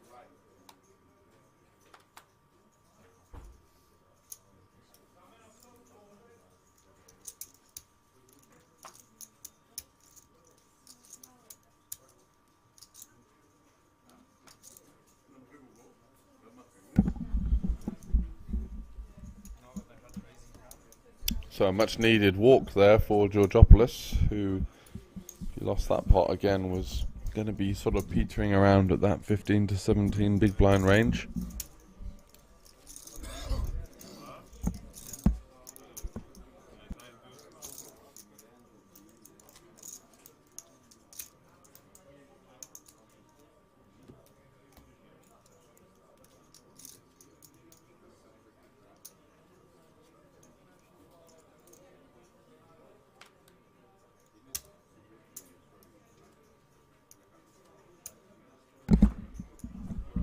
Italy here, king 10 off. Going to be opening the cutoff, no problem. 600 to go.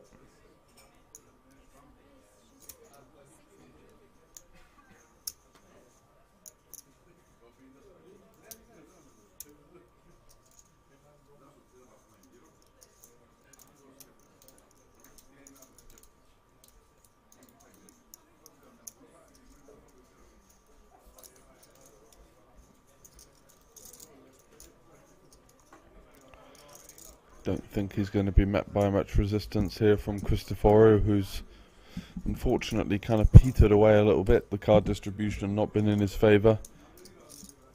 Oh, looks like he might be.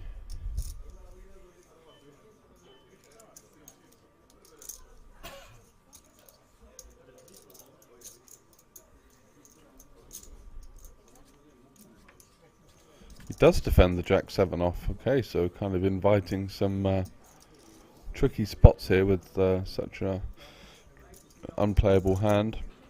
Out of position versus the chip leader, who's just got all the chips and has shown a lot of aggressive tendencies, meaning that you're going to have to flop decently to consider continuing in some way, shape or form.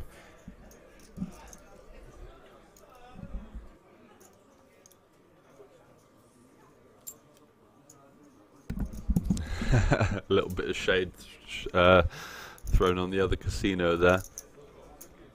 Yeah, I did manage to get a decent run going in the 1K PLO. And in fact, a good friend of mine ended up winning it, so it was a pretty fun night all round. But we're here to focus on the Banco Casino. And here we have the final 4 of the Greek Poker Champions event. As I mentioned, coming up, the boosted prize pool of the Banco Casino Masters, the flagship tournament here at the home of poker in Slovakia.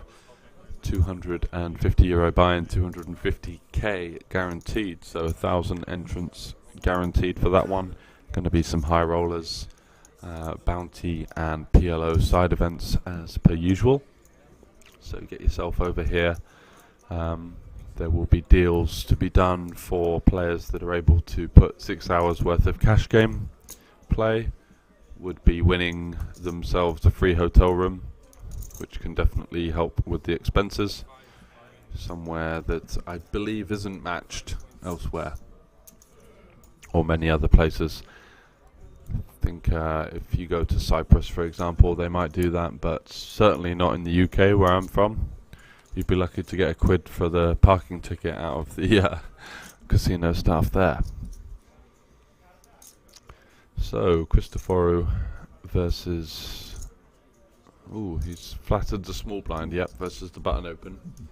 And Georgopoulos here with quite a natural c-bet, ace-high board, but also does have the flush draw to boot. Bets a third pot.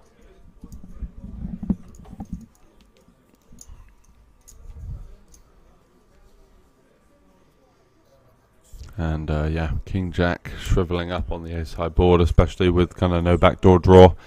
Just getting out the way, and a much needed pickup for the Greek on the button.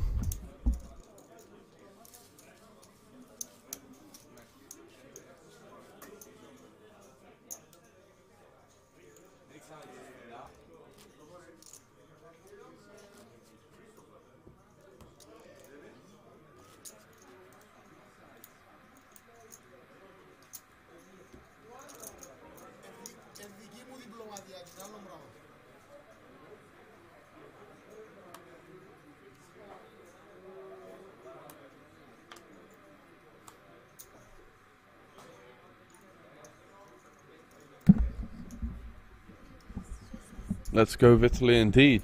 Running the show at the moment with all the chips. 19 million of them.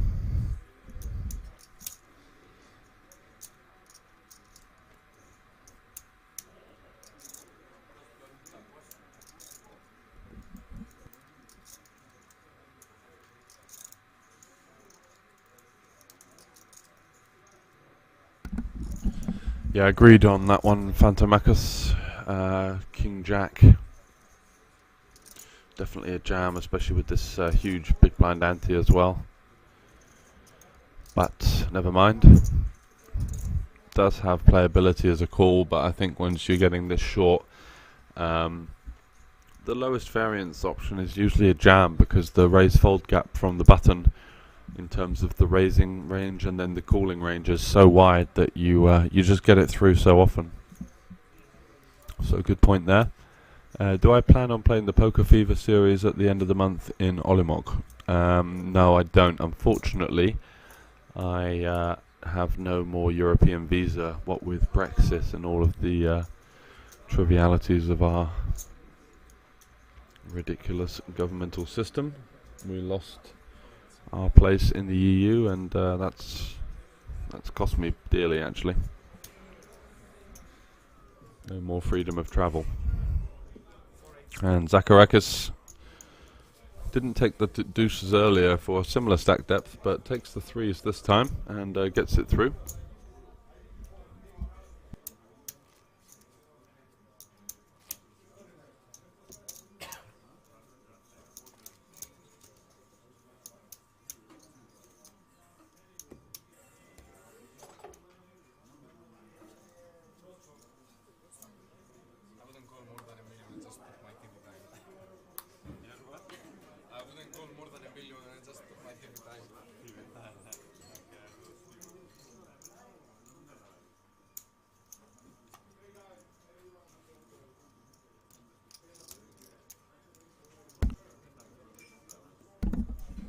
Sherber on the button.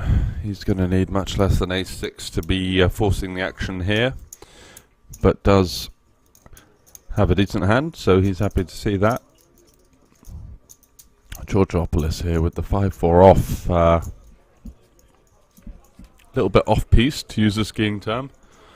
Don't think we want to be defending so wide when we're just going to struggle to realise our equity post-flop and we don't even have a suit or any kind of decent playability. Two low cards in an ICM heavy situation, just gonna flop loads of stuff like this, you know, bottom pairs, calling one, kind of really burning chips a lot of the time when we do kind of connect in some way. We're just not gonna flop two pairs or straights or, you know, these kind of holdings often enough to justify this pre-flop defend.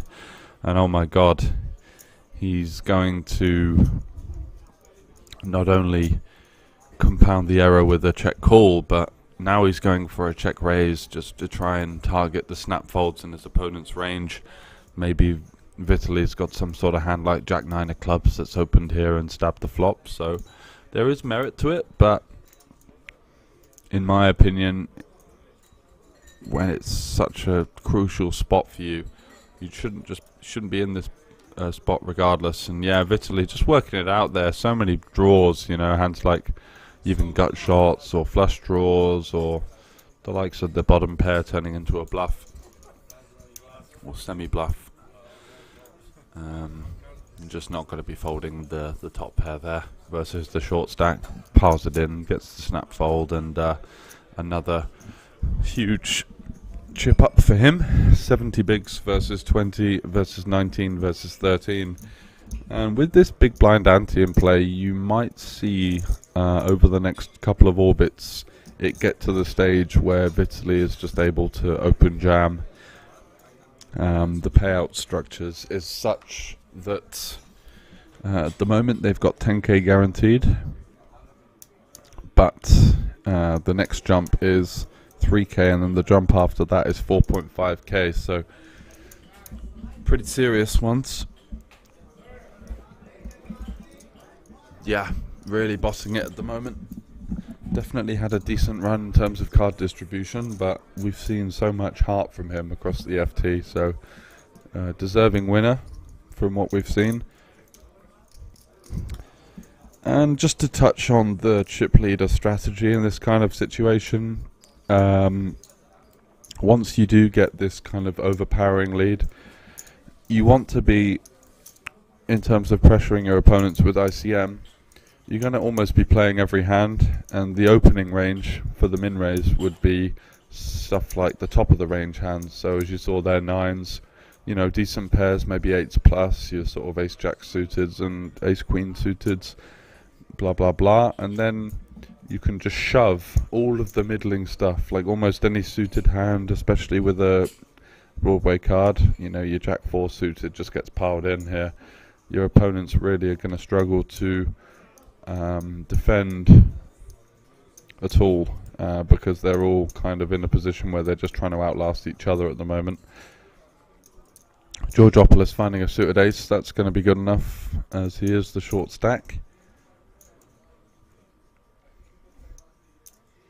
Christoforu here on the small blind, mulling over his options.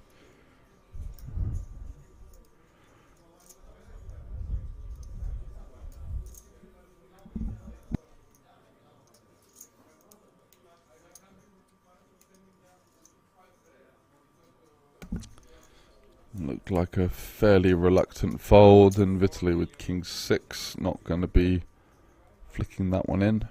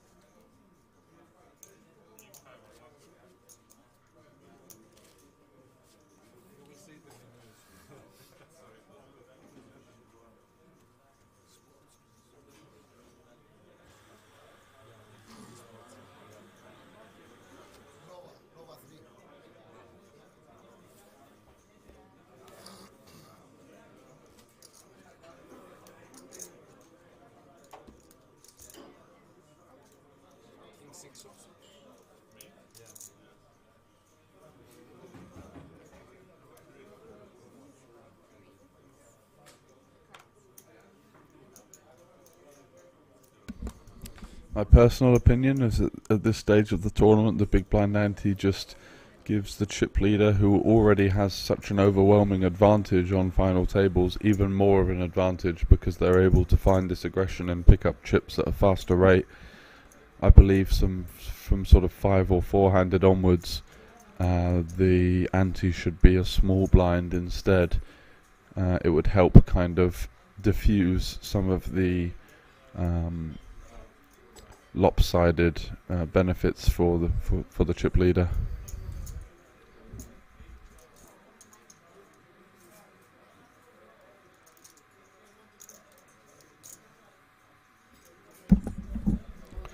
So Vitaly electing to go for the raise call here with the ace-9, 3xing. Sees a shove from his opponents. Just can't fold here with ace-9. It's just too strong, and nice move from him. If he did elect to open jam, I think his opponent would have folded, but instead Ice going for the 3x, getting jammed on, getting it in with really decent equity now. Looking to fade a 6. And this is a really pivotal moment of the tournament because he's got 16 million. If he wins this, he's on 27 and just the clear runaway chip leader. If he loses it, he's got one very close. And look at that for a flop for his opponent. Zacharakis coming out of nowhere to find a pair and a flush draw. What a flop. Sherba now looking for a 9 or an 8. Offsuit as well. No diamonds available, of course.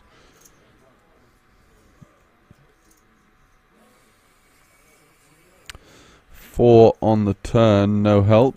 9 or an 8 only, or else we're going to see this final table have another spanner in the works. And it's a deuce, so a big win there for Zacharakis, who almost makes fun of the other two guys there, saying, "You guys wanted your pay jump? Well, unlucky. I'm sticking around. You know, you're not going to get rid of me that easily."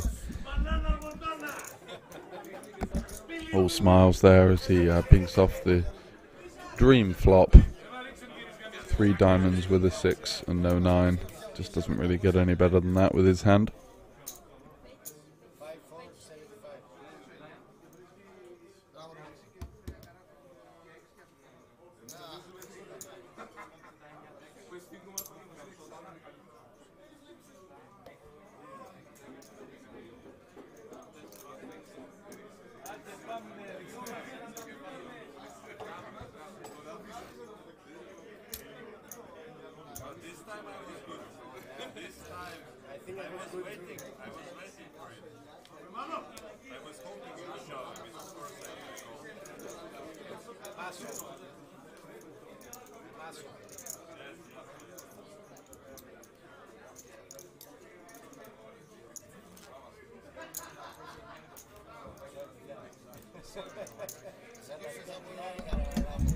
It looks like we've got some excited Greeks. I'm not sure what they're saying, if anyone wants to translate, but glad to have you in, and thanks for watching the coverage.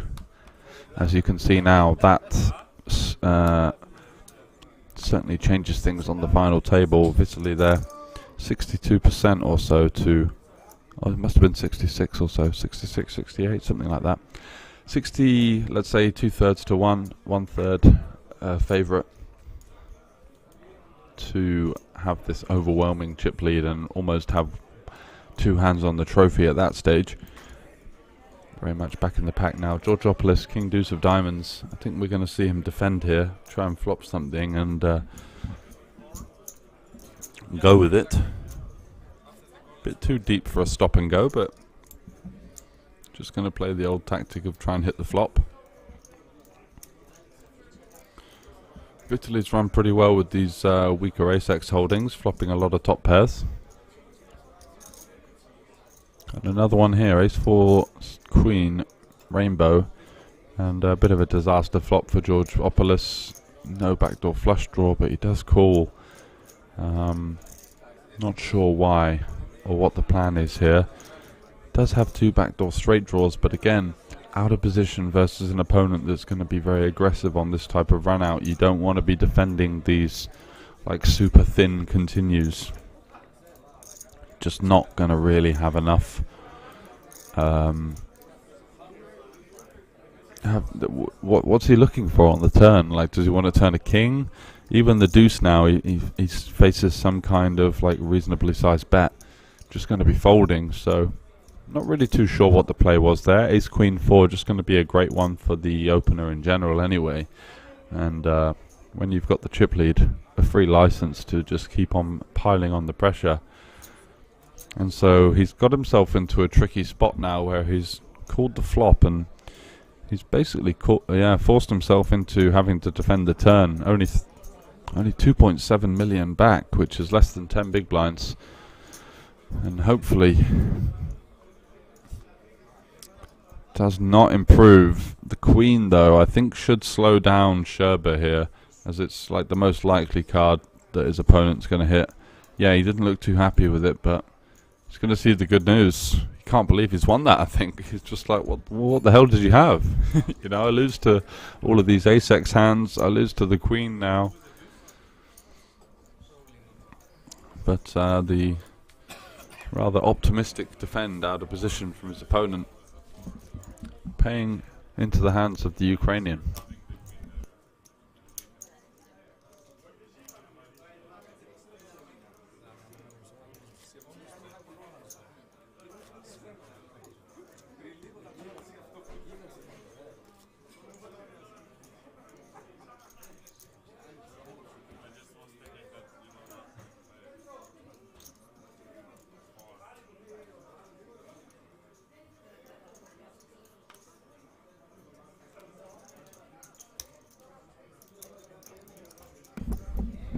So Sherbert, queen 7 off. I think he might just let this one go.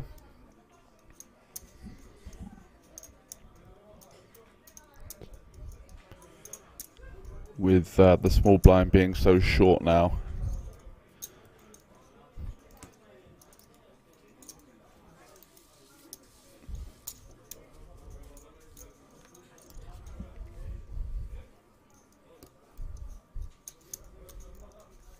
And also out of position to the button.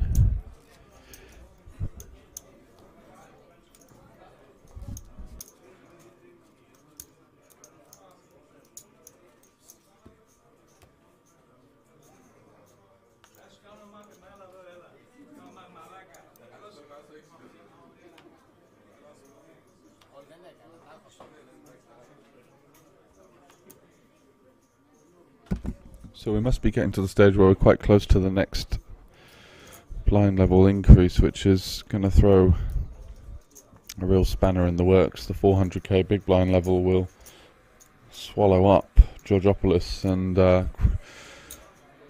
Christoforou as well, going to be in the danger zone. So ace-9 suited, opening into the chip leader, who defends with 7-6, pretty standard.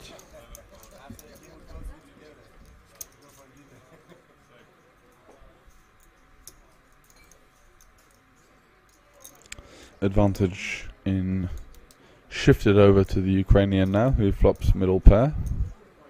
Sees a continuation bet from Zacharakis, who, you know, to be fair, has got some decent backdoors, some good turn playability here for barreling and also improving.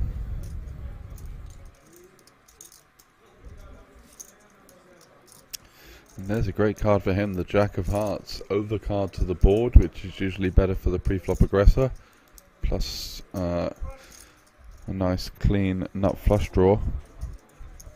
Checks it back though, doesn't want to induce some kind of...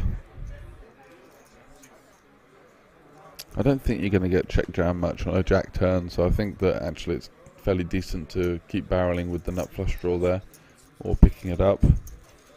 Just wanting to apply pressure to the 5x, the 6x, even some weak 10x by the river that might fold. Building a pot with a hand that can make the nuts on the river, like 20% of the time, seems pretty decent. Having the fold equity, you can also hit the ace. Lots of good things can come from the second barrel, I think, there. But also the player, Zacharakis, just understanding that he doesn't really want to be betting an awful lot with the ICM, you know, and building pots where if he loses he could potentially just fall back into the pack and once again allow Vitaly to do whatever he wants.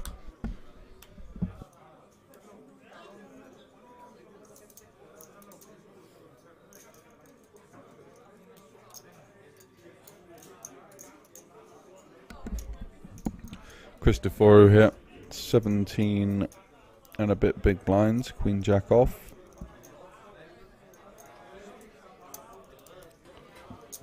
Goes for a chunky-ish open of 7-7-5. I think he's just hoping to take it down essentially, but Zacharakis 9-8 suited, not going to be going anywhere. Getting a pretty good price, especially with that big blind ante. And raising a call, so off to the flop. 2 million in there already in just a single raised pot. Getting pretty serious at this stage. Wow, what a flop we've got here. So top pair plus a gut shot for Christoforou, and Zacharakis with a pair plus an open ender plus a backdoor straight flush draw. Holy moly. I think the money's going to be going in. He just rips it in. Wow, that might be the only way the money doesn't go in some way. I'm not sure if he's getting the price to call this off here with just a pair and the open ender, unless he thinks that his opponent's got a bit too much, like ace king, ace queen, king queen, which are a lot of combos. He's got all of them suited and offsuit, of course, so 48 there. But then you've got to think about all of the jack X you're doing fairly well against. Not amazingly, but decent.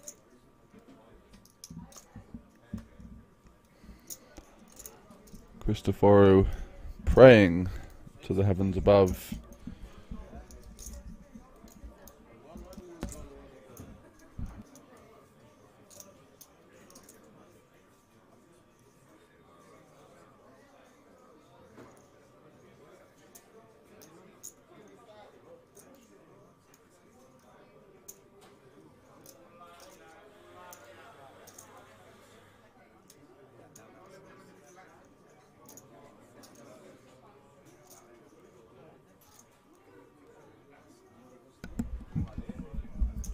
Is he going to call here? It's about half his stack.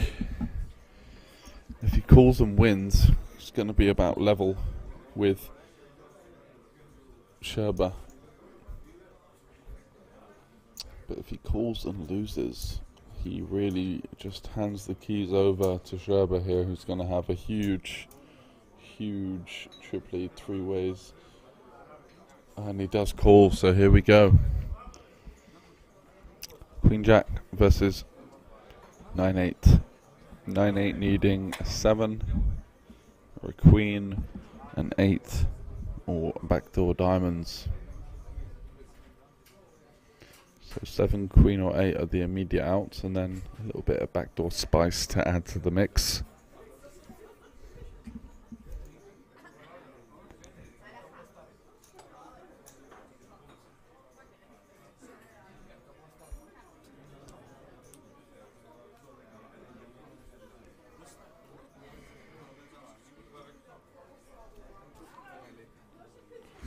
Ooh, the 5 of diamonds, adding even more of a sweat to the brow of Christoforou, who looks pretty chilled, looks in control, just sat there waiting his fate, rather emotionless.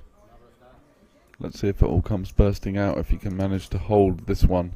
Huge pot, and there is the ace. There we go, the double fist bump, the sit down. The realization that he's still in the game and it's back to business, whilst Zacharakis is crippled down to 15 big blinds, with the blinds going up fairly shortly. I'll be right back 1 minute.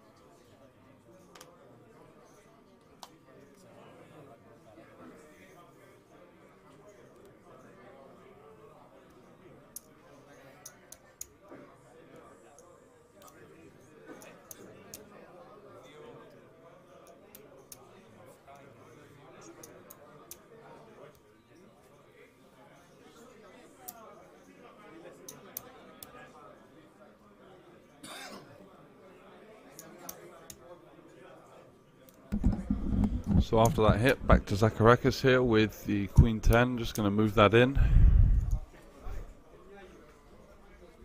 And gets it through.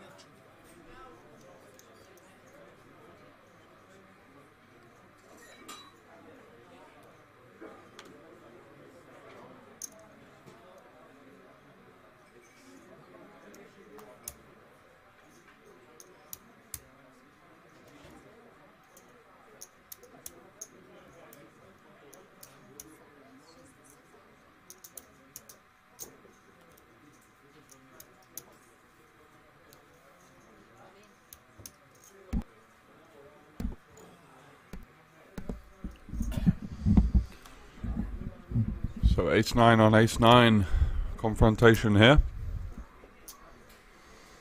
And a fairly uneventful main event sweat.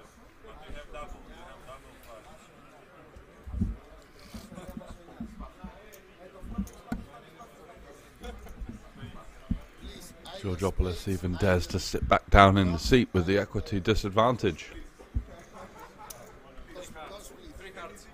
Let's see if that pays off for him. Come on, dealer, we're going to chop so often here. Let's just rip through the board.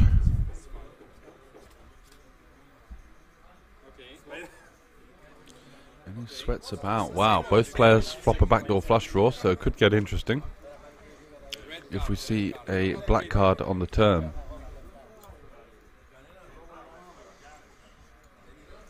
Surely we see a black card. There's always got to be a sweat, surely, in these kind of situations. No, it's a jack of diamonds, so chop it up, guys.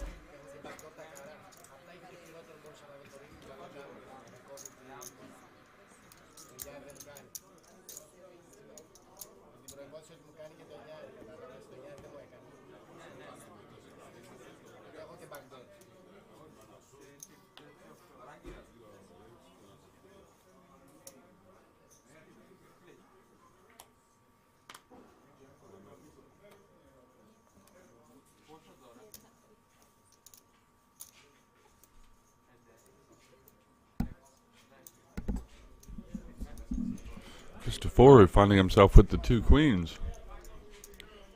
Looks like he's going for a raise.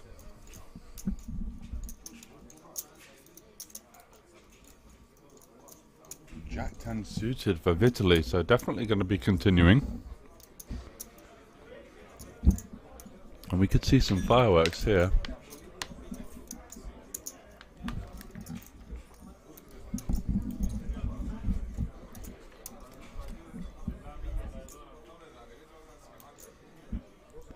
Okay, interesting board. Christoforu still with the best of it, of course. Got the backdoor flush draw. Gut shot, but not top pair at the moment.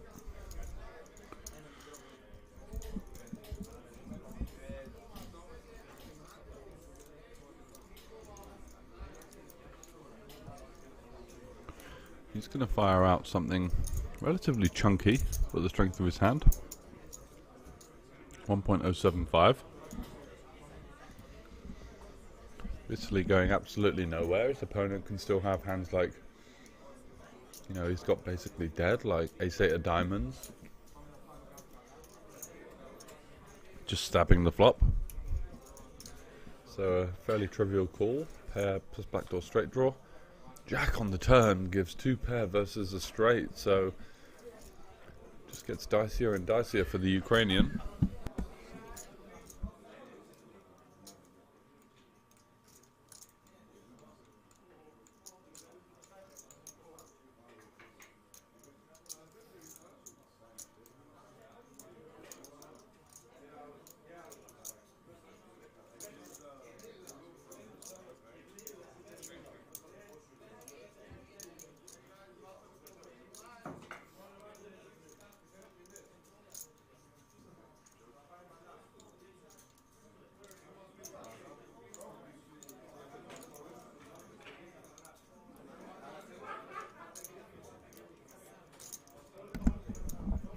What a check from Cristoforu as well, just sliding it over to Vitaly here. Does he have the balls to go for just the check call? Or is he going to pounce now with so much in the middle?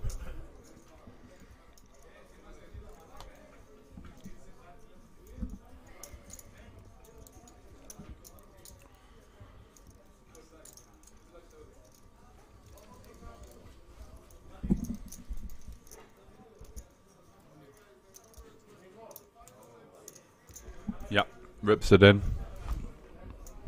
Gets another bet out of his opponent. And Vitaly's thinking, what the hell's going on here? What the hell has he even got?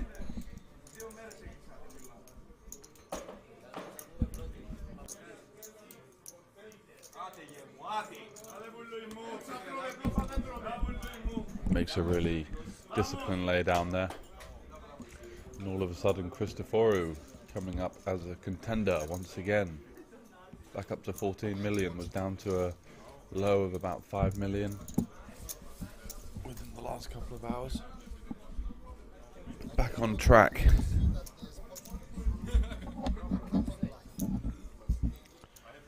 As Cristoforu and Vitaly have the vast majority of the chips here with four-handed play. Georgopoulos there, head in hand, seat 3. Absolutely desperate for a spot to try and double up. I told you if you make a deal to give me the jacket, I will give you my chips. If you don't want to give me the jacket, I will take your chips. 3 deuce, not going to do it.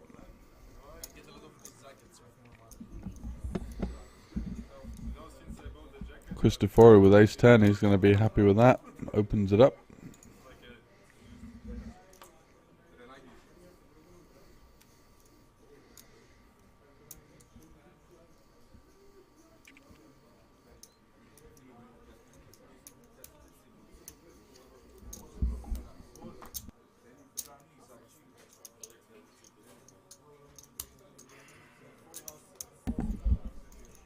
Makes it 850, a little size up with the short stack and the big blind. Don't mind it at all. Disincentivizes them from defending. Just takes it down a lot pre-flop.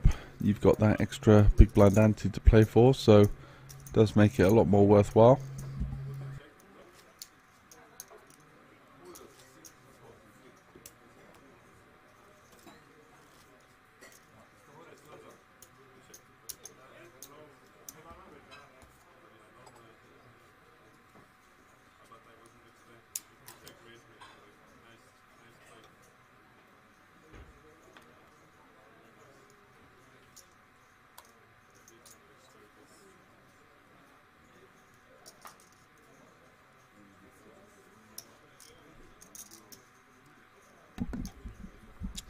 Zakarakis here with the king, just going to be all in for such a short stack.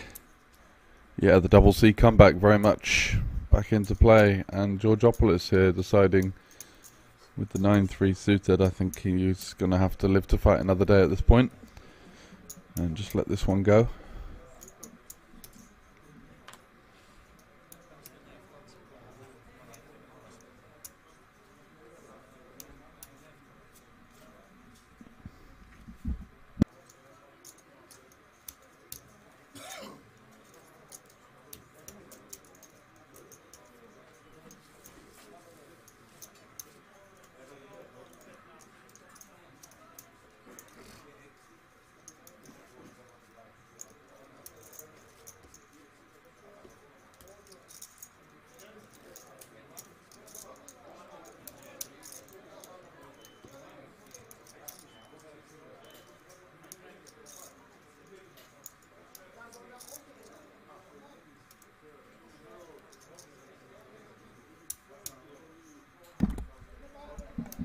Sherba now under the gun.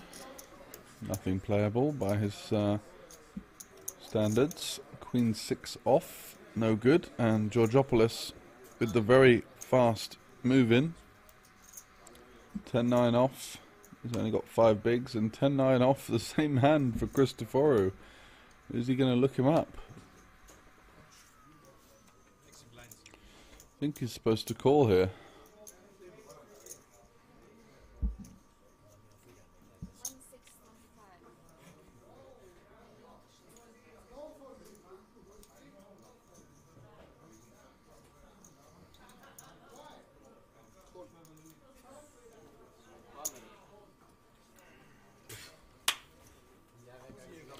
He calls. They're both on their seats, and once again it's anticlimactic.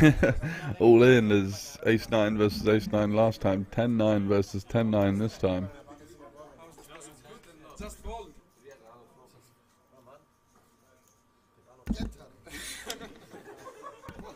And that board will mean that they're going to chop it up.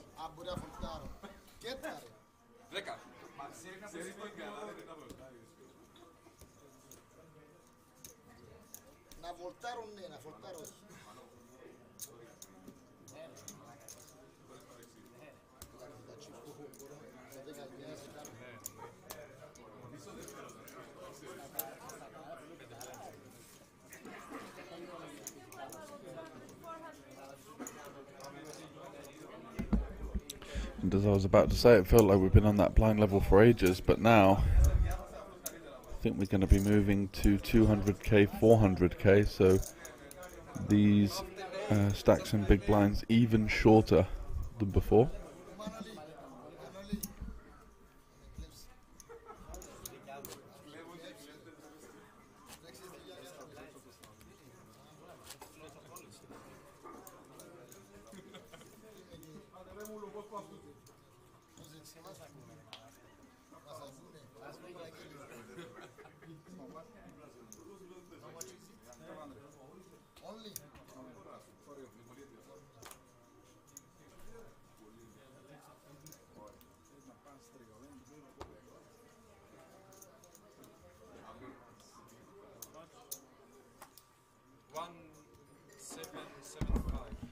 Georgopoulos looks like he's going to get this one through.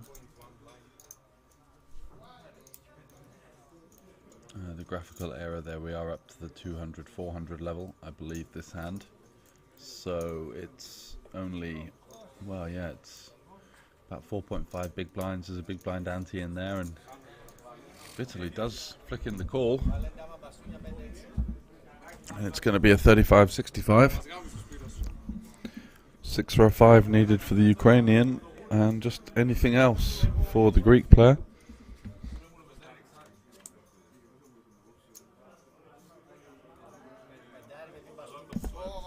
Talk about a final table flop. We've got another one here. Bottom pair for Vitaly, so slightly ahead, but 2 overcards, a backdoor straight draw and a front door flush draw for Georgopoulos, who remains the favourite despite being a...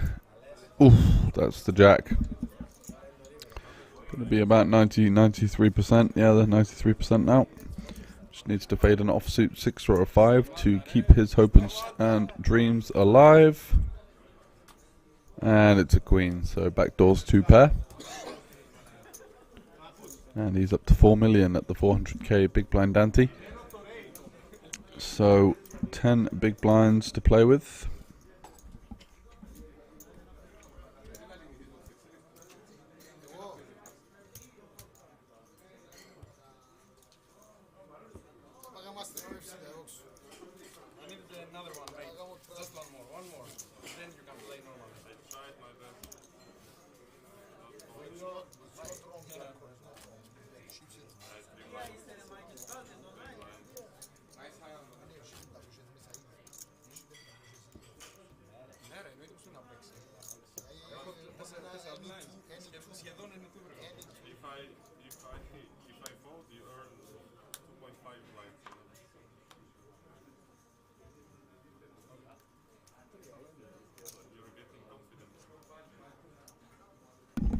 Georgopoulos here in with the 9s. Double C is a cop, I believe. It's certainly got some cop-type energy about him. I think a slight misstep with the sevens here. I think he's better off just calling and then folding if Vitaly shoves, but shoving anyway could fold out some hands like ace-queen that may jam if you just call, so either way is fine. And Georgopoulos here again, another great spot for him all of a sudden. Was down to 4 big blinds, and now he's got 9s in versus 7s. To get back to 9 million and to add another spanner in the works here at the final table. Double C looking for a 7.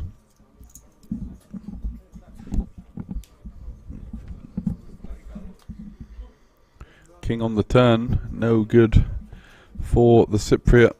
Gonna need to find a 7 and a 7 only to get down to 3 players here in the Greek Poker Championships event. And it's a 3, so no 7 of diamonds, unfortunately, Elias.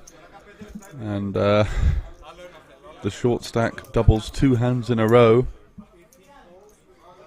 And this final table will continue four-handed, as it has been for a very long time now.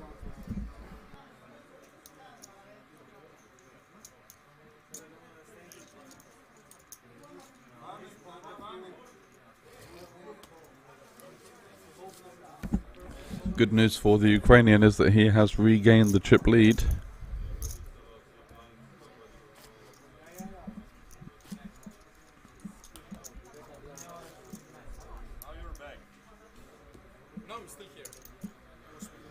But it doesn't mean an awful lot when everyone's kind of hovering around 15 to 30 big blinds now.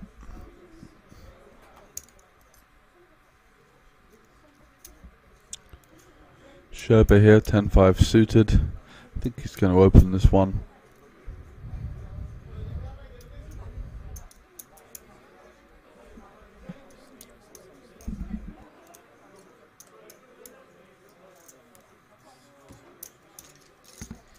And nothing to be defending with from the blinds, so just taking that one down. Pulling in some variance-free chips after not having the better run of the last couple of all-in confrontations.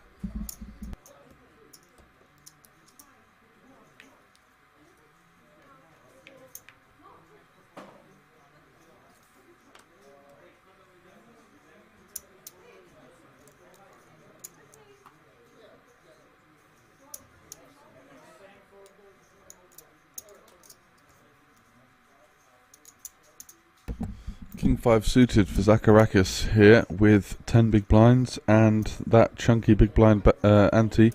Yeah, I like the way he's played actually. He's been pretty fearless in these kind of short stack spots and the rejams and such like. So he just moves it in. Are we going to see double C Christoforou?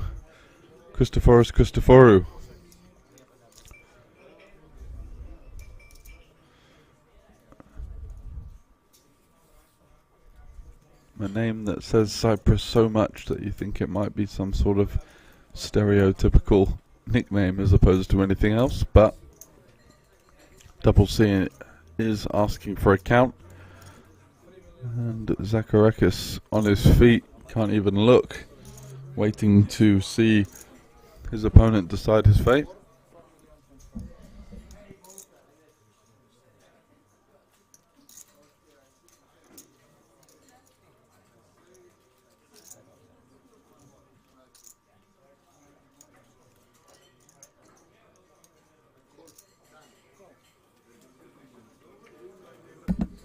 And he has said call, so cards on their backs for yet another pivotal all-in on the final table of the Greek Poker Champions event. And calls with ace-6. A thin call, but a good one in this sense. 58% equity. And Georgopoulos, who looked destined to be out in fourth, is on his seat, a very interested third party in this all-in showdown. There's the king in the window as it just continues to go from bad to worse for the bigger stacks at the table.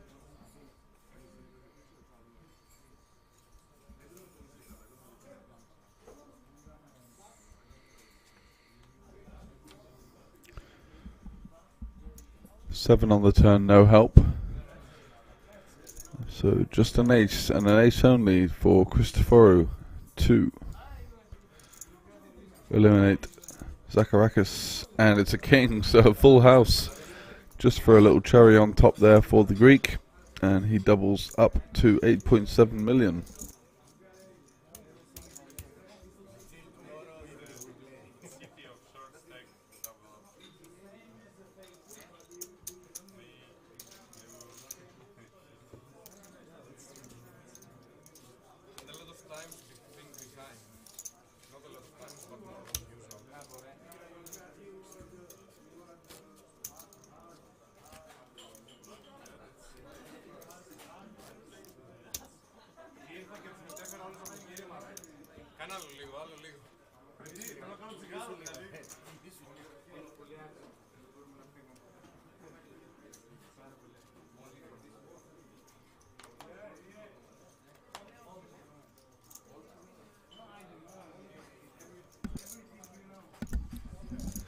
Zacharakis now, pocket twos. I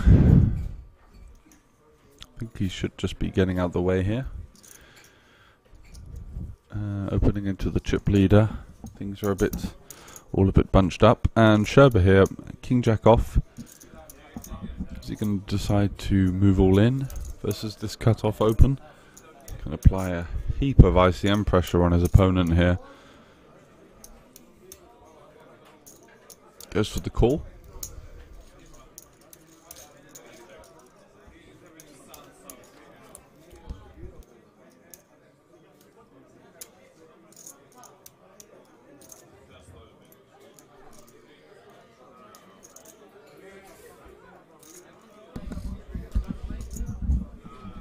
Queen 7-4 goes check check, jack on the turn. Another check from Sherba, met with the check back from Zacharakis, and the run out is clean for the Ukrainian. Might elect to go for some value, but then again can just as easily check call. Hope his opponent arrives at the river with maybe one club in their hand and elects to bluff with it. Looks like he's going to go the other option, just go for the value, target some sort of 7x or rivered 6.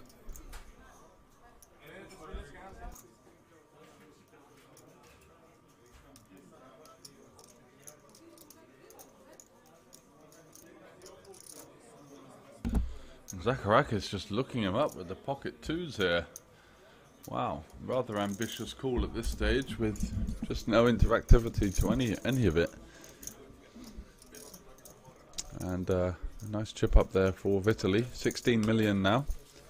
Starting to take command here with his 40 big blind stack.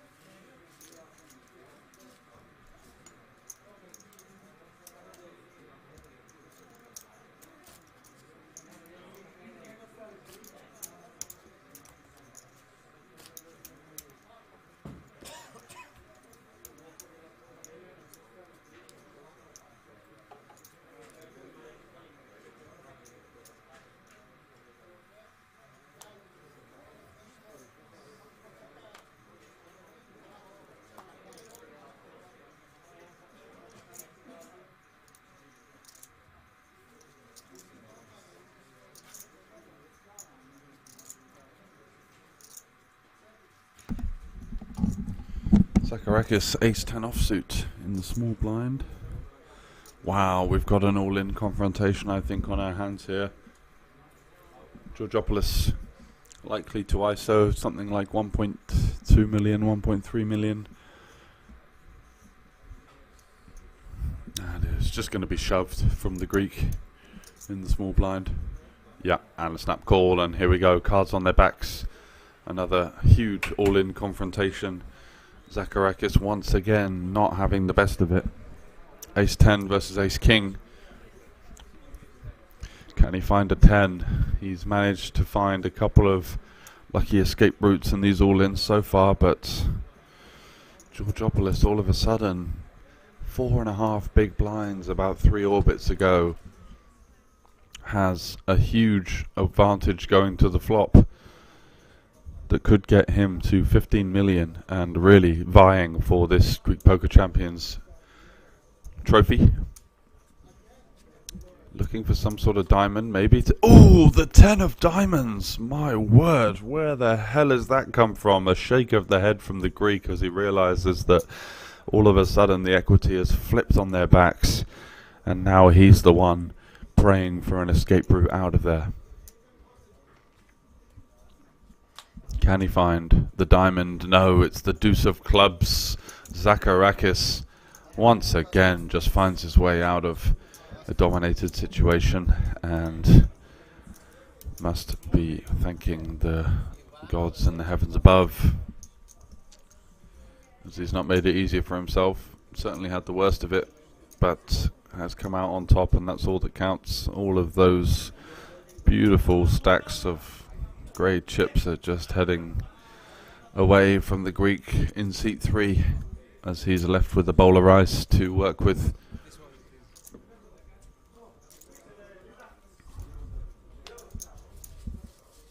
One player who was not impressed with that was Christoforou, who you can see has even left the screen now.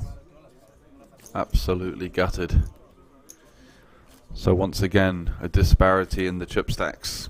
Sherba, Zacharakis ascending at the top of the pack, with Christoforou and Georgopoulos loitering behind, miles in the distance.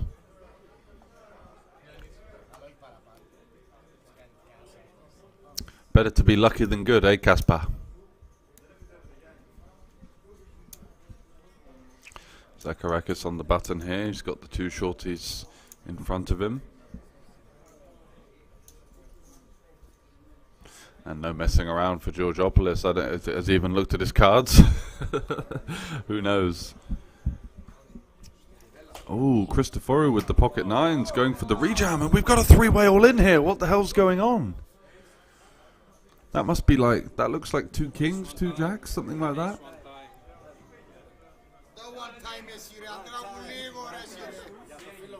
Well, Zacharakis has been getting it in with the worst of it, but look at him. Billy Big Bollocks over there, puffing his chest and announcing his situation to the rail.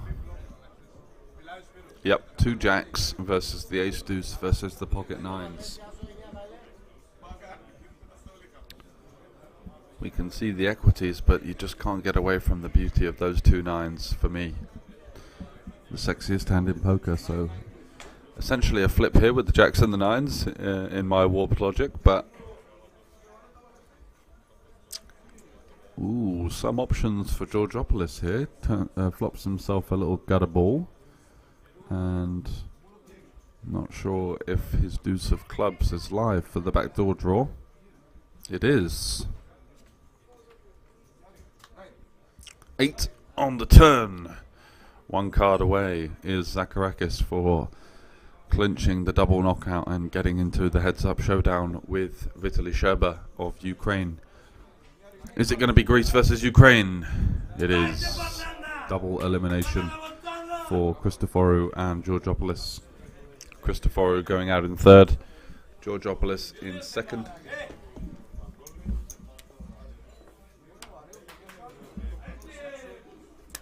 Yeah, he does make a lot of deep runs, does Vitaly, and there's good reason for it. He's played great. So, Georgopoulos leaving with 9,820, best part of 10,000 euros. Christoforou 12.8k, and now we have 30.2k playing 18.3k as the last two remaining payouts, plus the small matter of the trophy and all of the glory that comes with it. We're going to be back very shortly. Thanks for joining us. See you for the heads up.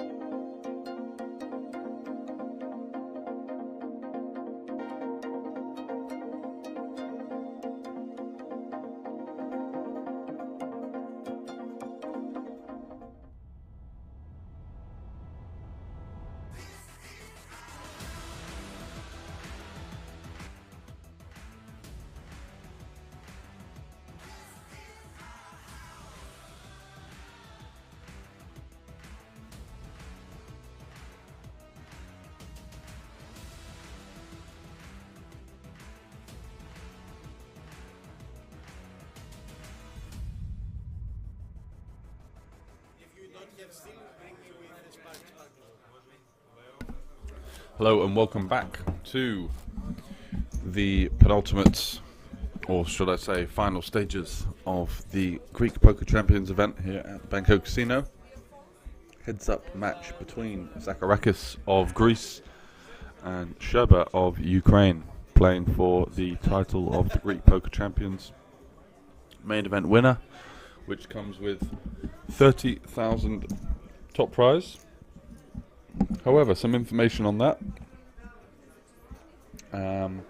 Emmanuel, the Greek player to the left of your screen, has taken the deal. 22,635 euro plus the 170 ticket. And Vitaly has done a deal for 20,775 euro plus the ticket, with 4.5k left to be played for, which is about 10% of the prize pool. So ICM deal done there, and we're going to continue on at the 200k, 400k level. And without any further ado, let's get to it, shall we? So King 10 offsuit.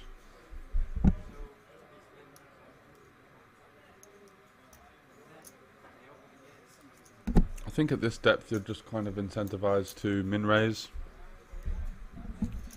attack the big blind, with there being a big blind ante and a big blind in there as well. More incentivized to try and gain some kind of fold equity at least pre-flop.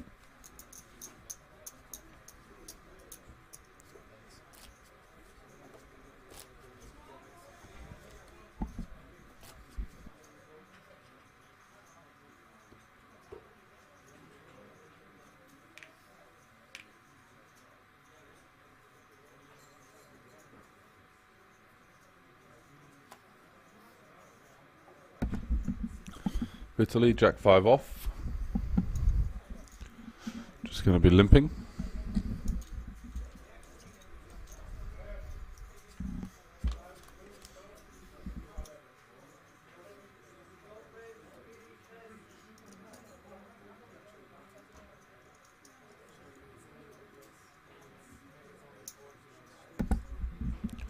And a check back from Zacharakis, so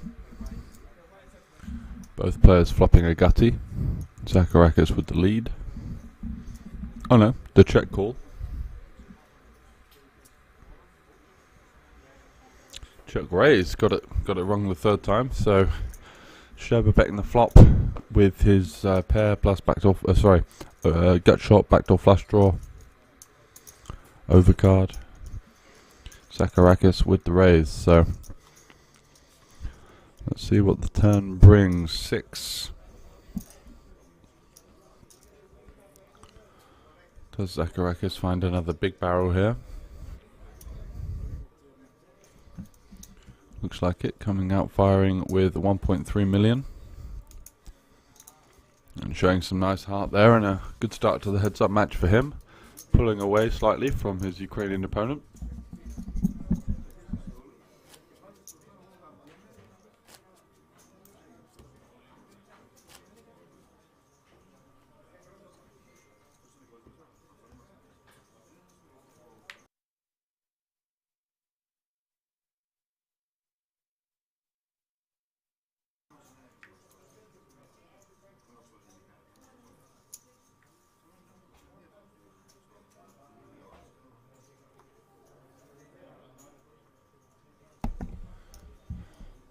Casper saying, why don't I live in Slovakia and can't play here every day? I know, yeah, the action here is incredible, and hence a reason for me moving here in some way.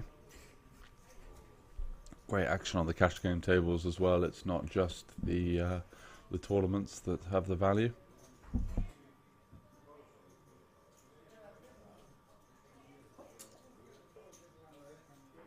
So an open from Zacharakis with the Jack 9. Looks like Sherba's going to be 3-betting. Yeah, 2.5 million to go. 2.6 our graphic says. Jack 9 off. Pretty playable hand on a final table. But electing to just fold, doesn't think he's deep enough to consider calling, and Sherba's going to take that one down.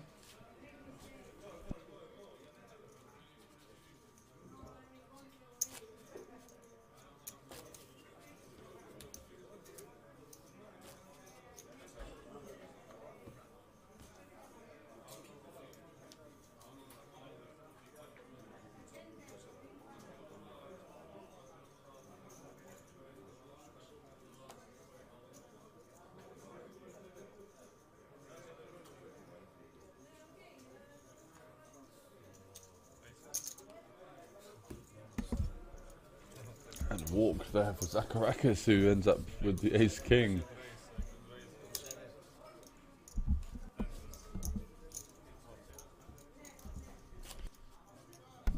Sorry, what's the correct pronunciation? Is it Zacharakis? Zacharakis or something like that? Not Zacharakis. Apologies for that one.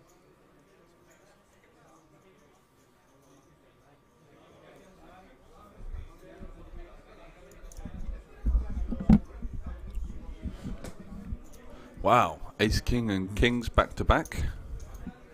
Opens it up to 800.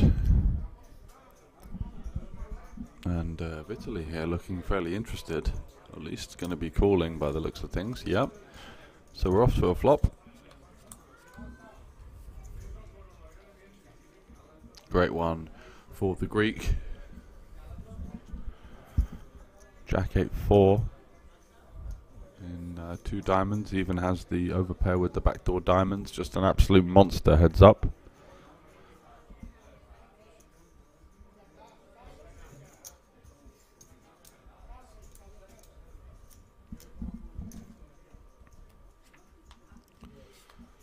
And the 5 of diamonds on the turn. Shouldn't really give too much of a concern to Zacharakis here.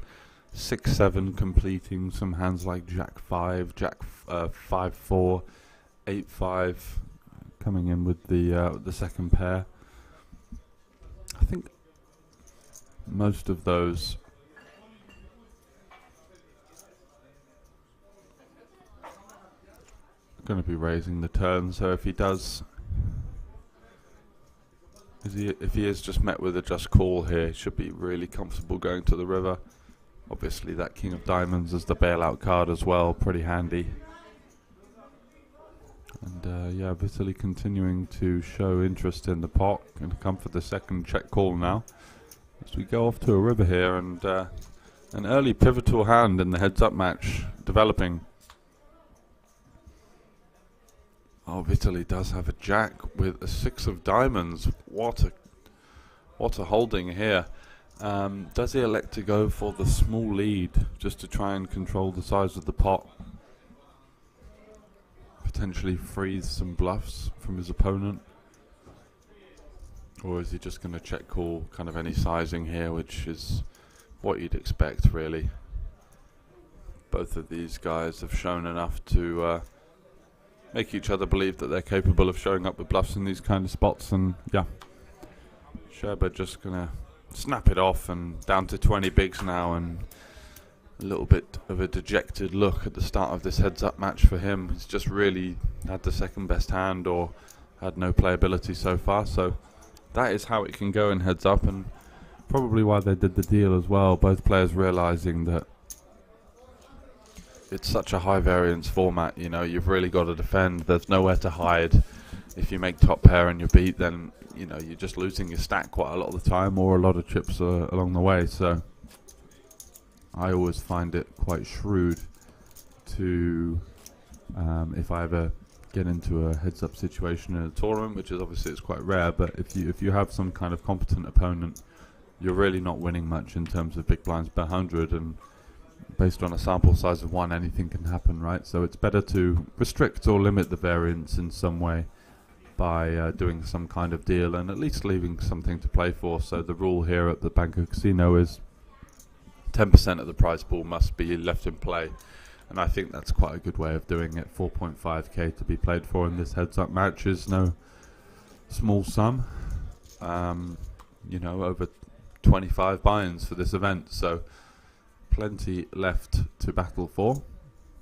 Queen high versus queen high here. No one really with much of an advantage apart from the positional one for Vitaly, but it's going to go check check. Not really much reason to start betting this one. No backdoor draws, just sort of a backdoor gutty. Zacharakis firing for 1 big blind, does receive a call, and a good one as well from Sherber.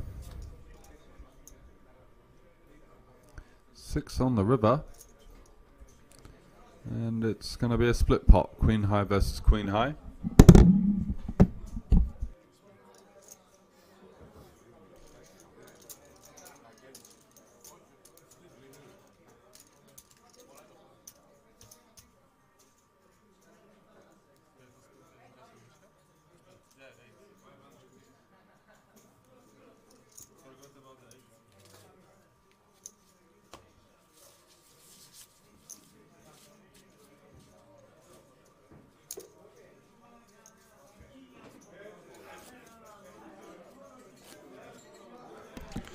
So information on upcoming tours, events, and Spade Poker's involvement you can see there at the bottom of your screen. SpadePoker.tv, a good way to get yourself exclusive perks and benefits, especially whilst you're here at the Banco Casino. Free drinks bracelet, full support with your travel plans, as well as a whole host of other benefits for the players of Spade Poker. So join the Facebook group Spade Poker Players, and all of the updates will be over there. As I've seen a few of you amazed at the standard of play earlier on in the final table, lots of mistakes on show and lots of value therefore for you guys coming over to Bratislava and giving us a visit. So feel free. Oh, hello there, 8 on the turn. Vitaly improving 2 trips. Zacharakis with the misgutter. Does he go for the bet check bet?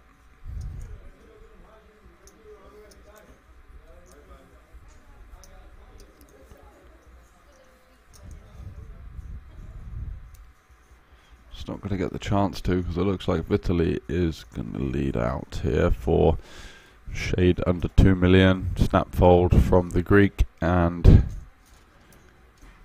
still just about over a 3-1 advantage for Zacharakis.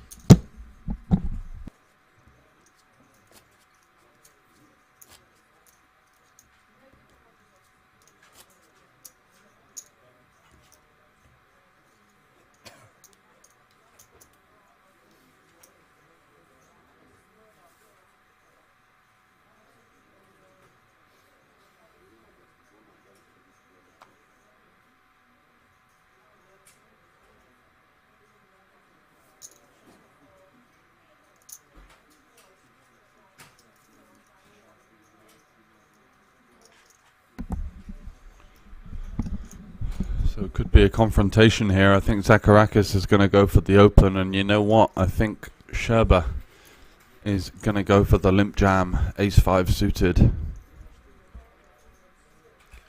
His opponent certainly aggressive enough to have some raised folds here, and a lot of them. Ace-5 is quite a playable hand, but does benefit from maybe just clearing out some of the equity. You know, these type of hands that might raise and have too clean at cards. But here we go for the title. Zacharakis versus Vitaly, and Vitaly's heads up has been nothing short of miserable, just running into it every time. Couldn't get anything going. Is he going to find a way out here with the ace-5 suited? 18 million in there would get him back to level in chips. All smiles regardless. He's locked up a really decent cash. Can he do it? Ace-10 versus ace-5 for the title. Come on, dealer, let's see it.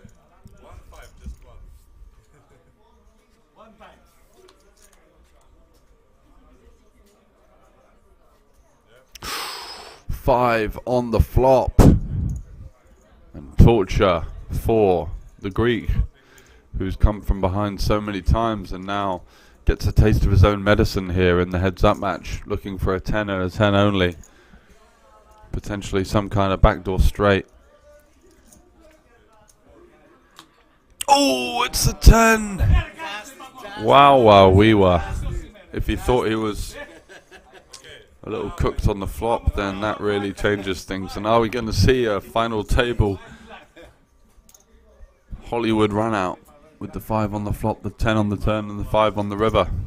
If anyone can do it, it's Vitaly. Let's see if he can find it. 2 outs to remain in the Greek Poker Champions event here at the Banco Casino.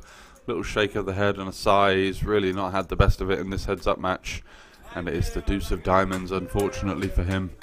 And all hugs and a jubilant Greek in the form of your champion Zacharakis there, who played a good game, found the aggression, found the cool down for his tournament life versus Vitaly's triple barrel blind versus blind with just top pair.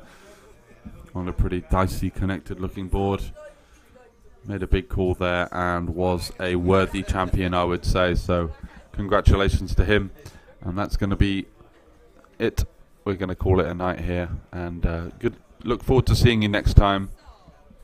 Thank you for joining us here at the Banco Casino with Spade Poker TV. And you're just seeing the main event champion there as Vitaly walks off with the second place. Thanks very much for joining. We'll see you soon. Goodbye. You can actually cash out money. Yeah, she has everything ready for you. Weroniczka, Witali drugi.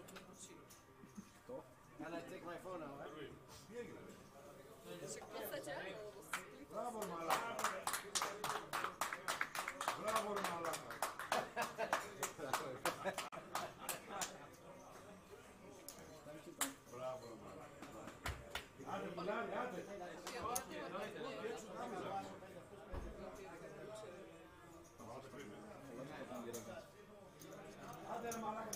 I są w niczym kraju się postawić, że się postawia, no ja idę postawić.